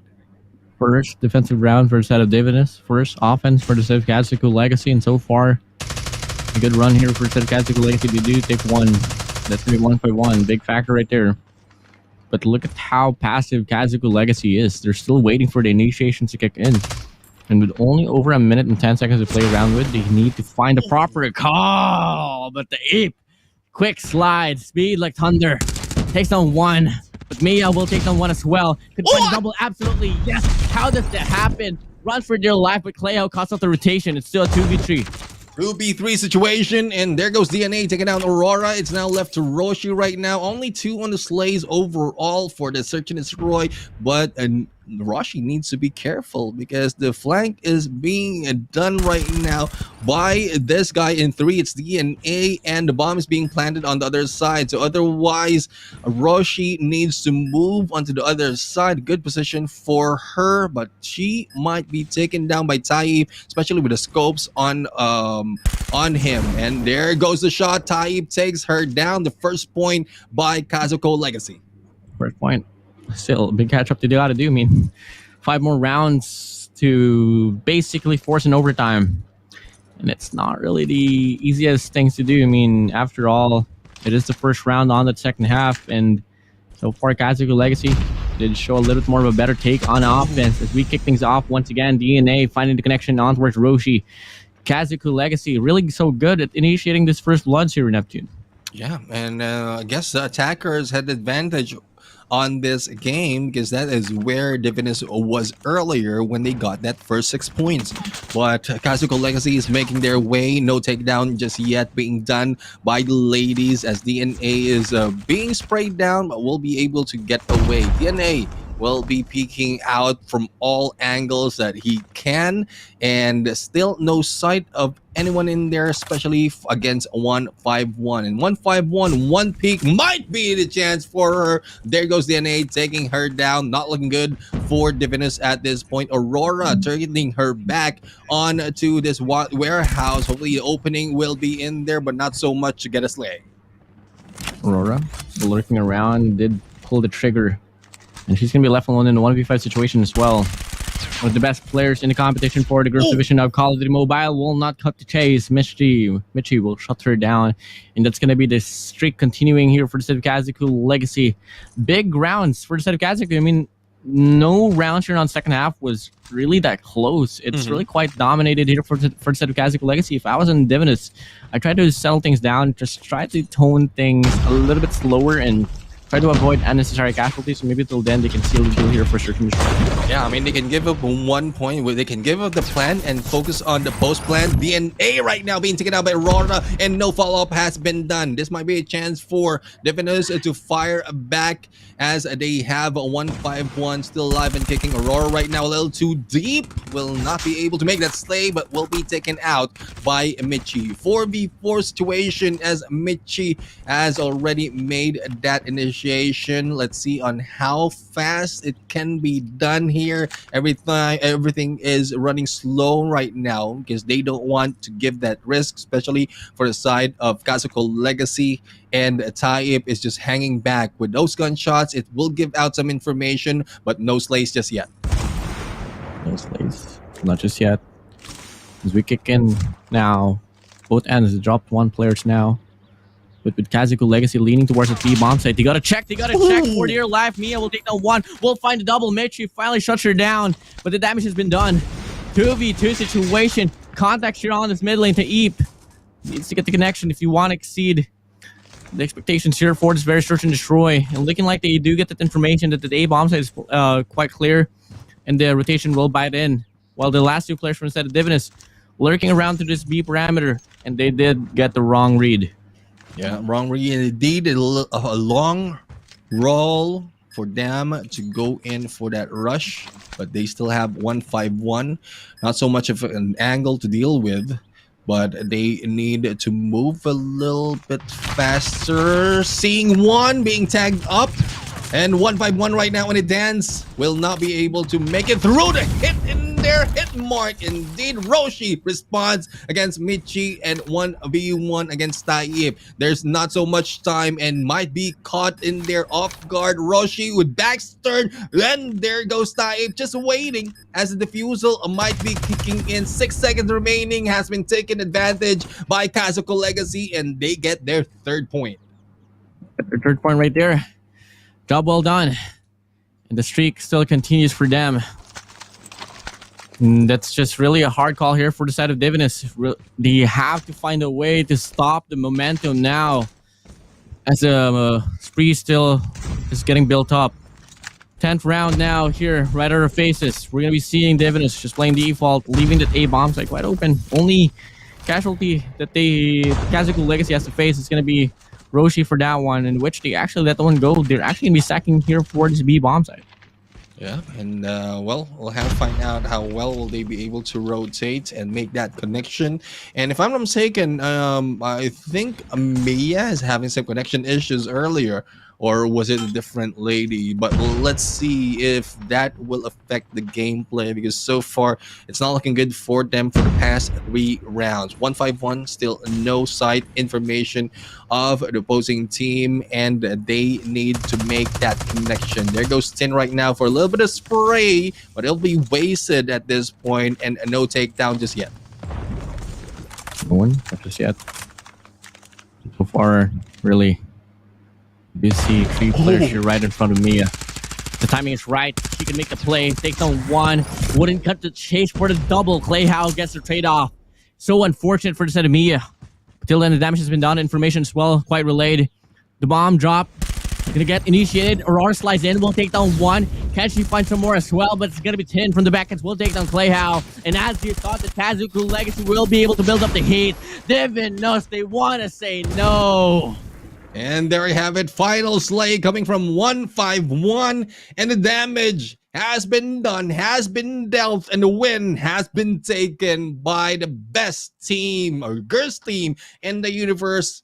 And Divinos right now prove themselves in that search and destroy. But the biggest question is, will they be able to carry that win and that momentum towards the control mode? Because search and destroy is a different story with the fast pace and slow pace that they can control. With control, it's a most of the teams are focusing more on the offensive. So if they focus on defensive, and depending on which turn they have, they might not be able to get that point. So hopefully they worked out everything in this game. Hold on, is Tin playing outside? Oh, I think so. This day is pretty nice. We got one player playing inside a car. We got one player playing on a park. This is how the scene pans out here for the Garena Masters 4. Really interesting, but just regarding that post game breakdown here. 3-7 dominating run here for the set of Divinus. 3 offensive round being won over by the set of Kazoku. None on defense, and that's just a pretty devastating run here for the set of a search and destroy for Kazoku Legacy. And we kind of expect a little bit more, especially as this is their second time playing on firing range. But you gotta hand it down to Head Divinus as well, because maybe they did VOD out Kazoku Legacy and made the proper read to force a search and destroy firing range, because they saw how much Kazoku Legacy struggled, and it really worked out quite well. Yeah, I mean, worked out quite well, and it gave us a little bit of doubt, especially when the transition, the sides has been switched between these two teams. With Kazoku Legacy, they have good firepower, but unfortunate for them, their position as well as their initiation is not that well compared to what we've seen for 151. But this we have for the last game of this, or last series of this day. We have the first one in here coming from Divinus against Kazoku Legacy. So it's 1-1 right now. And we like to see more of them in Slums Control. But this is another 50-50 battle because so far, even if Divinus has taken that 1 point in a take of control against Blacklist International Ultimate, that I would say is not an easy task. Changing map as well as their familiarity will be a factor in them in this game. So we'll have to see how they fare. So far, I'm quite proud of what the ladies has done, especially on that, like the first 5 rounds, 6 rounds of that search and destroy. They did well with the help of 151, and Kazoku Legacy just need to they need to step up right now. They don't want to be put down in the dumps in there with another loss, especially after they battle Huntsmen from yesterday. But MYSG is still not over, as well as the PH here from the hands of Divinus. We are going to see the final battle for today, and I'm really excited, Warden, to see how this goes. I mean, I'm quite excited myself, and this control. Honestly, with the search and destroy well taken care of Divinus, hard point for the set of Kazoku Legacy, I like to look at control as a hybrid of hard point and search and destroy, Yep. So this is about the perfect balance to really see and how this can counteract with one another. We're going to be moving over to Slums and Control, which is probably one of the hardest control map there is as well, especially on the A control point. A hard control point to break into. So let's just see what his offerment will be. But in terms of the side picks, I think Divinus made a right call for this one, starting off with defense. So they might have the better run overall, but I don't want to neglect on how offensive and what are the offensive capabilities of Kazoku Legacy. And here we go, Neptune, the last and final match for today. Let's give it up now for Divinus for Kazoku Legacy on Slums Control. There goes the first blood right now being done by Roshi, but responded well by Sin. Aurora also going for the follow-up as Jax right now steps in onto that point for a little bit of backup, but a little bit too deep right now for Jax to provide information, and the slaying power of the ladies being carried over from that search and destroy up into this control, and I'm not quite sure what's happening with the team of Kazuko. They're already down with 7 lives and counting down even more. Good positions being taken. Spawn trap will be triggered and is being done right now by the ladies of Divinus, and this will be broken through by Kazoku Legacy, but the damage has already been dealt and done with. There is not so much that they can do for the side of Kazoku Legacy than to just go for the slays and probably stop the time to step in on this point.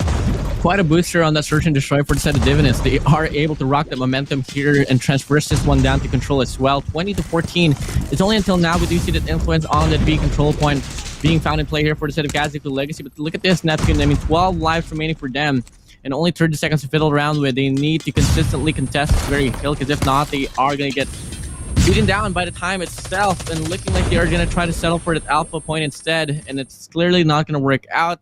They have to learn how to concisely define which point they want to take into before they head straight to next. And absolutely, they are struggling for dear life here, Neptune. Kazoku Legacy looking at the barrels of defeat here. 13 seconds to go. Until then, still no defined point whatsoever for them.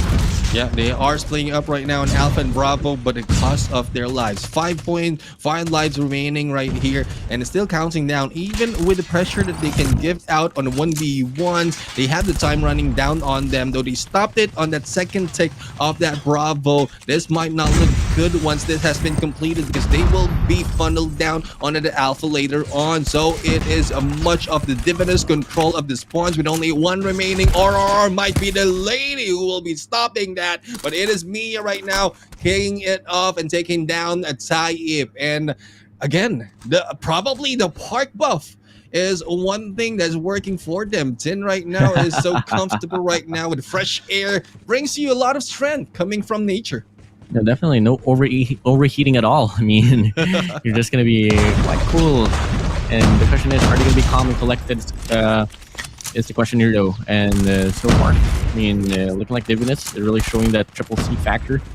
I heard Coach, by the way, but moving along, 29-28 changes so far here on towards the control point. We're seeing a lot of things kicking in here, Neptune. Yeah, I mean, I love the aggressiveness being done right now. Double capture already on that Bravo going in third.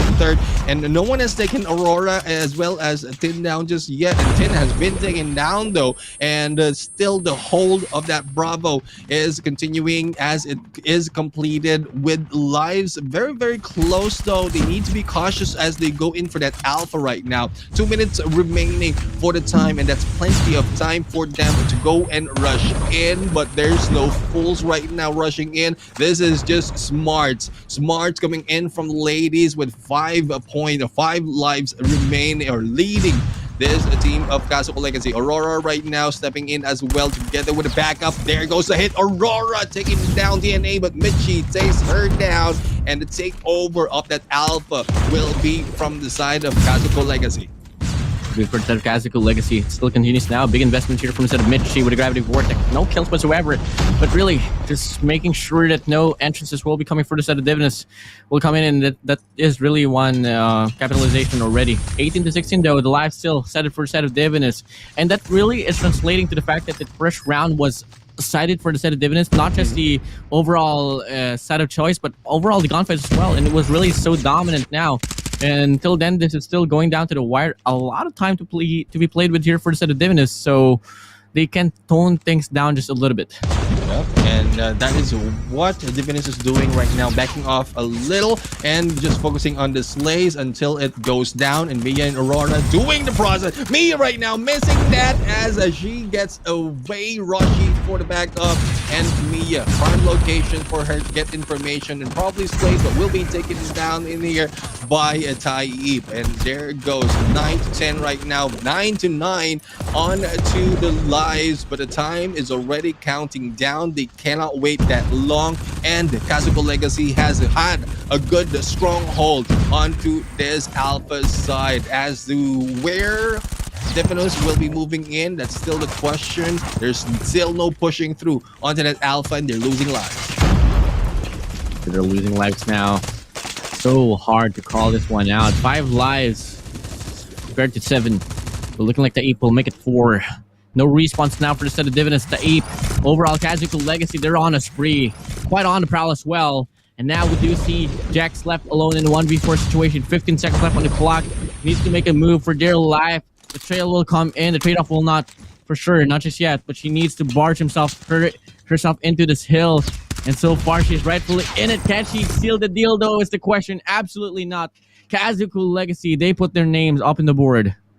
Yeah, and the sides will be switched once again. Now, let's see what respond will Kazuko Legacy has when they go on the attack, because Divinus has had it in a better position earlier on. And again, going back to the focus that we have on what we look into teams, how will you adapt and evolve for each game after you get that lose? And there goes Aurora already initiating, but even if the step in will be done, Rashi and Tin will be taking a couple of trades. Now let's see if anyone from Kazuko Legacy will be stepping in on Bravo or Alpha. Bravo is the most prime in here. It's only 2 ladies trying to go and step it in. Roshi taking one down, but Taib meets her from that door. But Sin right now also follows up. It's getting too close for comfort. Too close for comfort. 22-24, Kazuko Legacy on a breakaway play. Clay Howe gets shut down. Tree no more. They do get its influence now on towards the B control point. Sin in the process will take down 2 as well, but they need to hop on towards this B point for them to put the pressure here for Divinus. And so far, it's really looking to be a very bleak situation now for them. Halfway through the capture, in fact, only one more quadrant away for this B point to get captured for the set of Kazuko Legacy, and we are going to be moving over to this A point next. Good funnel that can be done in this 8 point, especially on how they are positioning themselves for the side of Divinus, but with a 2 lives disadvantage, they need not risk it. We have this lady of Tin in there out in the open being taken out by DNA. The rotation can be taken by Kazuko Legacy as they approach towards that dumpster. But Tin and Mia right now taking on Clay Howe as well as DNA, and this might balance everything up. And Mia right now, good position to stop anyone from all those pillars as well as arches. But will there be any surprise backstern? Mia right now will be hearing the footsteps, will be taken out by Sin, and it is still a stalemate right now. No one can push through. It's more of the time and the lives that we are counting down. Counting down 14 to 13. Once was a lead so convincing now for the set of Kazoku Legacy. Divinus directly on this run. And you know, they have more defensive rounds to Kazoku Legacy. They really need to find a way to break this heat. Kazoku Legacy, DNA, wrapping around the holder, sprays down for dear life. Aurora shuts him down. And that's going to be 12 to 10. Still exchanges coming through. And looking like Kazoku Legacy really want to offer a pinch shares. Player 2 still quite ready to set up. Mia cooking up the nade, throws it down. God nade won't come through. Taib in the process will take down one as well. Divinus, all they gotta do is just be patient, wait for the initiation. Until then, they can rock the show, and that's exactly what they're doing right now in Neptune. Yeah, they're just waiting for anyone to move in, and like what I mentioned earlier, good funnel from them, and there's no too little risk. If you, in case you stay on this power position, especially on this alpha already, with Mia and there, she can provide a lot of damage in this team. But I would say kudos to Aurora going in a little bit too deep on every engagement with only 8 seconds remaining and 1 life for Kazoku Legacy. This will be a 2-1 for the side of Divinus, and there you have it. The lead has been taken. The take back will be weighted by Divinus against Kazoku Legacy. How long can they hold up? How long can they hold up? Will Divinus seal the deal here in offense, or can Kazoku Legacy respond back with defense as well? It's just all going to come down to this. Divinus on the match point advantage. We need to see Kazoku Legacy double it down, because if not, it's going to be them having to struggle to put themselves up in the board for this series. And overall for the group stage now, as we do see round number 4 kicking in. Aurora already pushed up on towards Graves, granted one opportunity. Can she find the double? Unfortunately, no. Sin shuts her down, but Jack's cavalry has arrived as well alongside with Mia, and they're infiltrating this A point already. Yep, a good plan to go for the hardest hill or hardest point to contest, and that will give up a lot of openings. But unfortunate for them, Kazoku Legacy will not be giving out that alpha. Good distraction though to provide the 2 of the members of Divinus for that capture. Make that 3, and it's about time for them to really move in on an aggressive approach. And if they go for that Bravo capture, they will be funneled back, similar to what we've seen earlier from the previous round. But it would depend on what approach will be taken by Divinus against Kazoku Legacy. 24-20 onto live, still favoring the ladies. Kazoku Legacy back against the wall. They have no hopes now, aside from that A control point. So we move along. 21-19. Game slow down. Look at the allocation here for a set of Kazoku Legacy. Only 1 player just watching the flank. 4 players around the parameter. But slowly but surely, that's exactly what Divinus wants to do. It's not really going to work out. Sin shuts down Jax. Aurora will take down DNA. Still, a lot of exchanges coming through, but really, Kazoku Legacy would want to win more as they're still down by the lives. Yep, and well, we'll see on what position they'll be taking right now, because so far the 3-man on that alpha is working well, but Mia is doing some damage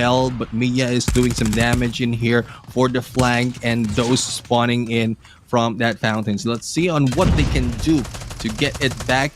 Points is still in favor, or live points is still in favor of Divinus, and 10 is going in a little bit too deep right now. DNA has been taken down. There goes the push, and the trap might be triggered with the pinch being done. Slowly losing lives, but the time is also counting down. We'll have to find out what approach will be done by Kazoku Legacy to stop the kills being done by Divinus. The Pred will fly through from the set of Mia, will take down Sin. Until then, the lives so significant here for the set of Divinus, but keep in mind, as you said, Neptune, the time is ticking. They need to put themselves, going to be forced to a round number 5 here, and that's exactly where, you know, they're quite comfortable at defense, but if ever they can shut down the game as early as this, they might as well grab the opportunity. But looking like Kazoku Legacy wants to force another round, nowhere to be found. Divinus it is. We are indeed going to be seeing a round number 5 of control. Yep, and how can Kazuko hold up in here? Because so far, 3 defensive rounds from Divinus. They are 2 defensive rounds from Divinus. They managed to win all of them.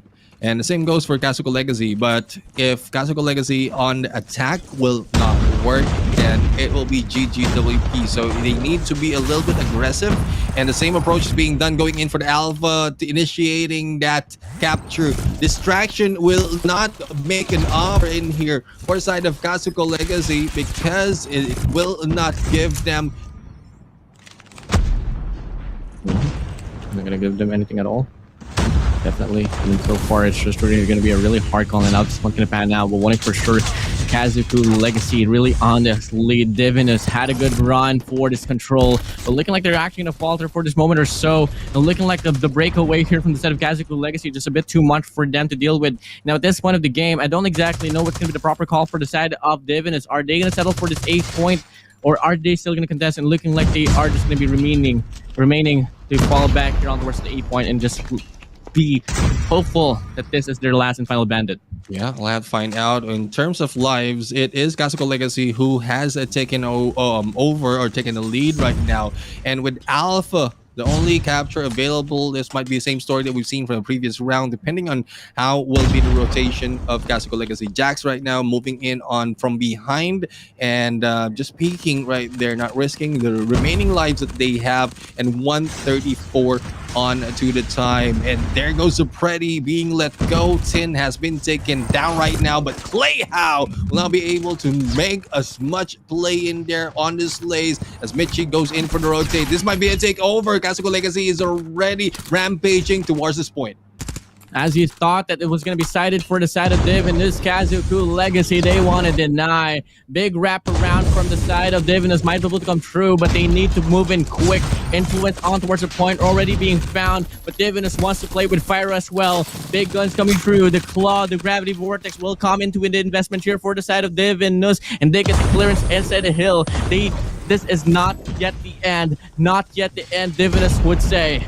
Yep, it is not yet the end. They still have good coverage, even if they're down with lives. They just need to be careful right now not to lose a lot more. They just have to buy time as well as get a better position to initiate all those lays. DNA right now still with that claw, putting some damage, but not so much to really take out all of the players. And we are back into play once again with only a few remaining seconds in this game for lead in terms of lives, and will it hold off for the side of the ladies? Hold off. Last 30 seconds of the game. Kazoku Legacy needs to contest this one up. Evan, 7 lives remains, 11 for the side of Kazoku Legacy. Till then, a clash will try to come true. Can Divinus hold their grounds, or are they gonna falter? And looking like they survived another wave. 15 more seconds to go. Kazoku Legacy nowhere to be found. Whatever push they are gonna do, it has to be now. Trophy saves them for dear life, but they're too far from the point to make a contestment. Divinus now, only 1 more second to stall out for them to steal this win up against Kazoku Legacy. Russia right now going in for the spray, waiting for anyone. There you go, the final seconds. Divinus, the ladies, will take the win 3-2, and the scores right now, and the park buff is working for them. Wow. Wow, wow, wow. Park buff indeed. This is how Divinus will roll. What a stellar run by Divinus. Oh my days. That was insane, Neptune. Yeah, indeed. I mean, I'm really surprised of the improvement that they had, and this is what we're asking for: improvements of the team, especially in search and destroy, and their position. They position themselves in a winning condition in that control mode. So it's now a 2-1 in here, and it's not looking good for Kazoku Legacy because they're already down 3-0 before the game, before the start of this day. Now they are down 2-1, and ladies is moving up in terms of points right now, and what a better run for that second game, because improvements and adjustments has been done. I guess we are seeing a lot more of Divinus right now, especially as they head towards the upcoming days. But there you have it. It is Aurora who is MVP for that control mode. I guess her aggressiveness going in a little bit too deep into the bases and into the compounds of Kazoku Legacy has paid off. Not only that, the slaying power of Mia right here has also given them that potential, and the buying time and control of, or funneling them in on that alpha twice. They did it when on the final moment. I just thought that they are going to be undermined by Kazuko Legacy, but it's a good thing they got a distance, slayed everyone the moment they stepped in, and pushed them back from the spawns, giving them more time to get all those points. Definitely, and just overlooking this whole competition right now, I mean, I'm really eyeing for Divinus here. I mean, they managed to get a bag for basically get a series for them to on this event. So if ever the timing is right, and if ever they do things right as well, I mean, we might be able to expect them to advance to the playoffs, especially if they can put up a matchup against the Huntsmen as well. So that's just pretty much it for the side of Divinus, because we all know for a fact that Blacklist Ultimate will be advancing to the next stage of the competition for the playoffs. It's just a matter of question which of the three will have the best of odds for this one. I guess in some way the Huntsman has a really good run, has a better run compared to Divinus, but it's not too far apart. Yeah, I mean, they just need to make this steady, because mechanical skills, especially on search and destroy and control, they do have. There's a few individuals from Divinus that can put out and change the game to their favor. They need to work on their spawn, especially in the hard point, to give that advantage against anyone who's going against them. And as we look right here, it's just that when we look at both teams, they're just rushing into the hill, not really controlling the spawns. And for the side of Divinus, even if they are well from the start of the game, and even if they have all the score streaks, operator skills later on, if you can control the spawns, it will still be useless, and you will not be taking advantage of those hills and the coverage that you have at this point. But the search and destroy, I would say the 151, the MVP of that, is the MVP of that game, starting it off well, every angles that we think an opponent will be sighted already, but they need to work on their offensive. They need their defensive approach, because the moment that they switch side, that's when they start losing. It's only the instance wherein the aggressiveness showed for the side of Divinus, wherein they take advantage of that point. Yeah, definitely. I mean, that's just pretty much a wrap up right there for search and destroy. But for control, oh wow, I mean. That was probably one of the most hyped up control match I've ever seen in my run here for Green Masters 4, and it's gonna be a hard thing to see if any of the competition here for Green Masters 4 can top the one off. But so far, I mean, that round number 5 was really excited for the set of Kazuko Legacy, but great final adjustment there for the set of Divinus. They were able to seal the deal, putting up a really good comeback to basically secure the series here against Kazoku Legacy or nothing. Yeah, I mean, the winning conditions has been met by Divinus. They just need to focus as well to give them a little bit of advantage in terms of attack, which we saw on the second round. It just didn't work out quite well, and they started losing life as they pulled back in that attack. But our MVP for the game, we have Mia the Slayer with average kill of 22.67. The deaths though is a little bit too high with 31.5, assists of 9, average score of 29.72 and 1.08 on the KD.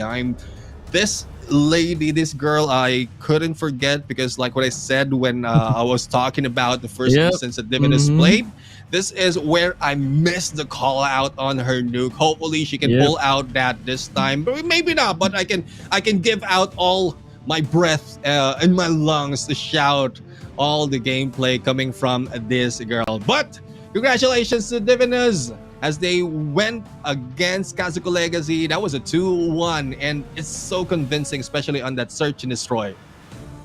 Yep, definitely. So, since we are on the topic of Divinus, why don't we head over to the interview section and talk to one of the players from the side of Divinus.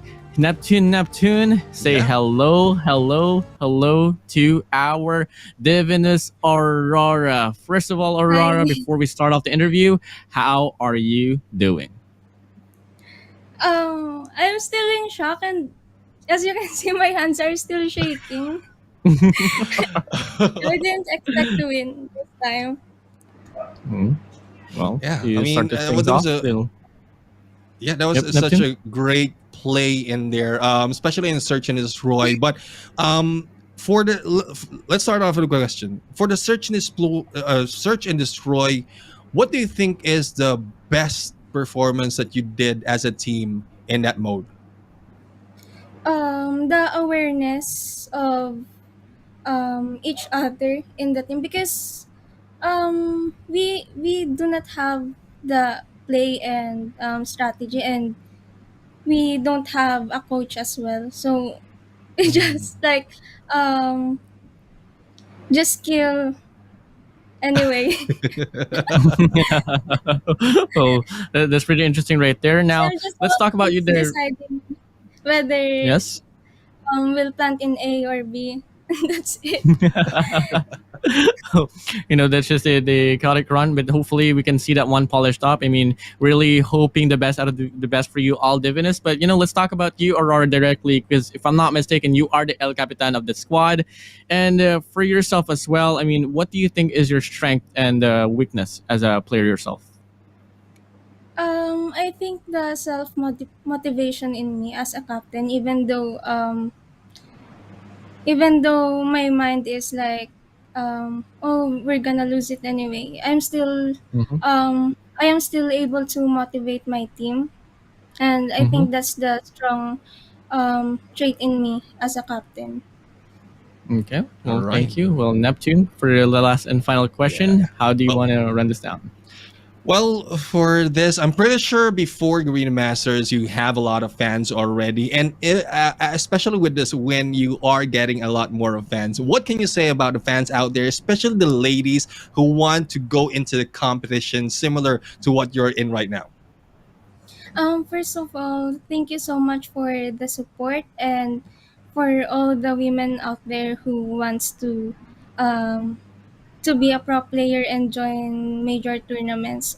Just practice and grind consistently, and practice perfectly, and in that way you'll be able to achieve what you want. That's it. All right. And so, thank you very much, and congratulations on the win. I mean, looking forward to more of you and the ladies, and well, give our regards to the whole Divinus squad. We're looking forward to more of the battle and improvements from your team. And one thing I would say, because you already pointed it out, hopefully you get a coach who can get you all Yeah, the insights on what you can yeah, we do will moving for forward. sure. All Well, right. thank you, Aurora, for this one.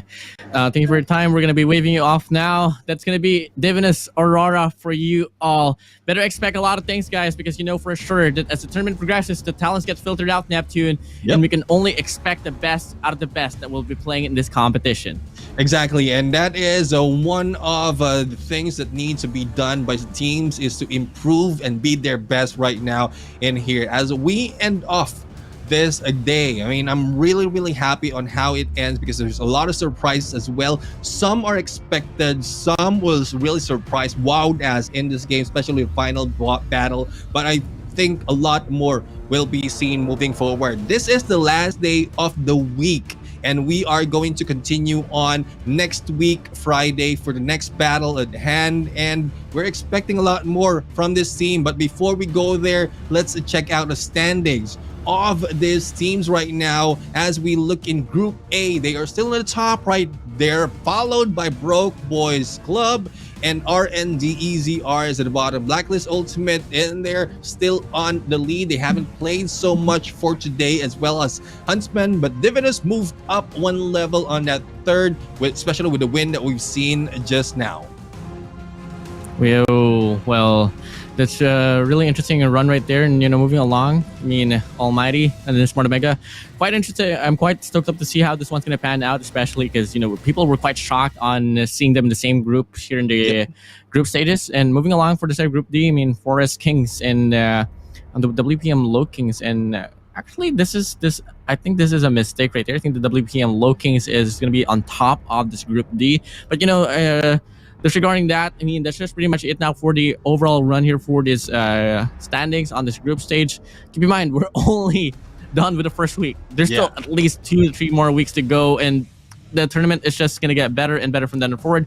Guys, there might be blunders for a lot of the squads here in Neptune. Yep. And for you all viewers as well. But I assure you, when we approach towards this week number 2, the talents, Neptune, they are going to indeed get more promising. Yeah, indeed. The talents, the players, the games, and everything else will be promising. But there you have it, guys. And for those of you who've stayed in here for the longest time from start to end, we thank you very much. But we have to bid a goodbye. I am Neptune the General Garcia. Together with me is the one and only Warden. We're going to see you again next week for another episode, another battle at hand for Call of Duty Mobile Garena Masters Season 4 Resurgence. Goodbye.